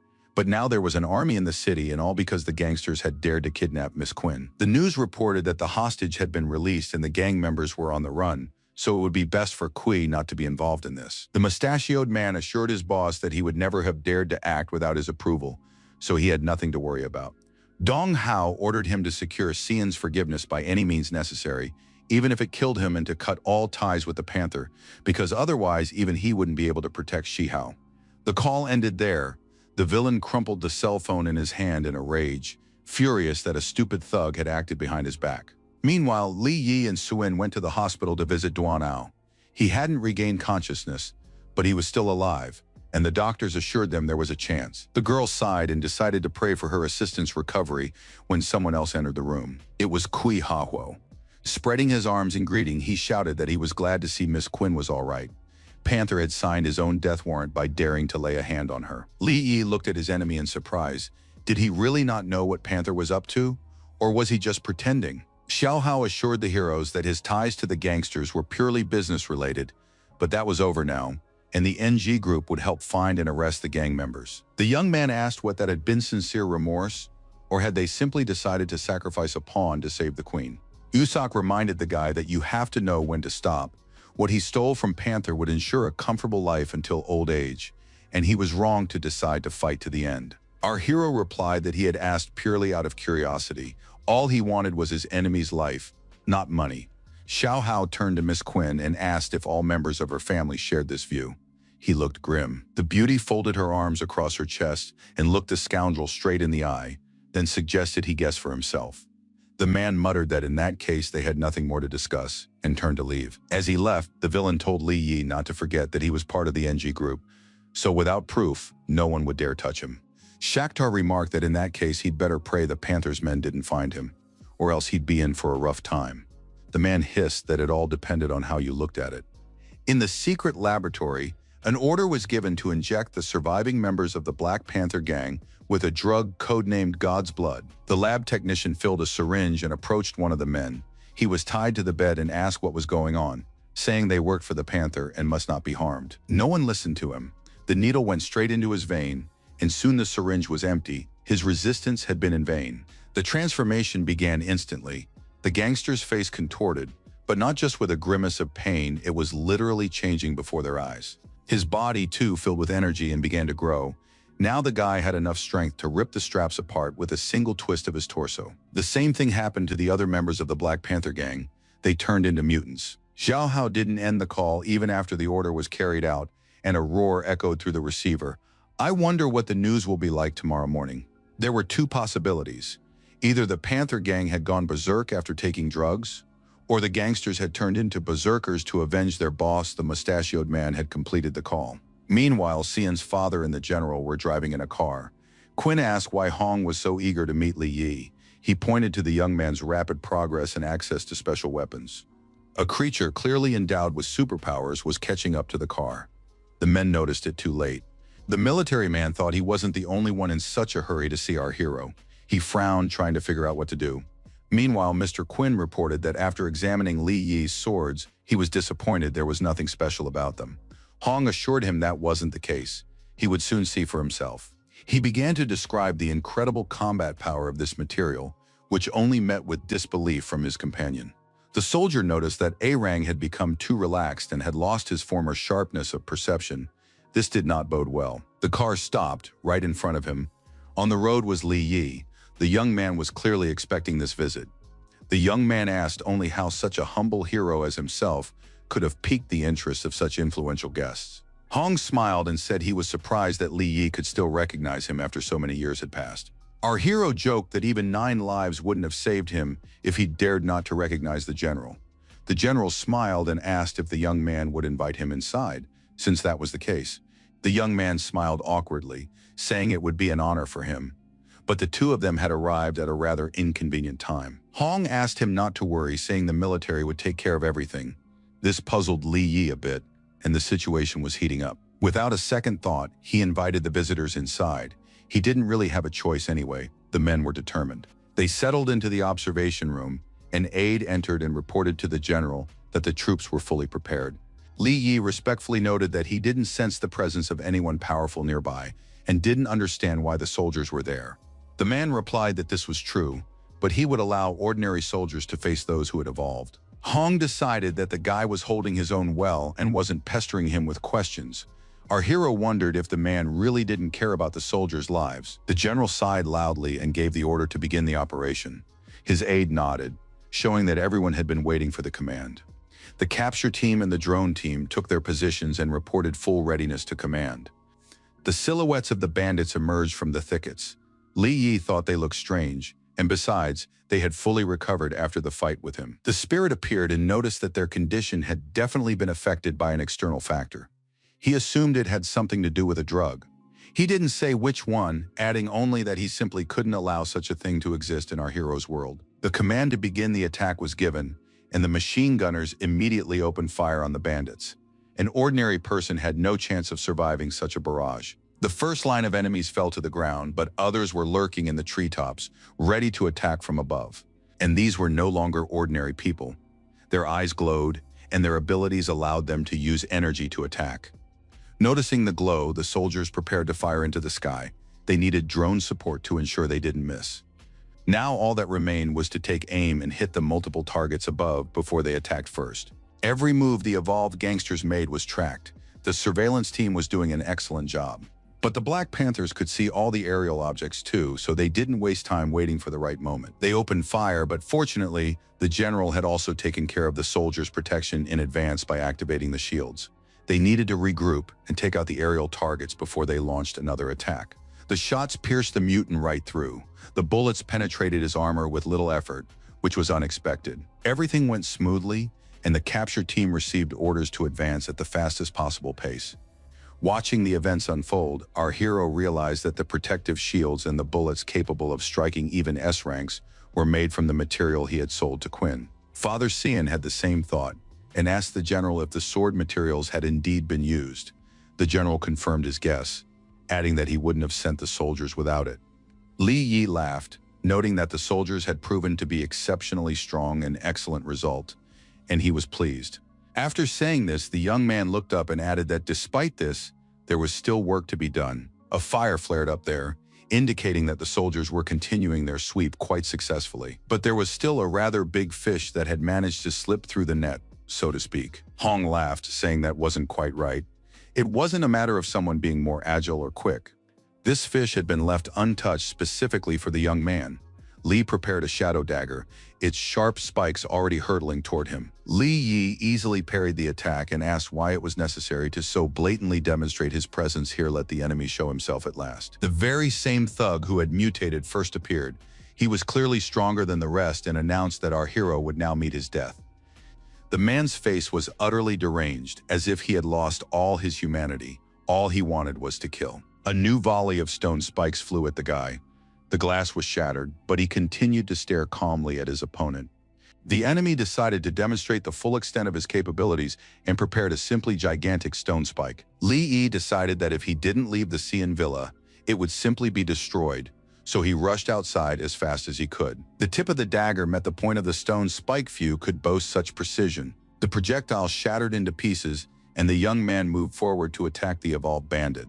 The bandit jumped back a little, but clearly had no intention of ending the confrontation so easily. He was merely increasing the distance between them. Hong muttered that the kid's abilities were on the verge of advancing from rank B to rank A. Quinn snorted that they shouldn't be overestimated. The general remarked that if he didn't believe his words, he should believe his own eyes. Li Yi wasn't even fighting at full strength. To defend himself, the mutant used a stone shield. Everyone was curious to see if it would help him survive the attack. It turned out that our hero had no trouble shattering such a defense in a split second. Shards flew around like hail. The young man pushed his opponent back. He was surprised at how the other had managed to level up to B rank, apparently. He knew some excellent potions. The other guy didn't answer. Instead, he knocked the young man back to a safe distance, saying that he would kill him anyway. Li Yi got to his feet, deciding that it looked as though the thug had finally lost his mind, since it was clear their strengths were unequal. The man continued to show off, spreading his flame-engulfed arms wide, and he cackled so menacingly that everyone felt uneasy. Shouting that he was no longer human, the mutant began to turn his entire body to stone, not realizing that this would not make him any less vulnerable. He grew several times larger and loomed over our hero, but the latter simply realized that in that case there was no need to let the enemy live. At the last moment, Li Yi thought it best not to reveal his full power in front of those two A ranks. The enemy had already raised his fist to strike. Deciding that the power of the first level of the art of shadow control would be enough, the young man summoned the corresponding blade. Within seconds, all that remained of the thug was a pile of scattered stones. He had been left completely vulnerable. The general and Mr. Quinn approached, saying that they had thought the information about Li Yi's abilities was exaggerated, but in reality, his capabilities were far greater. The young man looked back and asked the general if they hadn't come here themselves to help him deal with these minions. Hong replied that he wanted to demonstrate the capabilities of weapons made from that material and asked for more to be procured. The hero pointed out that they had samples, so why not synthesize the substance themselves? The man explained that it would take time. The general added that he couldn't say much, but a second-level rift might appear in the city area. Given their current level of training, they wouldn't be able to handle this threat on their own. Li Yi's eyes flashed. The fact was that the young man could sense the Lord of Chaos beginning to grow angry at the mere mention of a rift. General Hong placed his gloved hand on the young man's shoulder. It seemed he was about to ask for a favor. The man explained that they would be unable to prevent a catastrophic loss of civilian lives unless they obtained the materials immediately and manufactured armor and ammunition. Li Yi promised to try to procure weapons within 3 days, but he couldn't make any guarantees, especially regarding the quantity. Hong promised to reward our hero handsomely. It seemed he was trying to seize any opportunity.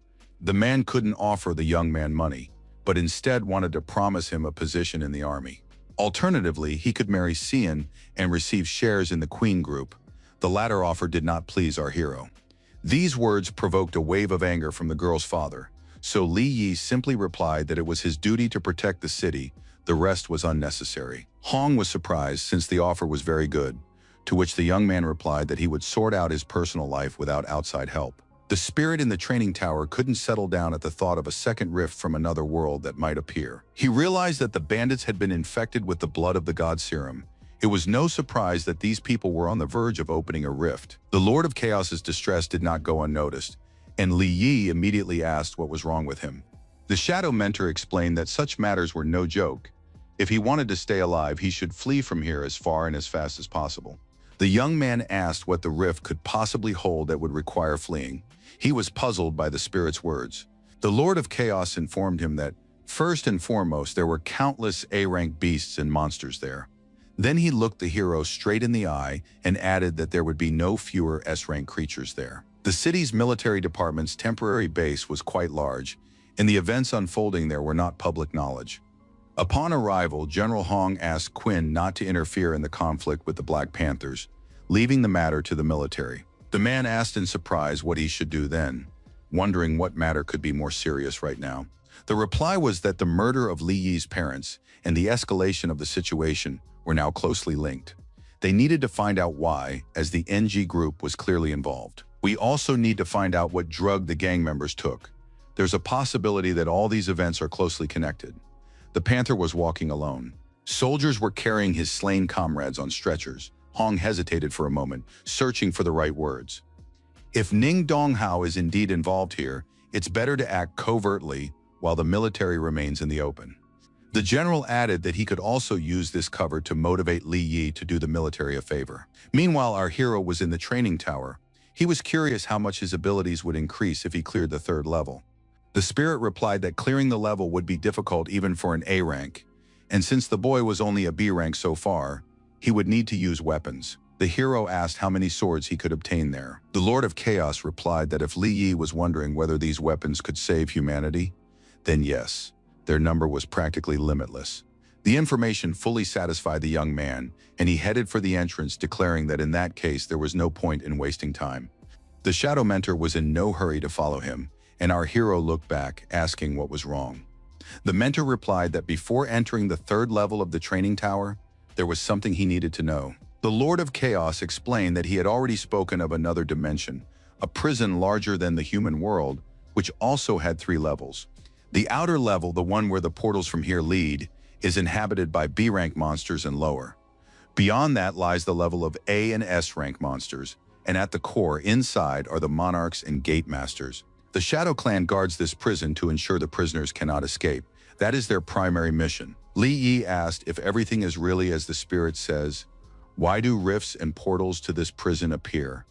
The Lord replied that there was a traitor among his clan of entropic silence of shadows. It was his doing. He joined forces with the prisoners of the core and started a rebellion, the consequences of which are still being felt to this day. The goal was to break through the passage into the human world, to seize it, and to live as they pleased. Realizing he was unable to stop the rebellion, the Lord of Chaos decided to seal the passage and thus thwart the enemy's plans. But millions of years passed, and the energy sealing the portals began to weaken. The seal was no longer as strong. The young man realized that this explained the appearance of the cracks, but he couldn't understand the connection to the third level of the training tower. The spirit explained that once Li Yi passed the trials, he would become a participant in the entropic silence of shadows and thus a target and enemy to all creatures of the other dimension. The young man fell into thought. He was pleased that his mentor was concerned about this, but whether that meant he was entirely on his side was a big question. But until he passed the level, our hero remained powerless against the core creatures. At least, that was what he had decided.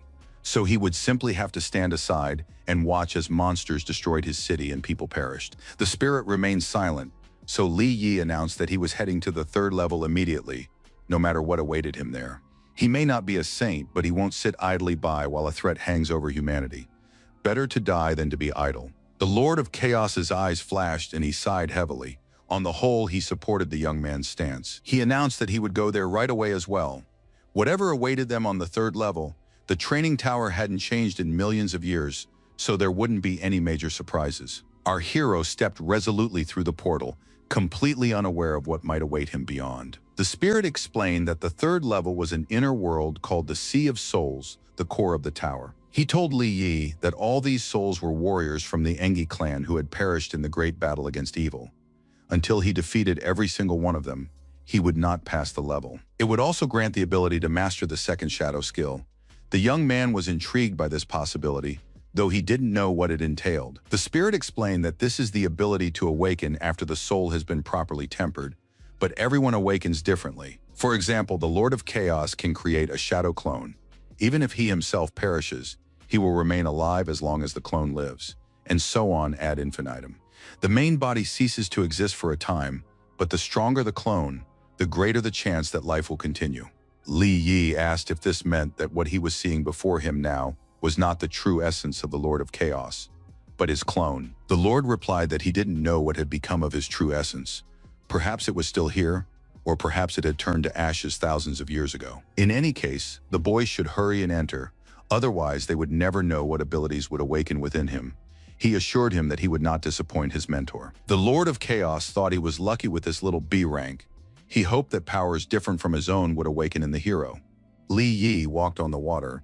Everything around him seemed to have frozen, with shards of crystal suspended in the air all around. It seemed as though they might rain down on the young man if anything went wrong. Our hero reached out toward one of the shards. He decided that these were the very sleeping souls the Lord of Chaos had spoken of, and tried to pick one up. The fragment immediately crumbled into smaller pieces. It became clear that it was better not to touch it at all. Unfortunately, it was too late. Something began to happen, and Li Yi's face contorted with surprise and fear. The warriors of entropy appeared, declaring that regardless of what had become of their souls, they must defend the portal from the intrusion of outsiders, even at the cost of their lives. These were memories of the battle with the monsters. The clan's shadow warrior was far from the top of the ranks, but he intended to fulfill his duty. They managed to repel the monsters almost immediately, but it was obvious that this was far from the end of the confrontation. His comrades were just as determined. Each of them thought only of defending their honor and protecting the portal. The leader ordered them to fight as if nothing existed but death. They must not allow the monsters to take a single step forward. Li Yi found himself right in the thick of the battle. The deafening thoughts of all the combatants were splitting his head open. He realized that these were the events of the greatest battle of the past, one that was unknown even in his own world. Suddenly, the shadow warriors began to seem to melt away. The young man couldn't figure out what was happening. He tried to grasp the dark energy with his hand, but it simply passed through his fingers. It wasn't real. Suddenly, these shadows coalesced into a massive figure of Li Yi himself, who suggested the young man take a closer look. These fallen warriors were far stronger than he was. The former miner remained silent, so the giant stepped closer and repeated his question, this time with even more sarcasm in his voice. The fake hero asked who had allowed a B rank to come here and attempt trials that were clearly beyond his capabilities. The giant loomed over the young man as if he intended to crush him. A mocking smirk froze on his face, hidden in the darkness, his eyes flashing. Our hero replied that even if he was a B rank, so what? He was worthy of showing what he was capable of. Because there are people he wants to protect, he has something to fight for and something to give his life for if necessary. A massive hand reached out toward Li Yi, to the giant. Those words sounded simply repulsive. The young man didn't flinch. He continued to stand calmly and look at his potential opponent. He needed to understand where his strength lay. When the hand was very close and almost engulfed the hero, he shouted that the giant could mock him all he wanted. Li Yi added that even if his opponent was 1,000 times stronger, he wouldn't stand idly by or run away, and then he charged into the attack. The young man struck right in the center of the palm. A surge of energy bounced off it and struck downward, but even that was already an achievement. The Lord of Chaos watched what was happening. He assessed the intense emotional fluctuations the young man was experiencing. He thought that Li Yi might indeed surprise him. This man's potential was truly limitless. The opponent decided to counterattack. Enough energy had already gathered in the center of his hand, and he believed the kid had overestimated his strength. Realizing that he simply had to dodge now, the hero began to calculate the trajectory of his jump. The choice was made. The young man managed just in time to avoid being instantly destroyed. He leaped high into the air and then landed to the side, planning his next moves in case the attack was repeated immediately. The giant swung his fist to strike, declaring that his power was based on Li Yi's fear, so the latter would not be able to withstand it. The young man froze. He realized that his first priority was not to think about attacks, but about his own mental state. The enormous hand was very close. He had to immediately figure out how to resist it. Then it dawned on our hero. He sensed that he wasn't alone. All the soul fragments were on his side, which meant he could harness their energy. The two fists collided. The young man poured all the strength of the heroes who had sacrificed themselves for a greater cause, just as he was doing now into the blow. He managed to leave a dent. The efforts of those who had once been real heroes helped Li Yi. He suddenly realized that his opponent was merely his inner demon, which meant that defeating him was entirely possible. The young man's next blow completely shattered the giant fist. As soon as he had figured out the enemy's true nature, everything fell into place. Don't think it was easy, but the former miner wasn't afraid to take a risk and emerge victorious. Looking at the shards of souls around him, our hero whispered that nothing lasts forever under the moon. But there are things that simply pass by without touching the essence. Suddenly, the crystal fragments began to turn into shadows. Li Yi thought that these were the souls of the Entropy clan taking on their true form. A message appeared stating that he had reached the second level in the art of shadow manipulation and had acquired the skill of soul protection, something like a blessing. Shadow figures materialized around him, many of them bowing respectfully to the young man. The soul protection skill allowed the commander to boost the strength of all team members, protect and heal them, summon weapons, share his abilities, and so on. The voice of the Lord of Chaos rang in Li Yi's head. He reported that the little B rank had truly managed to surprise him. An arch and a portal appeared ahead. All the clan members respectfully knelt, and our hero asked what kind of door it was. The spirit explained that it was the entrance to the Entropy clan's arsenal and medical storehouse. If he wanted, he could go take a look. The young man asked how much was stored there. There was no reply, and it became clear that the clan's resources were practically limitless. The Lord of Chaos said there were enough weapons to face an army of 100,000, or perhaps even more. He should just go and see for himself. Li Yi said it felt like he'd hit the jackpot. He was curious about what was on the 4th and 5th levels, which turned out to be a prison simulation, but they'd discuss that later. Then the young man asked about the 6th level. If they were preparing him to face the core monsters, it was clearly for a reason. The spirit replied that the hero wasn't ready to find out what was there yet, and besides, it would be better if he didn't have to figure it out the hard way. The young man thought he wouldn't be surprised if there was nothing at all on the 6th level. His mentor did not take kindly to such thoughts. Meanwhile, Mr. Qishihao was informed that all members of the Black Panther group infected with the drug had been captured or killed. This was the work of the military. The mustachioed man was very surprised and immediately asked how Li Yi had managed to secure the army's support. There was also information that Panther himself had been captured and was being held in a special prison. Upon hearing that the gang leader was alive, Shihao became furious. His eyes flashed at the thought that Panther knew too much and would most likely betray them at the first opportunity. Kui ordered the second rift to be activated immediately.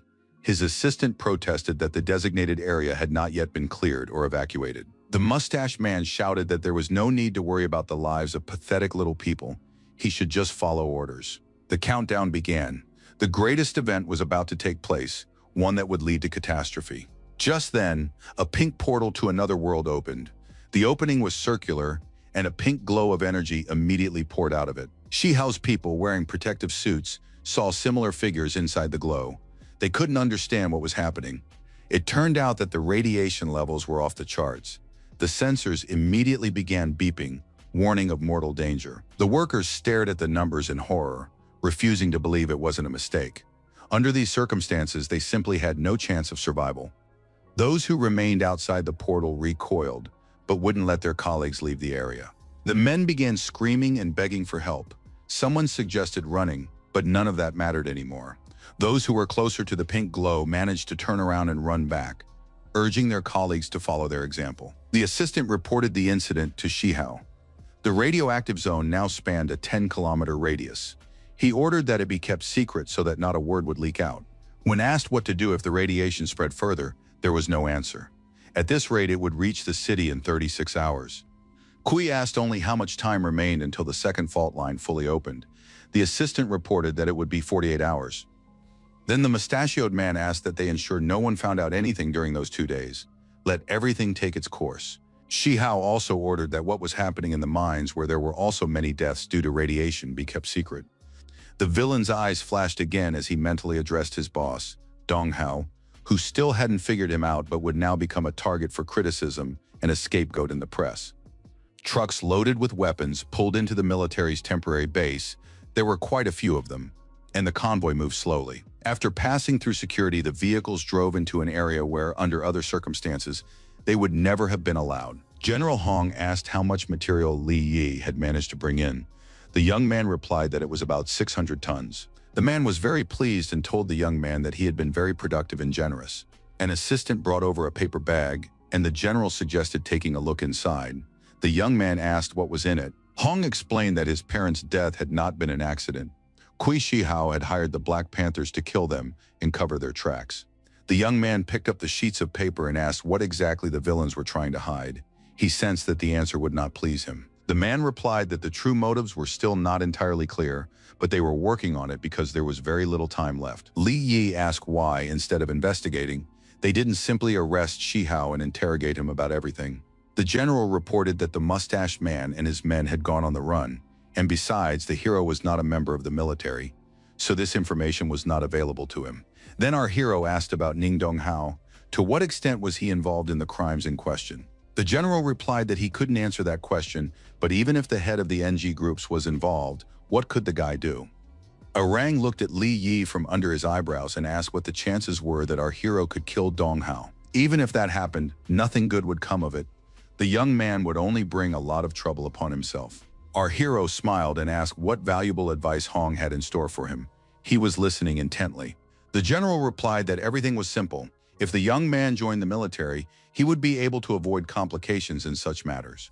Li Yi smiled. It seemed he had already guessed that the man had his own interests, which he was quietly advancing. The young man surmised that the matter wouldn't end with him joining the army. There was something else that would need to be done. Hong replied that this wasn't the case. He was asking him to join the army and become a soldier to protect the young man, nothing more. He started rambling on about support, duty, and shared goals, but it was clear that these were just empty words. Just then, Hong's assistant's earpiece beeped, It seemed something had happened that required the general's immediate attention. He reported that information had come in from the research center. The man replied that everyone here was on their side, so let them report. They activated the transmitter, and a military officer appeared on the screen, reporting that strong radiation fluctuations and a monster invasion had been detected near the city. He presented a map marking the areas where similar events had also occurred. Our hero's eyes widened. He saw familiar names. He had to warn his friends. Longman Hospital was listed in the danger zone, the very hospital where Xian's assistant was. He had to evacuate Duanao and the girl who was right next to him immediately before the monster showed up there. Li Yi's contact lit up on the screen. The beauty apologized and answered the call, sensing that it was important. The girl greeted him with a smile and asked what was going on. A huge insect was already flying outside the hospital window. Our hero shouted for her to get Duanao out of the hospital as soon as possible, but Jinyan couldn't hear him anymore. The monster smashed the window and burst inside. A security guard shielded her from the shards and ordered the young lady to step aside immediately. The man managed to grab the insect. Zijin and Duanao had to run away as fast as they could before the monster gave chase. The girl helped the patient to his feet, but he was still too weak to walk at the necessary pace. Miss Quinn wasn't the type to give up easily. She did her utmost to lead her friend to a safer place. But even in the hallway they had entered, there were already insectoids. Patients and doctors were frantically trying to flee toward the exit. Duanao suggested leaving him behind and escaping, but Xin refused. All she cared about was where the monsters had come from in the hospital. It turned out her assistant was so badly injured that he didn't even fully understand what was happening around him. The girl kept dragging him, declaring she wouldn't abandon him, while a monster was already creeping up behind them. It struck swiftly and Jinyan was flung aside, splattering blood on the wall. Duanao was unharmed but nearly fell. The beauty jumped as far away as she could and didn't land very well, but she didn't sustain any serious injuries. She tried to reach the debris of the doorway to fight, but her assistant shouted for her to leave him and run away immediately. There was a monster behind him, but all Duanao cared about was the safety of young Miss Quinn. A piece of wood flew right at the insect's nose, distracting it from the man lying on the floor. It was Xian, who announced that even though she wasn't skilled in martial arts, it didn't matter, because she was still a B rank, which meant she was capable of protecting herself and her friend. Shouting that she couldn't run away and abandon Duanao, the girl charged at the monster with a splinter of a wooden post in her hand. With a single swipe of its claw, the insectoid broke her makeshift weapon, which threw the heroine into a bit of confusion. With a second movement, the monster struck the girl so hard that she flew into the wall, terrifying her assistant to death. Li Yi rushed toward the hospital as soon as he realized his friend had been attacked. It seemed like a chance to try out his new ability. He activated the soul shield, and a blue glow enveloped the part of the city where Longman Hospital was located. Jin was now glowing blue as well. She began to slowly rise from the floor, coughing constantly. She suddenly heard Li Yi's voice calling out to her and asking her to get up. The beauty's surprise knew no bounds. A vision appeared. Our hero assured his friend that he would help her defeat the enemy and asked her to trust him. She whispered that she believed him, feeling a surge of strength and combat power. The beetle was preparing to attack. The young man assured Xian that she would have no trouble dealing with it, and she assumed a defensive stance. The soul defense skill activated, and now the girl was able to control the flow of energy that Li Yi had transferred to her. With a shout that she would now show what she was capable of, she fearlessly grabbed the monster by one of its paws. The beauty had enough strength to flip the monster over her and slam it into the ground. It became clear that just a little more, and she would have simply crushed it. The blow was so powerful that it broke through the floor. Xian lost her balance and, carried by momentum, began to fall as well. She couldn't believe she now possessed such devastating power and was a little frightened. The very next moment, the young man caught Miss Quinn in his arms, preventing her from falling, and praised her courage. The girl couldn't handle the emotional strain and began to cry. Our hero tried to comfort his friend, noting that she had done an excellent job. Xian couldn't pull herself together. She admitted that she was afraid of dying and never seeing Li Yi again. Tom felt a little uneasy upon hearing this, but the hero promised that he would always protect his girlfriend. Just then, an assistant appeared and asked for their help, saying they could show their affection a little later. Both of them blushed deeply. Soon, all the monsters in the hospital had been cleared out, and the patients and staff evacuated. The building was left with gaping holes from the monster's attack. In addition, Li Yi handed out healing potions he had obtained from the Entropy clan's vault. Everyone drained the bottles immediately. Jin and Duanao also used the potions. The effect was simply amazing, and both of them were almost completely restored. Just then, a hospital worker ran up, saying that it wasn't over yet. A group of staff members was trapped in Sector 7, which was literally swarming with insectoids. Shin reported that this sector belonged to the NG group and the mines there were supposed to have been cleared of monsters. Li Yi said he knew the place, it was nearby, and it seemed that was exactly where the monsters had entered the hospital. The girl replied that it sounded very likely. The three of them rushed toward the indicated sector to see how things were going in the NG group's territory. The portal was cordoned off with tape. The military wouldn't let anyone inside, even though many of the evacuees were shouting that their relatives and friends were still trapped there. A man announced over a loudspeaker that there was chaos inside and many monsters, so no one should approach. He ranted that they shouldn't blame them if people died because of their own stupidity, but keeping the crowd back turned out to be no easy task. One of the workers showed his phone. His brother had sent a video showing the monsters, and he didn't understand why the miners couldn't be saved. The man with the megaphone tried to explain that the more people there were in the danger zone, the more people would need to be rescued, and resources were limited. He ordered the soldiers to arrest the people who were causing panic and stirring up trouble. Otherwise, trouble was inevitable. Suddenly, the crowd began to part, revealing the silhouettes of three people, one of whom loudly praised the might of the NG groups, sarcastically, of course. The man with the megaphone flew into a rage and shouted that no one dared speak that way about their company. Li Yi ignored the remark and asked if the speaker would move out of the way himself or if he needed help. Either way, they needed to pass. The bald man recognized Miss Quinn and reminded the girl that this territory was outside her corporation's sphere of influence. Jin reported that there were people trapped inside, and if no one here was going to rescue them, then it directly concerned her company. The NG group employees began rubbing their hands together maliciously, noting that if they wanted to go inside so badly, then by all means, but they shouldn't blame them for their deaths later. The girl's assistant moved forward, but Li Yi was faster, using shadow teleportation. He pressed a dagger to the manager's throat and informed him that they were going inside no matter what, so he should just tell his people to step aside. The man hissed at the hero that he was the vice president of the NG group, so he should at least say who he was, and then they could talk. Li Yi replied that he was just an E-rank miner with no special connections, but that didn't mean he could be intimidated. He activated his new skill and expanded the area of effect around himself. A blue glow appeared again, but then the vice president decided to attack. The flash became so bright that the young man had to cover his eyes with his hands. He had slightly misjudged the power. The force of the blast threw the guy far backward, and he slammed his back into a rock. Debris flew in all directions. Nevertheless, the hero managed to fend off the attack and suffered no injuries at all. He remained completely calm. Ning Donghao appeared. He was curious about what was happening, and the vice president briefly described the situation. The head of the NG group was seriously angry and asked Zijian to provide a reasonable explanation for her actions. The girl pressed herself against Li Yi, seeking protection, and replied that inside was a team of their medics who needed protection from monsters. Donghao threw up his hands, shouting that his company had cleared this sector of monsters several years ago. Miss Quinn and our hero didn't know how else to argue their case. It seemed the head of the NG group really wasn't aware of what was going on. The man calmed down a bit and said that today he would forgive their audacity out of respect for Shoushang.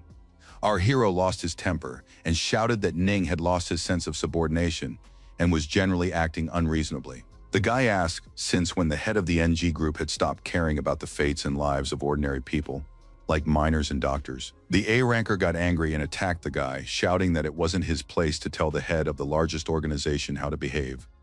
Li Yi used his shadow skill and shouted that the mines were right behind the head. If he didn't believe him, let him go through the portal and see for himself. Donghao blocked the young man's path and said he wasn't going to waste his time on such nonsense. A spirit appeared behind our hero and asked if he needed help. The young man replied that he could handle it on his own. He simply used a shadow teleport and carried a rang through the portal. Only the stones beneath their feet flew away. Once on the other side, Ning simply asked what was going on. By some miracle, he had become completely calm. Li Yi didn't need to explain anything. The advanced user glanced back and immediately saw the raging insectoid behind him. The man instantly waved his hand and activated one of his core skills: gravity manipulation. The A-rank simply smashed the monster, slamming it into the ground. The vile green slime splattered in all directions. Our hero commented on the situation by saying that sometimes it's best to take advice to heart and verify information for yourself. The crowd didn't stay on the sidelines either. They saw through the portal what had happened inside and began demanding once again to be let in to save the people. Some people started filming, others were pushing through the security guards, and the vice president was shouting again that no one was to dare cross the barrier tape. Li Yi turned to Dong Hao again and asked if he would stop them now or let them through to save the people. President Ning headed straight for the security cordon. It seemed he had made the right decision. The bald man shouted that they simply couldn't let these strangers in. He looked perplexed. Dong Hao pushed his deputy aside, saying he would deal with him later after he had dealt with the problem in this sector. He asked the guards what they were still blocking here. They should go inside and destroy the insectoids. Jin was worried. She asked Li Yi if he was okay, and the guy replied that everything was fine. Let the girl and her assistant stay here while he heads to Sector 7 to take care of the people in trouble. The beauty was a little worried, but she didn't argue, agreeing to wait on this side of the passage. Inside the sector, a real catastrophe was unfolding. There were so many insectoids that you couldn't even see the ground beneath them anymore. The vice president was stunned. He asked Dong Hao what to do, since they couldn't handle this on their own. Ning ordered them to call the advanced units and gather reinforcements. Li Yi appeared and pointed out that while they waited for help, many people would die. Wouldn't it be easier to go inside themselves and save more lives? The deputy shouted that A-rank status was too high and influential. It would be a tragedy for the company if he were to come to harm. Our hero suggested that the head of the NG group simply hadn't fought in so long that he was now simply unwilling to risk engaging the monsters.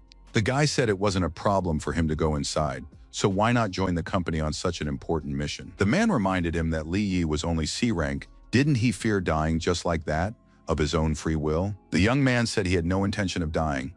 He activated his shadow skill and suggested either coming with him or staying out of the way. Our hero rushed forward and told him to watch closely to see who would be killing whom. In a matter of seconds, Li Yi wiped out an entire swarm of insects, advancing relentlessly. The monsters were blown to pieces in a whirlwind of shadows. Destroying them was no trouble at all. The spirit noticed that something was off about these monsters, so our hero activated his shadow vision to verify the information. It turned out that these insectoids were indeed different from the ones he had fought before. But that didn't mean he should spare them.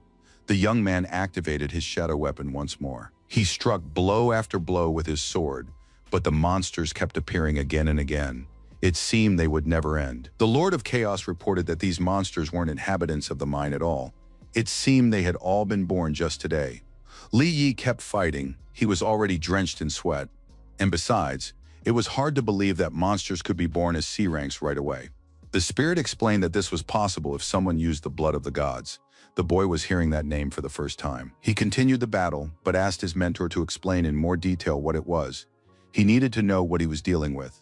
The shadow mentor explained that it was a toxin that multiplied the power and combat skills of any creature many times over, driving it mad until it died of exhaustion. The spirit noticed that several broods had been infected.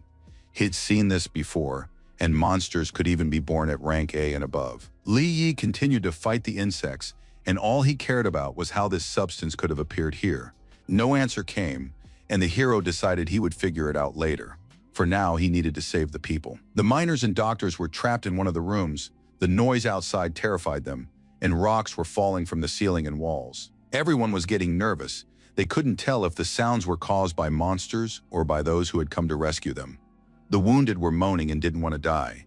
The medical staff supported them as best they could, promising that help would arrive soon and everyone would be saved. Suddenly, the body of a beetle-like monster smashed through the wall.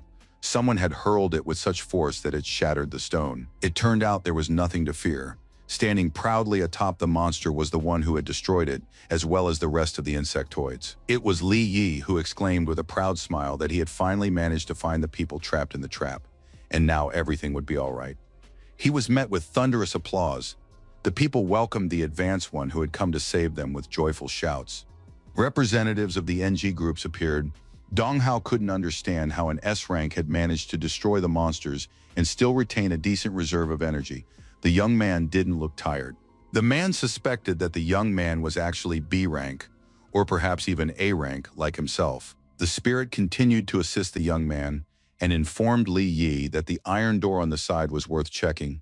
There was something strange behind it. Our hero immediately headed there, and the vice president, somewhat panicked, tried to stop him. The man shouted that these were their company's secret warehouses and the young man wasn't even allowed to approach the door. The young man activated the sensor. Inside, he clearly sensed a brood or something similar.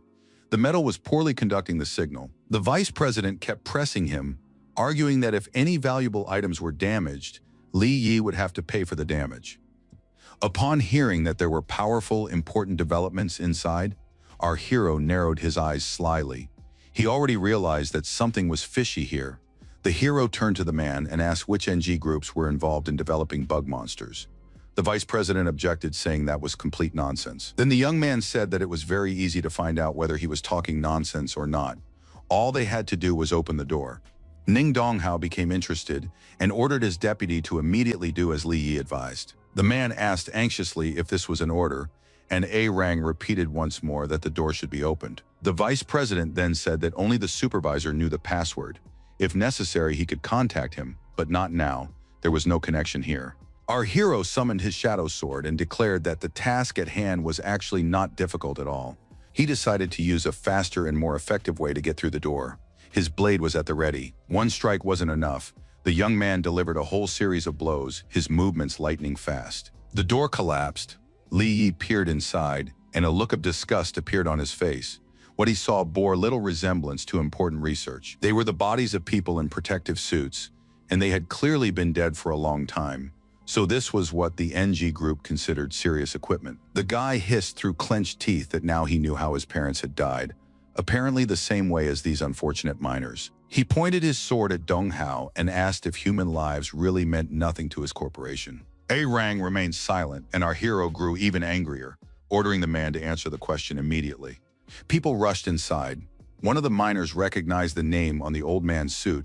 He was supposedly killed in an accident 2 years ago. Then someone spotted another familiar miner, and the head of the NG group roared that he didn't understand what the hell had happened here.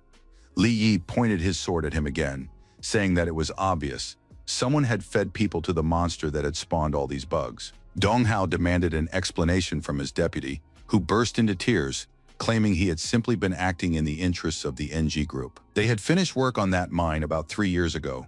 He knew nothing of the events that followed. Who could have known that a monster capable of spawning so many others would appear inside?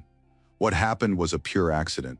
Li Yi's eyes flashed with fury. He lunged at the men, shouting that no one dared to simply feed people to monsters. The vice president begged for mercy, and Donghao stepped forward and asked what our hero intended to do. Ning reminded them that this was an internal matter for his corporation, in which no outsider had the right to interfere. The young man pointed out that hundreds, if not thousands, of people had died here. Was A Rang really going to keep covering for his vice president? The miners behind them began shouting that it was unfair, that their lives were being treated as worthless. The deputy head began calling on security to intervene. He was trying to protect himself at any cost. The man also addressed President Ning, saying that he simply had no choice in this situation. The Lord of Chaos appeared and offered to destroy this trash with his own hands, but Li Yi replied that there was no need for that. Our hero explained that now was a perfect opportunity to let him experience firsthand what it was like to be food for the bugs. The young man headed deeper into the room, where there was something resembling a cave. Donghao tried to track his route. The vice president tried to explain that the bug queen's level was only B. He didn't know that when she was hungry, she went into a berserk state. Besides, the mine had been closed and sealed off. Who could have imagined things would turn out this way? His primary concern had been the interests of the NG groups. Ning flew into a rage and swung to strike the insolent man, who cared only about his own gain, and keeping his position that much was obvious. He didn't have time to finish what he'd started. A huge flash of pink light distracted everyone present from what was happening. The men looked back and saw the enormous monster that had spawned all the insectoids and defeated Li Yi in the mine. The monster looked simply repulsive, and its size was literally mind-boggling. Even Donghao felt uneasy. Screaming that he didn't want to die, his deputy rushed to flee. He didn't realize that his chances of survival were, in any case, virtually zero. The mother beetle's antennae grabbed the vice president instantly and dragged him into the monster's mouth. No one rushed to help. The unfortunate man, gasping for breath, begged President Ning to save him, But the president did not respond to these tearful pleas. In the end, the boss merely said that the vice president's life only cast a shadow on their corporation, so everyone would be better off without him. Dong Hao stretched out his hand and pointed his finger at the vice president, declaring that he would now go to hell right along with that creature.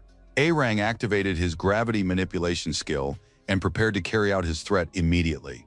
He slammed the monster into the rocks with such force that it simply shattered into pieces, along with the man it hadn't had time to eat. Li Yi appeared. The guy feigned surprise, noting that he hadn't expected the mother of the monsters to be able to run out of the cave so quickly. The hero thanked the heavens that the head of the NG groups was unharmed, for things could have ended much more tragically.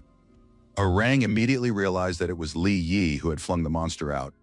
The young man assured him that he had only been trying to take a leak. The young man added that it wasn't just Dong Hao Company's employees who broke the rules. The bugs they raised were exactly the same. The head of the NG group was furious and ordered Li Yi to shut up immediately. The hero asked if he was planning to attack him. Our hero advised him to save his strength. The media had already found out what had happened here, so he should channel all his energy into solving this problem. The man hissed through clenched teeth that sooner or later he would make the young man pay the price for what he had just done. The young man calmly replied that he would look forward to that moment.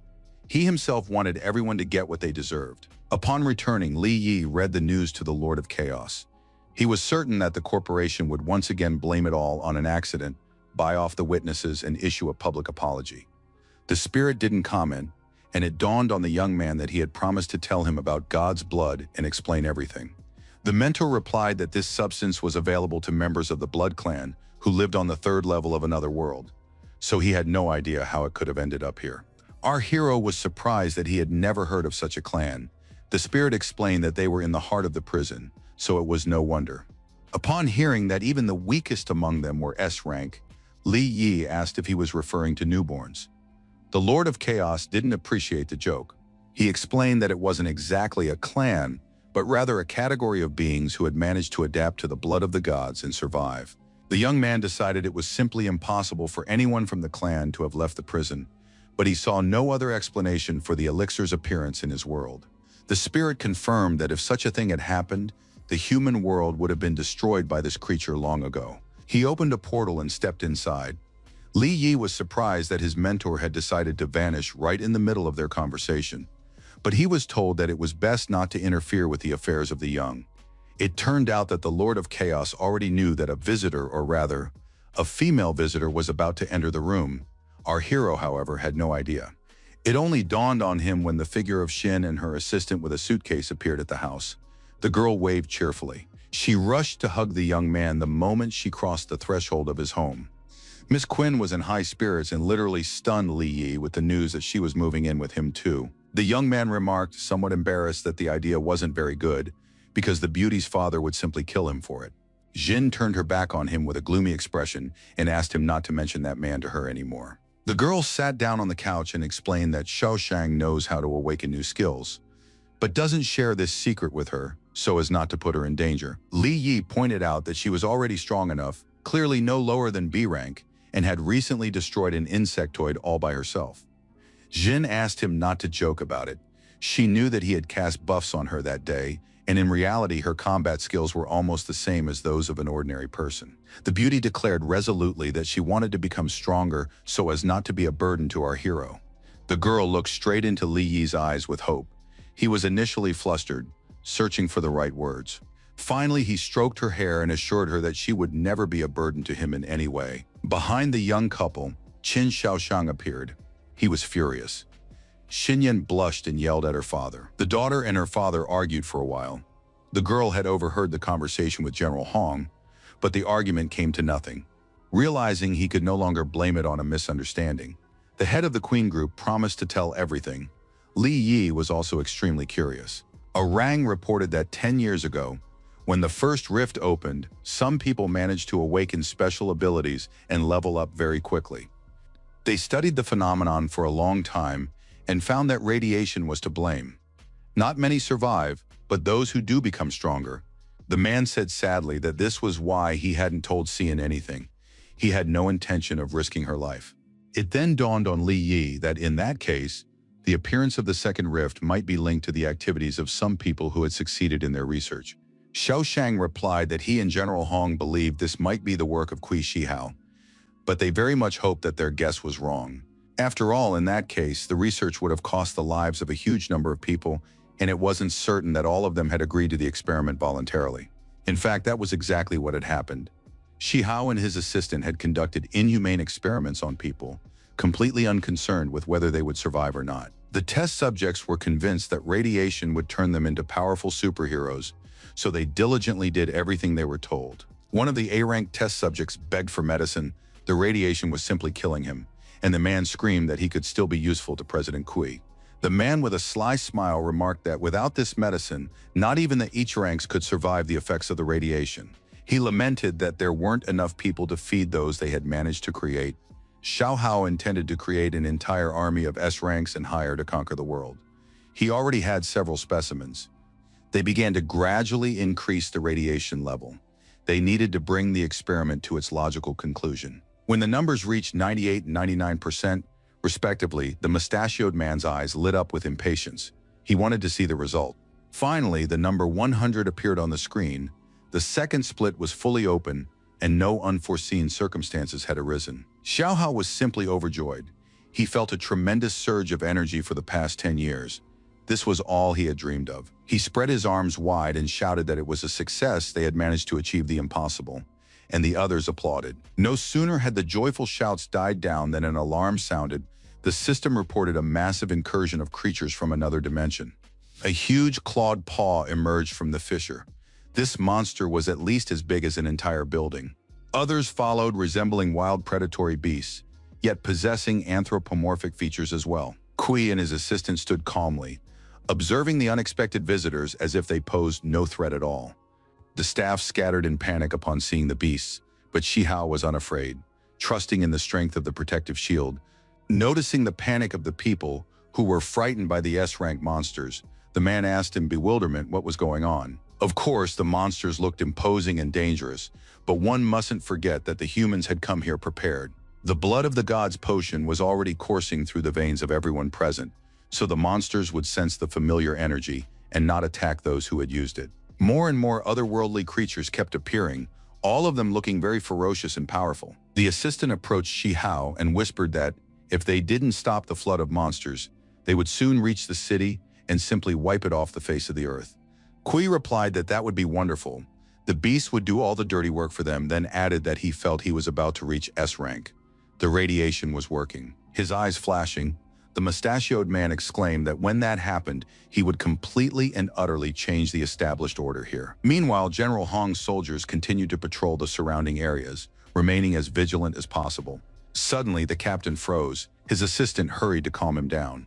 They'd been through this area several times already, but the boss didn't respond. The man repeated once more that there was absolutely no danger here, but the captain was too frightened to utter a word. The rest of the squad followed his gaze. Now everyone was just as frightened as their commander. As if out of nowhere, the thunder wolf of the A-Rang appeared before them.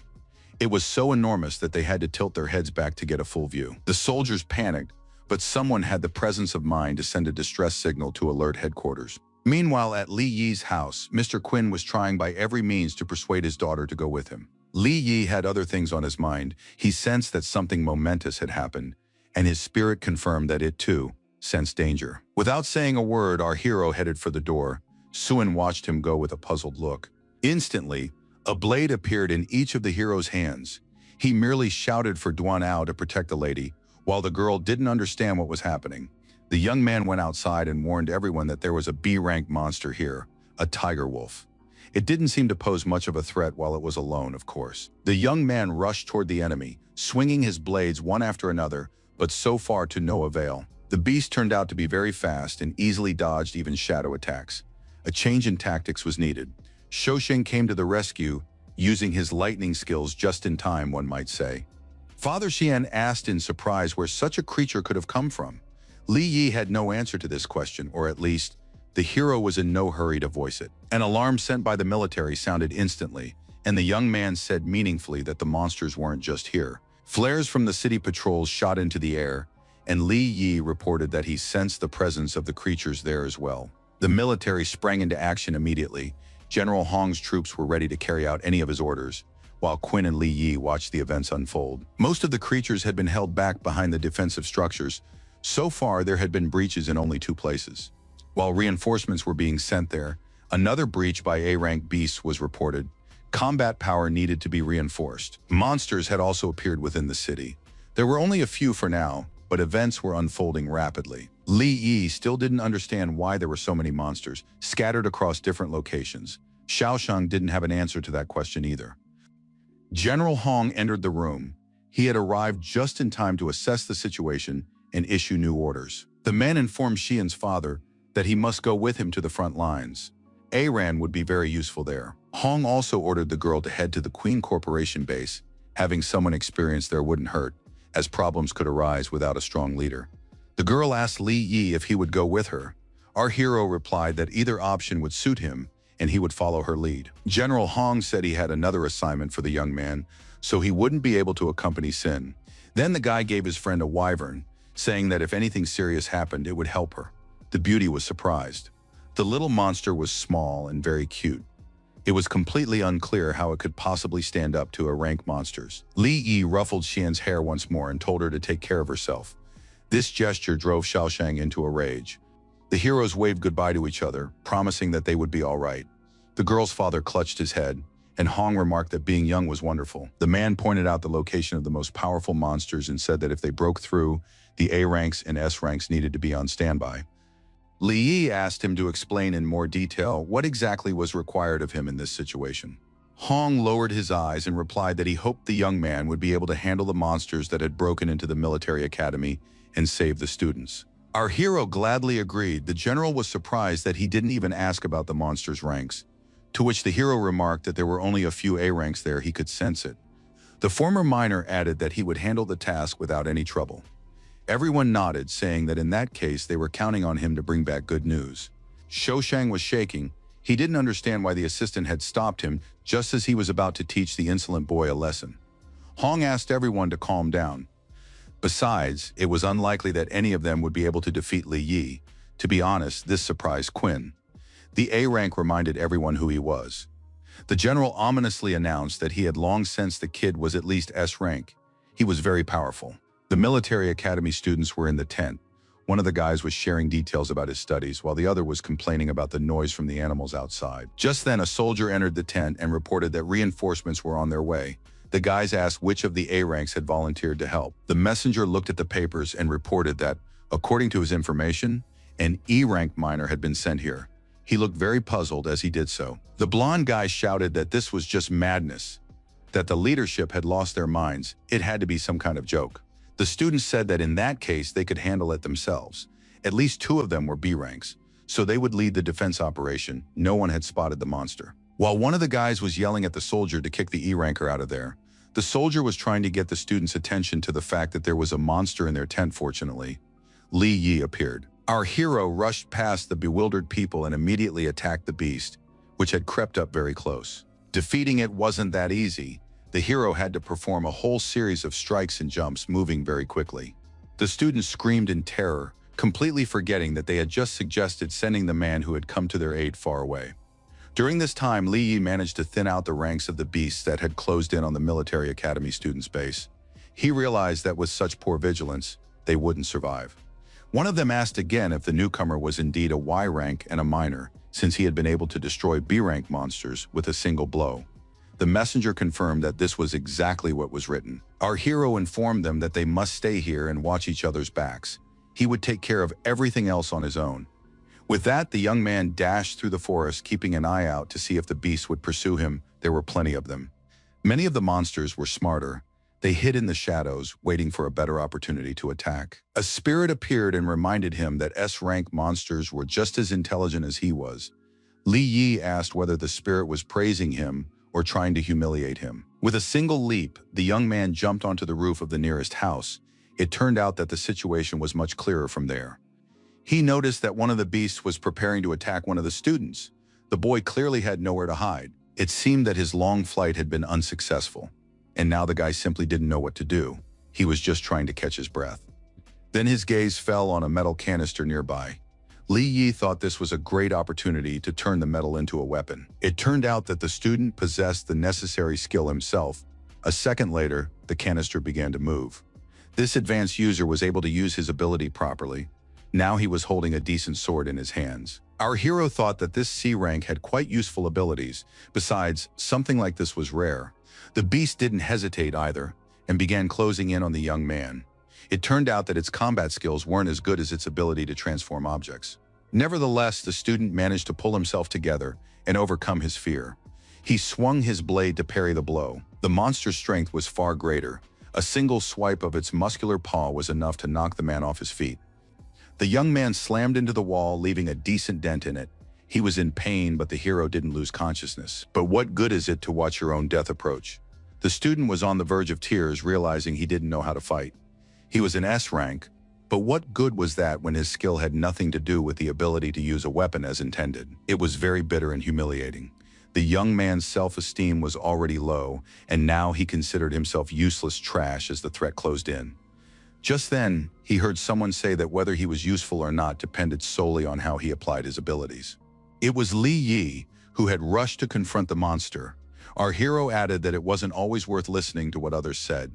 Our hero held out his hand, saying that search teams were nearby. He could join them or go with him and save many lives. The student said he would go with the veteran. He knew where other guys who needed help might be hiding. The young men shook hands and introduced themselves. The guy's name was Luo He, and he was a cadet training to be an infantryman. Several students had barricaded themselves in one of the warehouses. They were discussing how not everyone had been lucky enough to find shelter. Luo He most likely hadn't. One of them remarked that such trash was completely useless, so the unlucky ones were most likely already dead. The blonde man's name was Lu Hao, and upon hearing this remark, his comrade was genuinely outraged. How could anyone even say such a thing? He added that he regretted not going with Luo He. That way, he could have been of some use instead of hiding here. Lu Hao replied that they were C rank, so it was much wiser to stay in hiding and protect the others if necessary. Li Yi appeared in the doorway, saying that it was very convenient to hide behind good intentions so that no one would notice your fear. The blonde got angry and immediately activated his skill to attack the offender. He hadn't yet realized who he was dealing with. The slap landed faster than the guy could swing his arm. His eyes bulged in surprise and indignation. But that wasn't all. Our hero struck the other cheek, and the brat flew several meters to the side. He tried to get up, but noticing that Li Yi was approaching, he shouted not to dare come near him, or his father would deal with this. Our hero turned around, saying he didn't care who the blonde guy's father was, but if he didn't shut up, there would be one less student left alive. The rest of the guys greeted Luo He joyfully. They were glad that help had arrived just in time. Suddenly, Li Yi grew serious and decided to clarify the situation. He hadn't come here to save them. The hero explained that he had come here to turn them into real soldiers. They would arm themselves and go fight monsters. This came as a surprise. One of the girls mentioned that there were B-rank beasts in the area. Even the military couldn't always handle them. The former miner's eyes flashed, and he exclaimed that they weren't civilians but cadets at a military academy. They mustn't forget that. He reminded them that sooner or later everyone would have to go into battle, so why not do it now? They would find the rest of their comrades, and together they would destroy the monsters. After saying this, the young man activated his shadow skill and promised that, for his part, he would do everything possible to ensure everyone remained safe and sound. It turned out the hero had taken out that very weapon he'd obtained on the second level. He ordered Luo He to turn it into arrows and a shield. The student activated the corresponding skill. If he could work with this material, the cadets would clearly succeed in their fight against the monsters. Everything went smoothly, and within a second, the young man had excellent arrows and a rather impressive +1 shield in his hands. Li Yi ordered the girls, who weren't very experienced, to keep their distance and shoot his arrows from their bows. Only they could kill these beasts. The guy who was defending the infantry cadet from the blonde man was D rank, so our hero assigned him the role of a tank and handed him a shield. Luo He himself received a sword and an offer to be at the forefront of the attack alongside Li Yi. Together they would be very successful, though the student was clearly not thrilled with the assigned role. Luo Hao tried again to taunt his classmate, whose combat skills had always left much to be desired. The former miner remarked that they shouldn't pay attention to this nonsense. It was high time to gather their courage and face the monsters. They didn't have to go far. On the roof of the gym, the guy spotted one of the beasts prowling in search of easy prey. The tiger wolf easily smashed through the glass roof as soon as it spotted people below. Its rank was B. The cadets trembled with fear at the sight of this ferocious beast. Their enthusiasm evaporated instantly as soon as it became clear that a battle was about to begin. Li Yi activated his soul protection skill, covering the guys' backs. They didn't need to know about it. The hero promised that as long as they believed in themselves, everything would be fine. Their combat skills and stamina surged instantly. The students felt they had what it took to handle this monster and took heart. The former miner decided to immobilize the monster with chains to make it easier for Luohe to deal with it. The young man nodded and rushed into the attack, making an incredible leap. Everyone froze watching what was happening. The young man attacked with all his might, but all he managed to do was scratch the beast's skin. Immediately, Li Yi gave the order for the girls to shoot, and arrows made of exceptionally durable material with special tips flew toward their target. The tiger wolf roared in pain and rage. He clearly hadn't expected such an attack. The beast jerked and broke some of the chains. They flew toward the students, but just in the nick of time, their comrade with the shield appeared, taking the damage upon himself. Li Yi joined the fight as well, praising the students for their excellent teamwork. Now all that remained was to kill the monster. He landed several blows and shouted at Luohe to use his skill.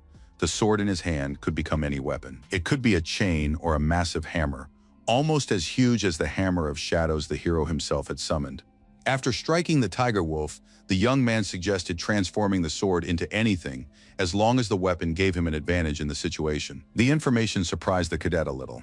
He had never thought that he could actually transform metal into any convenient form.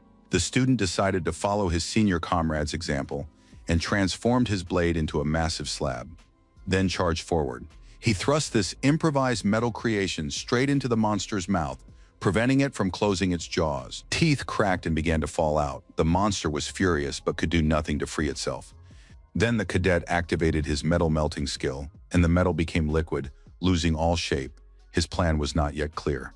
He pulled the stream of metal toward himself, and it began to grow in length, turning into a huge cable of incredible strength. Soon the tiger wolf was securely wrapped several times. Its eyes burned with confusion. The creature had never encountered such a weapon before.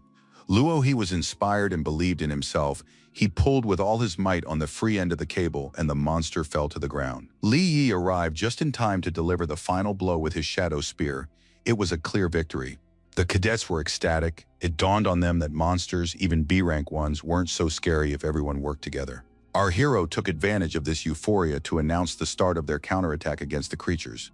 Luohe asked the blonde guy who had been picking on him if he wanted to join their group. He was clearly in a friendly mood.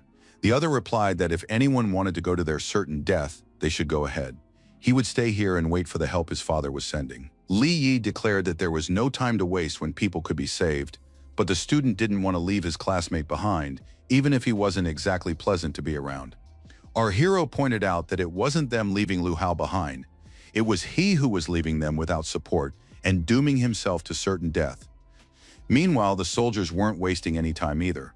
Upon encountering the monster, they quickly took up the necessary positions to repel the attack, acting with the utmost precision. The enormous beast delivered one blow after another, but the shields made of durable material withstood even these claw attacks. The leader ordered a simultaneous attack on a single point. All the advanced soldiers prepared their fireballs and took aim. Finally, the advanced soldier gave the order to fire, and everyone as one launched their projectiles in unison. Every shot hit its mark, and the tiger wolf howled in pain. Victory was still far off, but the beast was wounded, there was no doubt about that. One of the fighters decided to use a special skill and bind the enemy with streams of sticky green slime. He could control them. It turned out to be a pretty good idea.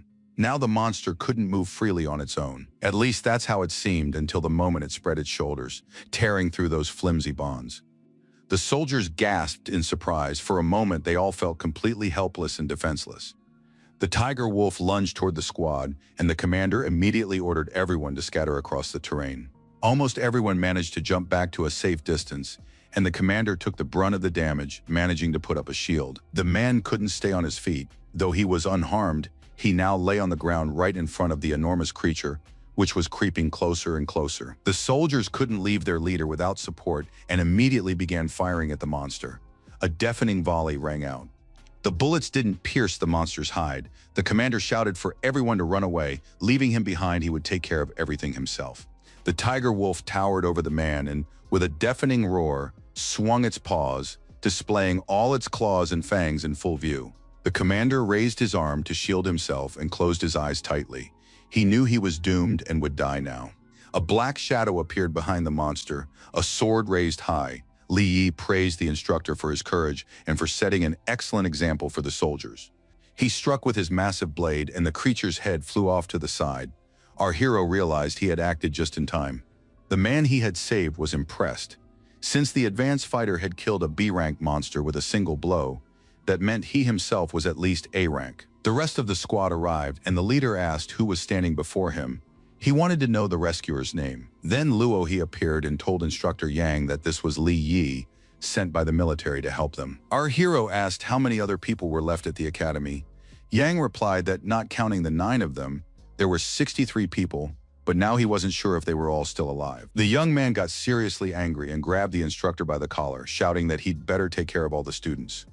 The man put on a sorrowful face and explained that he had planned to do just that, but certain circumstances had prevented him from carrying out his plan. The other instructors and Director Wu were also sitting in the shelter. They were all glad they could leave the battle with the monsters to others and waited out here in peace. One of them was about to say that this was going too far, at which point the others suggested he go outside and join the cadets if he was so smart. Director Wu explained that his best decision was to send the students out in teams of 10 with an instructor. This would give the leadership the best chance of survival. And since the people gathered here were the future of the country, capable of becoming generals, they all began to thank him. They promised they would remember this kind gesture forever and repay him in kind at the first opportunity. Li appeared in the doorway and asked if the rest of the cadets had really been treacherously sent to their certain death just so that a couple of scoundrels could survive. Our hero was impressed by scoundrels capable of becoming useful in the future and repaying such kindness. One of the men stepped forward and asked who this hero was anyway and what right he had to speak on the matter.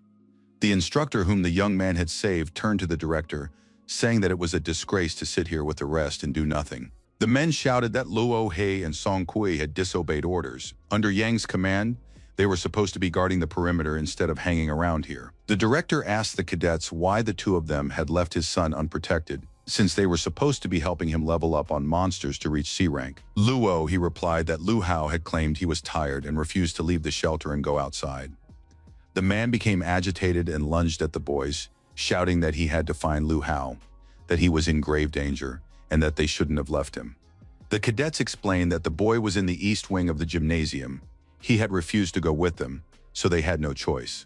The principal hissed that they would be held accountable for this. He swung his fist to strike Luo He, declaring that this was a well-deserved punishment for disobeying orders and acting on his own. At the last second, Li Yi stepped right in front of Wu's fist. He simply couldn't let the student be punished.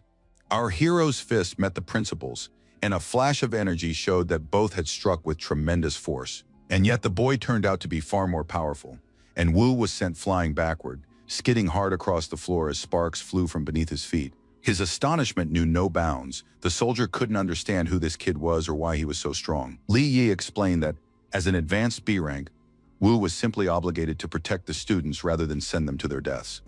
The man noted that this was a strategy, a special training tactic, and besides, the young man had no right to question orders. Our hero replied that, in that case, his order to spare Wu's son was also a strategic necessity. The director realized he was dealing with at least an A rank, and considering his age, he concluded that Li Yi came from a noble family and it would be best not to get into a dispute with him. He waved his hand at Instructor Yang and replied that he and his squad must now escort Wu to the operation to rescue his son. No one listened to him. Our hero ordered the instructor to contact the other cadets via radio and summon them all here. Li Yi ordered Luo He and his team to gather all available weapons and armor. The cadet immediately agreed. The director asked who had given the young man the authority to issue orders. The more people gathered here, the greater the likelihood that they would attract the monster's attention. The young man looked at him and asked him not to test his patience, because if this went on much longer, he would simply have to kill Wu. Soon, almost everything was ready. Our hero climbed onto a raised platform to better oversee the process, an automatic rifle appearing in his hand. All the cadets lined up in front of Li Yi, who informed them that everyone was well aware of the threat from outside and that each of them could choose one of two options. The first was to continue hiding here in the hope that the beast simply wouldn't find them. The young people frowned. The second was to go with him and defeat every single monster, proving they were capable of fighting for their lives. The director appeared with the other instructors and noted that this call to arms had been delivered quite effectively.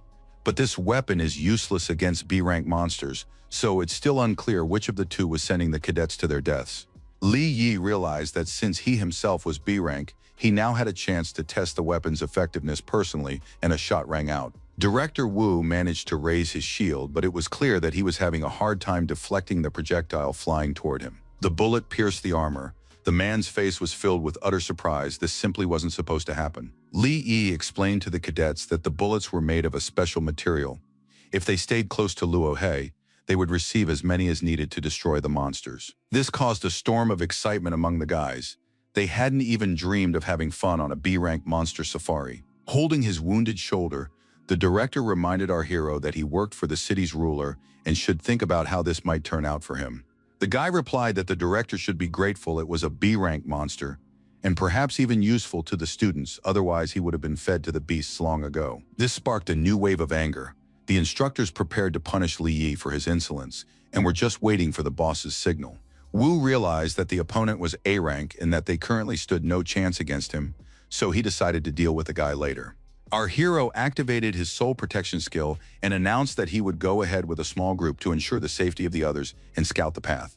After receiving buffs, the remaining cadets were to split into groups according to their specialties and follow behind. Li Yi reminded them that this wasn't a training battle but a real fight, so taking a break or asking for a second chance wouldn't be possible. He asked Inspector Yang to take command of the rest. The man had no objection. As expected, the soul defense skill didn't work on people who were hostile toward the guy, but he still asked the B-rankers to be on the front lines. Li Yi noted that this wasn't a second chance for the director, but merely an opportunity to atone for his guilt before the students. The young man concluded by saying that if the man dared to take any unauthorized actions, he would be killed on the spot without warning. In the city, the military tried to fight the monsters on their own, and a swarm of drones took to the air to scout the situation. They also observed the military academy grounds and were very surprised that the cadets had managed to organize themselves and resist the beast invasion. Not only that, but the instructors turned out to be surprisingly strong, just like the cadets themselves, and they achieved excellent results. It became clear that the strange guy, the E-rank miner with incredible abilities, was involved in what was happening. He led the students' operation and succeeded, but it remained completely unclear what kind of person he was. Meanwhile, Li Yi used his shadow vision to coordinate the instructors' actions, relaying the coordinates of all the enemies to them.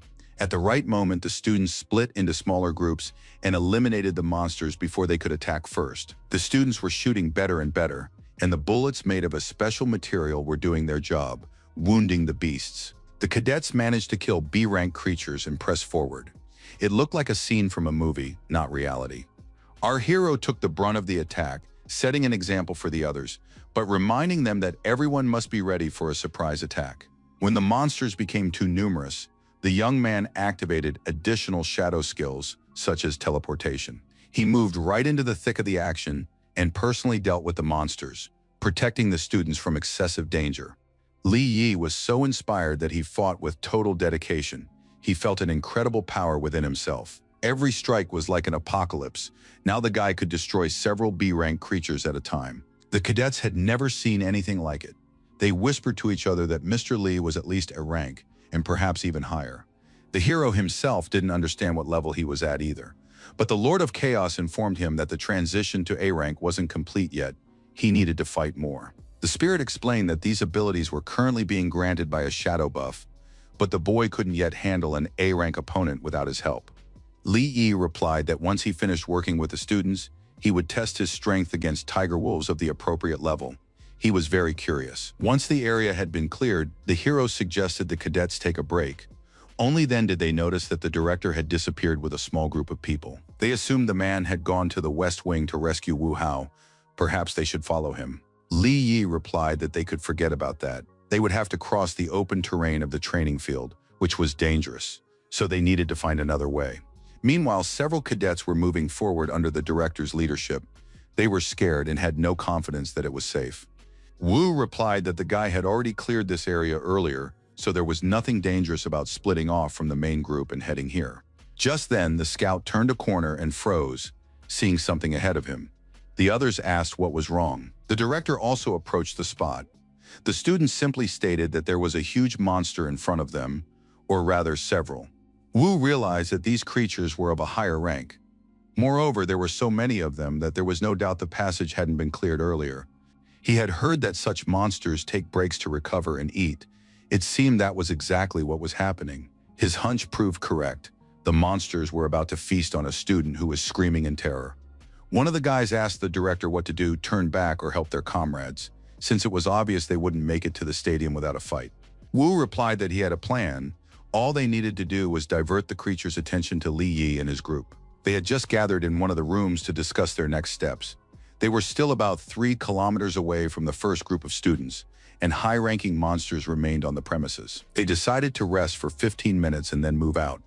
But just then an explosion thundered, disrupting their plans. Yang contacted the military to find out what was going on. It looked like someone was using hand grenades.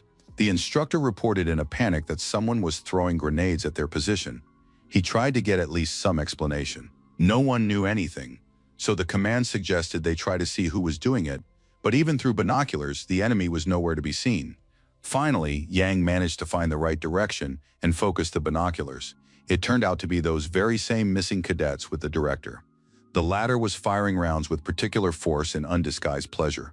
The instructor couldn't believe his eyes. Monsters fleeing the explosions also came into view. Now the scene didn't look quite so surreal. Looking more closely at the monsters, Yang suddenly realized that they were A rank.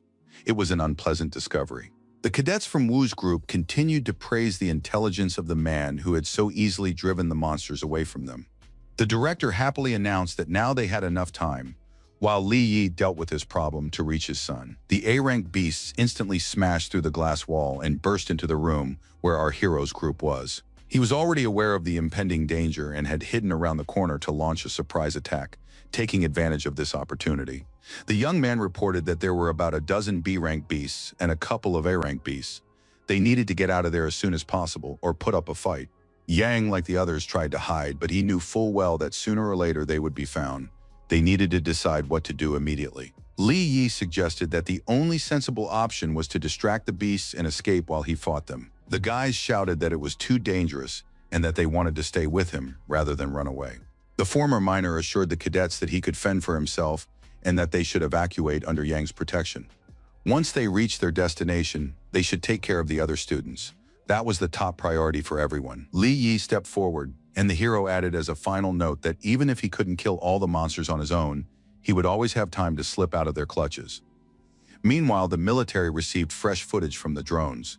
They froze in place, realizing that A-rank monsters were on the military academy grounds. An order was immediately issued to request a rank support, but Li Yi appeared on the screen, and his actions puzzled the leadership. Even if the guy were A-rank, he wouldn't be able to defeat that many creatures. It was pure madness. Watching the former miner rush into the fray, the men unanimously concluded that he had lost his mind.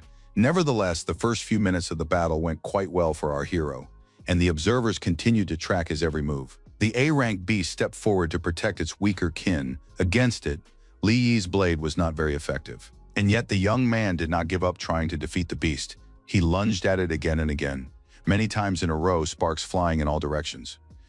The battle was so intense that the ground split beneath the opponent's feet, leaving a sizable dent in the rock.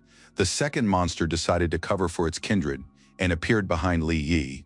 Fortunately, this did not go unnoticed. The boy managed to parry the blow of the huge paw clenched into a fist, but now he wasn't having as much fun as before. The spirit asked if the little B-rank was sure he could handle 2 A-rank monsters at once. Our hero guessed that the Lord of Chaos was craving a fight and wouldn't mind joining the battle himself, but the Lord began to deny it. Li Yi asked his mentor for help. Not only that, he pretended to beg him for such a favor. When both tiger wolves got as close as possible, the boy realized that the moment had come. He had to act right now. He threw the dagger at the one behind him without even looking back to aim at the enemy. The young man also activated the shadow domain and suggested that the spirit deal with the most troublesome monster first. The soldiers weren't sitting idly by either. They were moving forward, loudly proclaiming their readiness to take anyone in need of help under their protection. This did not go unnoticed by Instructor Yang and the cadets. Luo, he asked the man to look back. They sensed the influence of Li Yi's skill. It was no longer just a buff, but something more profound. The former miner's abilities were astonishing.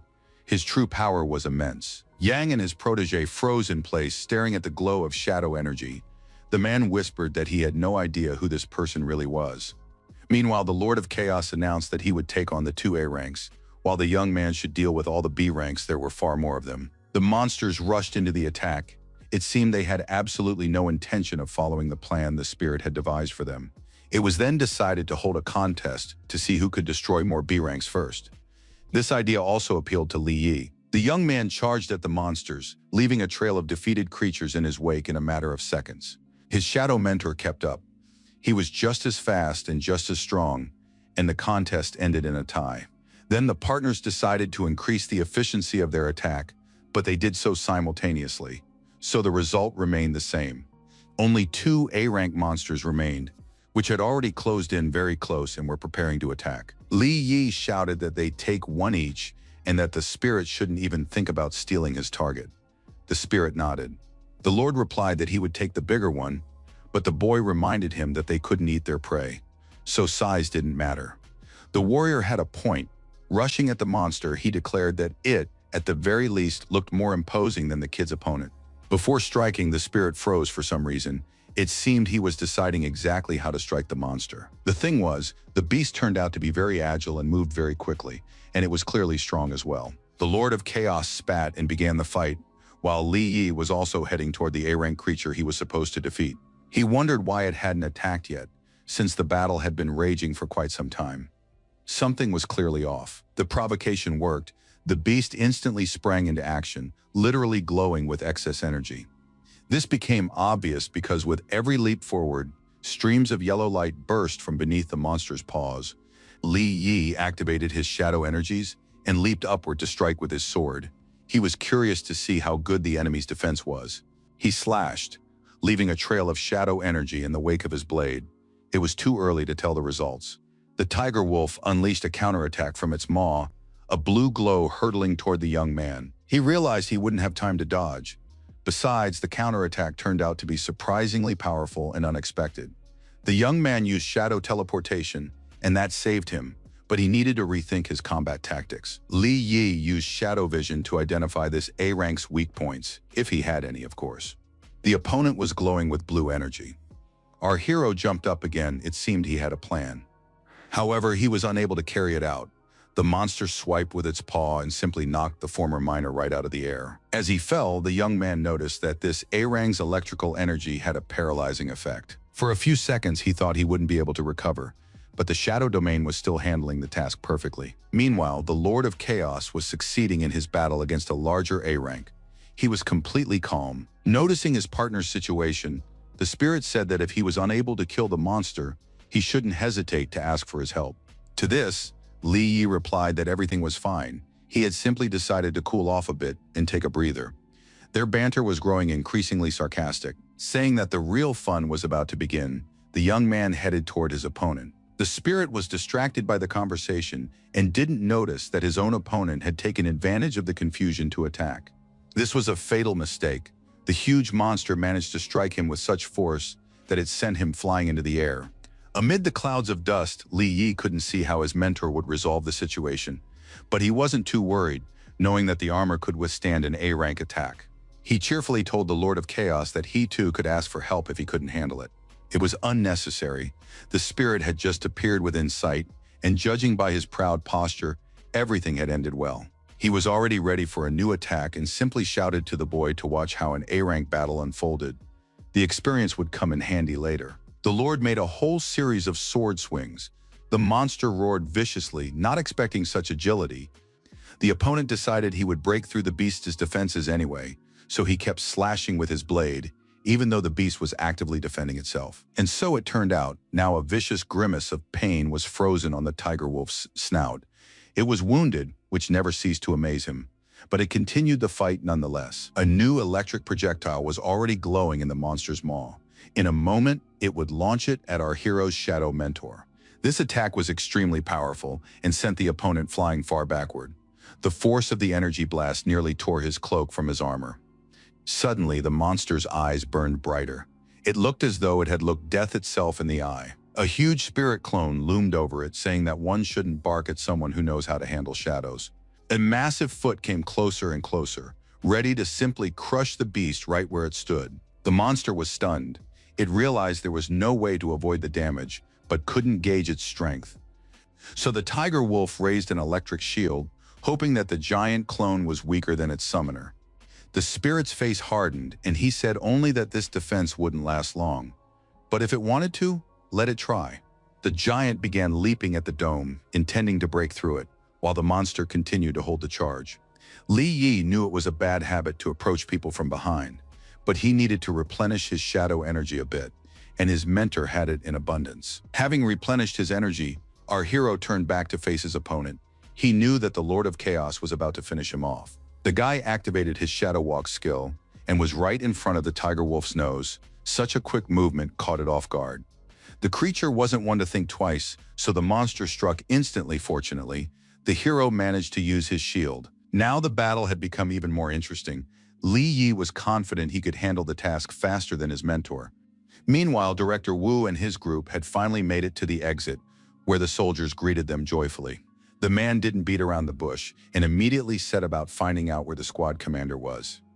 It turned out to be a second lieutenant who had graduated from that very academy a few years ago. He greeted the head of the educational institution warmly. The latter pretended to recognize the young man and patted him on the shoulder. Now Wu had a chance to give orders to the soldiers as well. The commander asked how things were going on the ground, and the man replied that they had made their way here past the A-Rang monsters. He had done everything he could to save the students. Then the director dramatically sniffed and added that his resources were limited, which is why he had only managed to evacuate this group. The rest of the cadets were still on the grounds. The military reported that he had done everything he could, and the students confirmed that this was true. It was in their best interest to cover for the villain as a token of gratitude for their rescue. One of the soldiers reported that there had just been a message about another dozen cadets leaving the premises. These were cadets from Inspector Yang's group. They requested assistance from Mr. Li, who was currently fighting two A-rank monsters. He insisted that this be reported to base. Director Wu was annoyed these people were not supposed to survive. The son asked what they should do if the students started talking. The man replied that silencing them wouldn't be a problem. Dealing with Li Yi was far more important.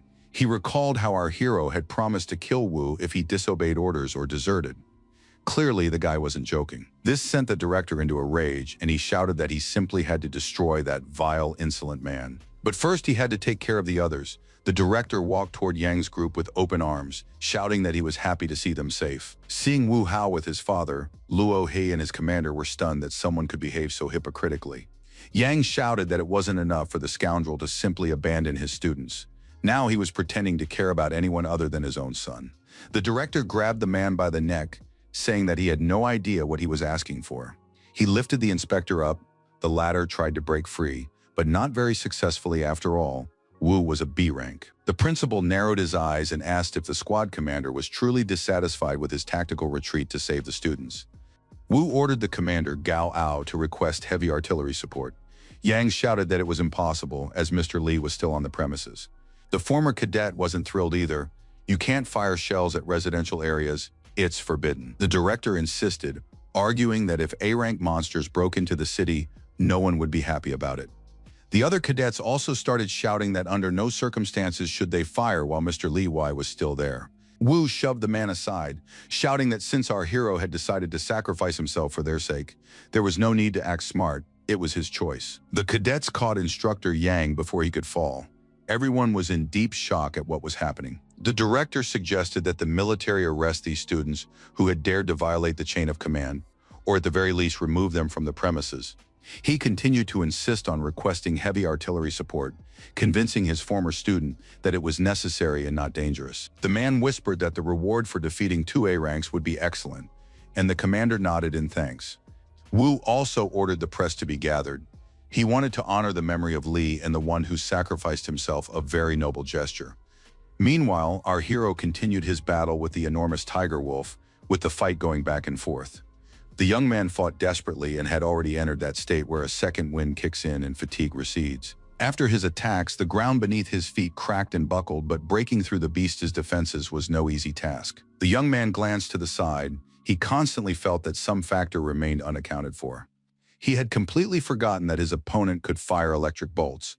One such bolt was just now glowing in the monster's mouth. This time, the attack was more powerful than all the previous ones. Everything around turned blue due to the creature's energy surge. An explosion rang out, but it was closer to the monster than to Li Yi. It seemed he had managed to deflect the projectile back. A vicious grimace froze on the tiger wolf's snout. It was already tired of this long standoff with the man. Behind it, the silhouette of our hero appeared, shrouded in shadow energy. He reported that he had nearly died just moments ago.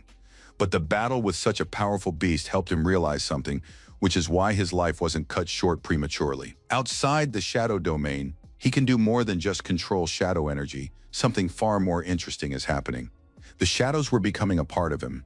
To prove it, Li Yi raised his fist for another strike, confident of victory. Two enormous spheres, one of shadow and one of electricity, hurtled toward each other. Their power was roughly equal. The young man froze. Now all that remained was to wait for the moment when it would become clear which of the opponents was stronger. It turned out that the human had won this confrontation. The monster was thrown forward, flying through the air and somersaulting. Not only that, but the shadow sphere continued to pursue the enemy, draining all his strength and life energy. Finally, the tiger wolf collapsed to the ground. It was dead. Li stood motionless, trying to catch his breath. The Lord of Chaos appeared nearby. He praised the young man, but noted that he wasn't yet as fast as he was. And besides, he was pretty battered. The young man replied that the remark seemed out of place. Surely his mentor hadn't noticed that they had a new problem. It was a missile that was getting closer and closer with every passing second. It seemed the commander had managed to carry out Wu's order. Da replied that the blast would be massive. He wondered who had given the order to fire, but they would be safe if they hid in the shadow training tower. Li Yi's eyes flashed, and he declared that whoever it was, he would make them pay a heavy price for that decision. Meanwhile, the cadets from Yang's group were outraged by what was happening. They realized that everything had been staged to hide the truth. Luo, he exclaimed that they had to stop the military and save Mr. Li. The others backed him up. Just then, soldiers entered the room. One of them declared that they shouldn't stir up trouble, and that now everyone was responsible only for themselves. They threatened to court-martial the students. Soldiers have no right to question orders, and a gloomy Yang stood to the side. Suddenly, he hissed that there was only one person here who should be court-martialed immediately. It's Wu and his henchmen. With those words, the instructor unleashed a torrent of slime at the soldiers, preventing them from firing. The man told the students that he would go with them to save Li Yi. The guys were genuinely delighted. Then Yang added that as the group leader, he would take full responsibility for what happened next. The bound soldiers tried to shout something about orders, but the cadets and their commander were already heading for the exit. Just then, an explosion rang out and plaster rained down on them. The guys gasped, realizing that everything was happening too fast. Yang replied that there was an initial round of fire, and the first missiles rarely hit the target they were aimed at. They ran outside. The military academy grounds were ablaze. It seemed there was now no way to save Li, and his comrades couldn't believe it. Director Wu and his henchmen were on their way to an interview. The cadets were amazed by his influence and connections. The man laughed, saying that sometimes you have to exchange a few words with the right people to get what you want. The reporter asked for more details about how Mr. Wu and his son had saved dozens of academy students from the monsters. The man coughed and replied that they had acted like true soldiers, risking their lives to save the people who had been trapped. He also thanked Lieutenant Gao and his men, who had managed to defeat two A-rank monsters. Just then, the guys from Yang's group burst into the interview and shouted that it was all a complete lie. The inspector shouted that it was his boss who had abandoned the students to certain death, and to cover it up, had ordered the bombing of the school grounds and Mr. Li Yi. Wu launched an attack on Yang, shouting that they were deserters who had dared to disobey his orders. He was strong, and for a while the guys had to fall silent, trying to fend off the attack. The principal asked sternly if they were familiar with the concept of military discipline and respect for superiors. A familiar voice remarked that one shouldn't jump to conclusions. There were still many unresolved issues in this matter. It was Li Yi who was making his way through the crowd toward the journalists. He looked quite alive and well, cheerfully teasing Wu. He greeted Luo He. The cadets in his group nearly jumped for joy. They couldn't believe it was possible to survive the bombing. Principal Wu was just as stunned. He asked in bewilderment how the young man had managed to survive. Our hero asked what surprised the villain more, the fact that he had survived, or that the truth would now come to light. The man quickly recovered and raised the young man's hand, asking everyone to cheer for the hero who had personally killed 2 A-rank monsters. Li Yi brushed the scoundrel's hand aside and said he hadn't become a hero simply because the director had decided to cast him in that role.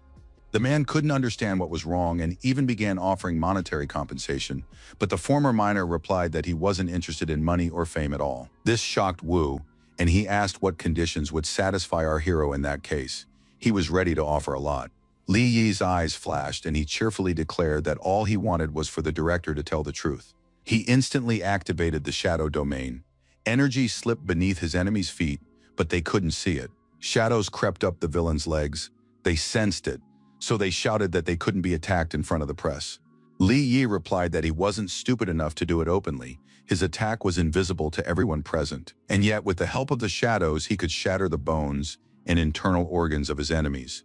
Wu, his son, and everyone else would die if they didn't confess. And this young man could guarantee that he would spare none of these traitors and liars. Our hero stepped closer and asked what it felt like to have something squeezing your bones. The director and his son couldn't understand why Li Yi was doing this, what they had done to deserve such a terrible death. Journalists approached and asked Mr. Li to tell his version of what happened. It seemed many details were missing. The man replied that what he said would depend entirely on whether these people were willing to tell the truth.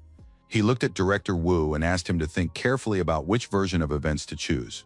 It was clear that our hero wanted the villains to confess on their own. He reminded them that his patience was not unlimited. Gao Ao jumped forward. The lieutenant realized he was doomed and volunteered to tell the truth, causing the director to curse. The guy claimed he wasn't too involved, so it was better to confess than to die, which made perfect sense. The soldier fell to his knees and declared that Director Wu was to blame for everything. He had betrayed the boys, thrown them to the monsters, and then ordered the artillery to cover their tracks. Listening to all his own misdeeds, the man showed no remorse whatsoever. He was only angry that the deception had been exposed. The journalists hadn't expected such a turn of events. In fact, the new version of events turned out to be far more interesting and gripping. They asked the director if this was true and how the head of the educational institution had managed to arrange the bombing, as this was not within his authority.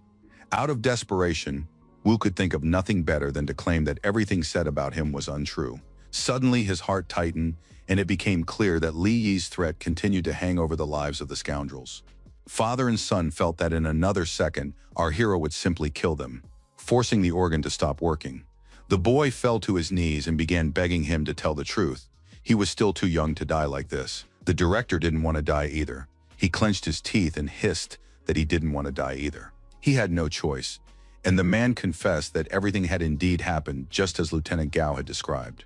Li Yi nodded and asked Inspector Yang what the punishment was for desertion and other offenses. The man replied that given the martial law, the punishment must be very severe and merciless. Our hero stepped forward and remarked that in that case, he would take care of it himself to avoid unnecessary trouble. He activated the shadow chains, which instantly moved toward the director and his son to prevent them from escaping. Wu was frightened, but even more angry. He didn't understand how they could punish him after forcing him to confess to the crime. The man collapsed to his knees and began begging for mercy. He understood that his future was now at stake. Li Yi was unyielding and replied that the time had come to settle the score. Since they had tried to kill him, why not return the favor? The scoundrel tried to loosen the chain around his neck and declared that the operation to destroy the monsters was over, so he couldn't be judged under martial law. He lifted the enemy's body up. The man began to choke and scream that one couldn't treat someone who worked for the city's leader this way. Wu clutched his throat and begged him to stop the former miner, offering anything in return. The soldiers showed not the slightest interest in him. They all felt only immense revulsion. The chains ended in sharp spikes, which immediately turned toward Wu. Li Yi noted that the soldiers, unlike the director, were not nearly as corrupt. That was the end of Lu Hao's father's life. The boy washed his face with his blood, still unable to believe that what had happened was real.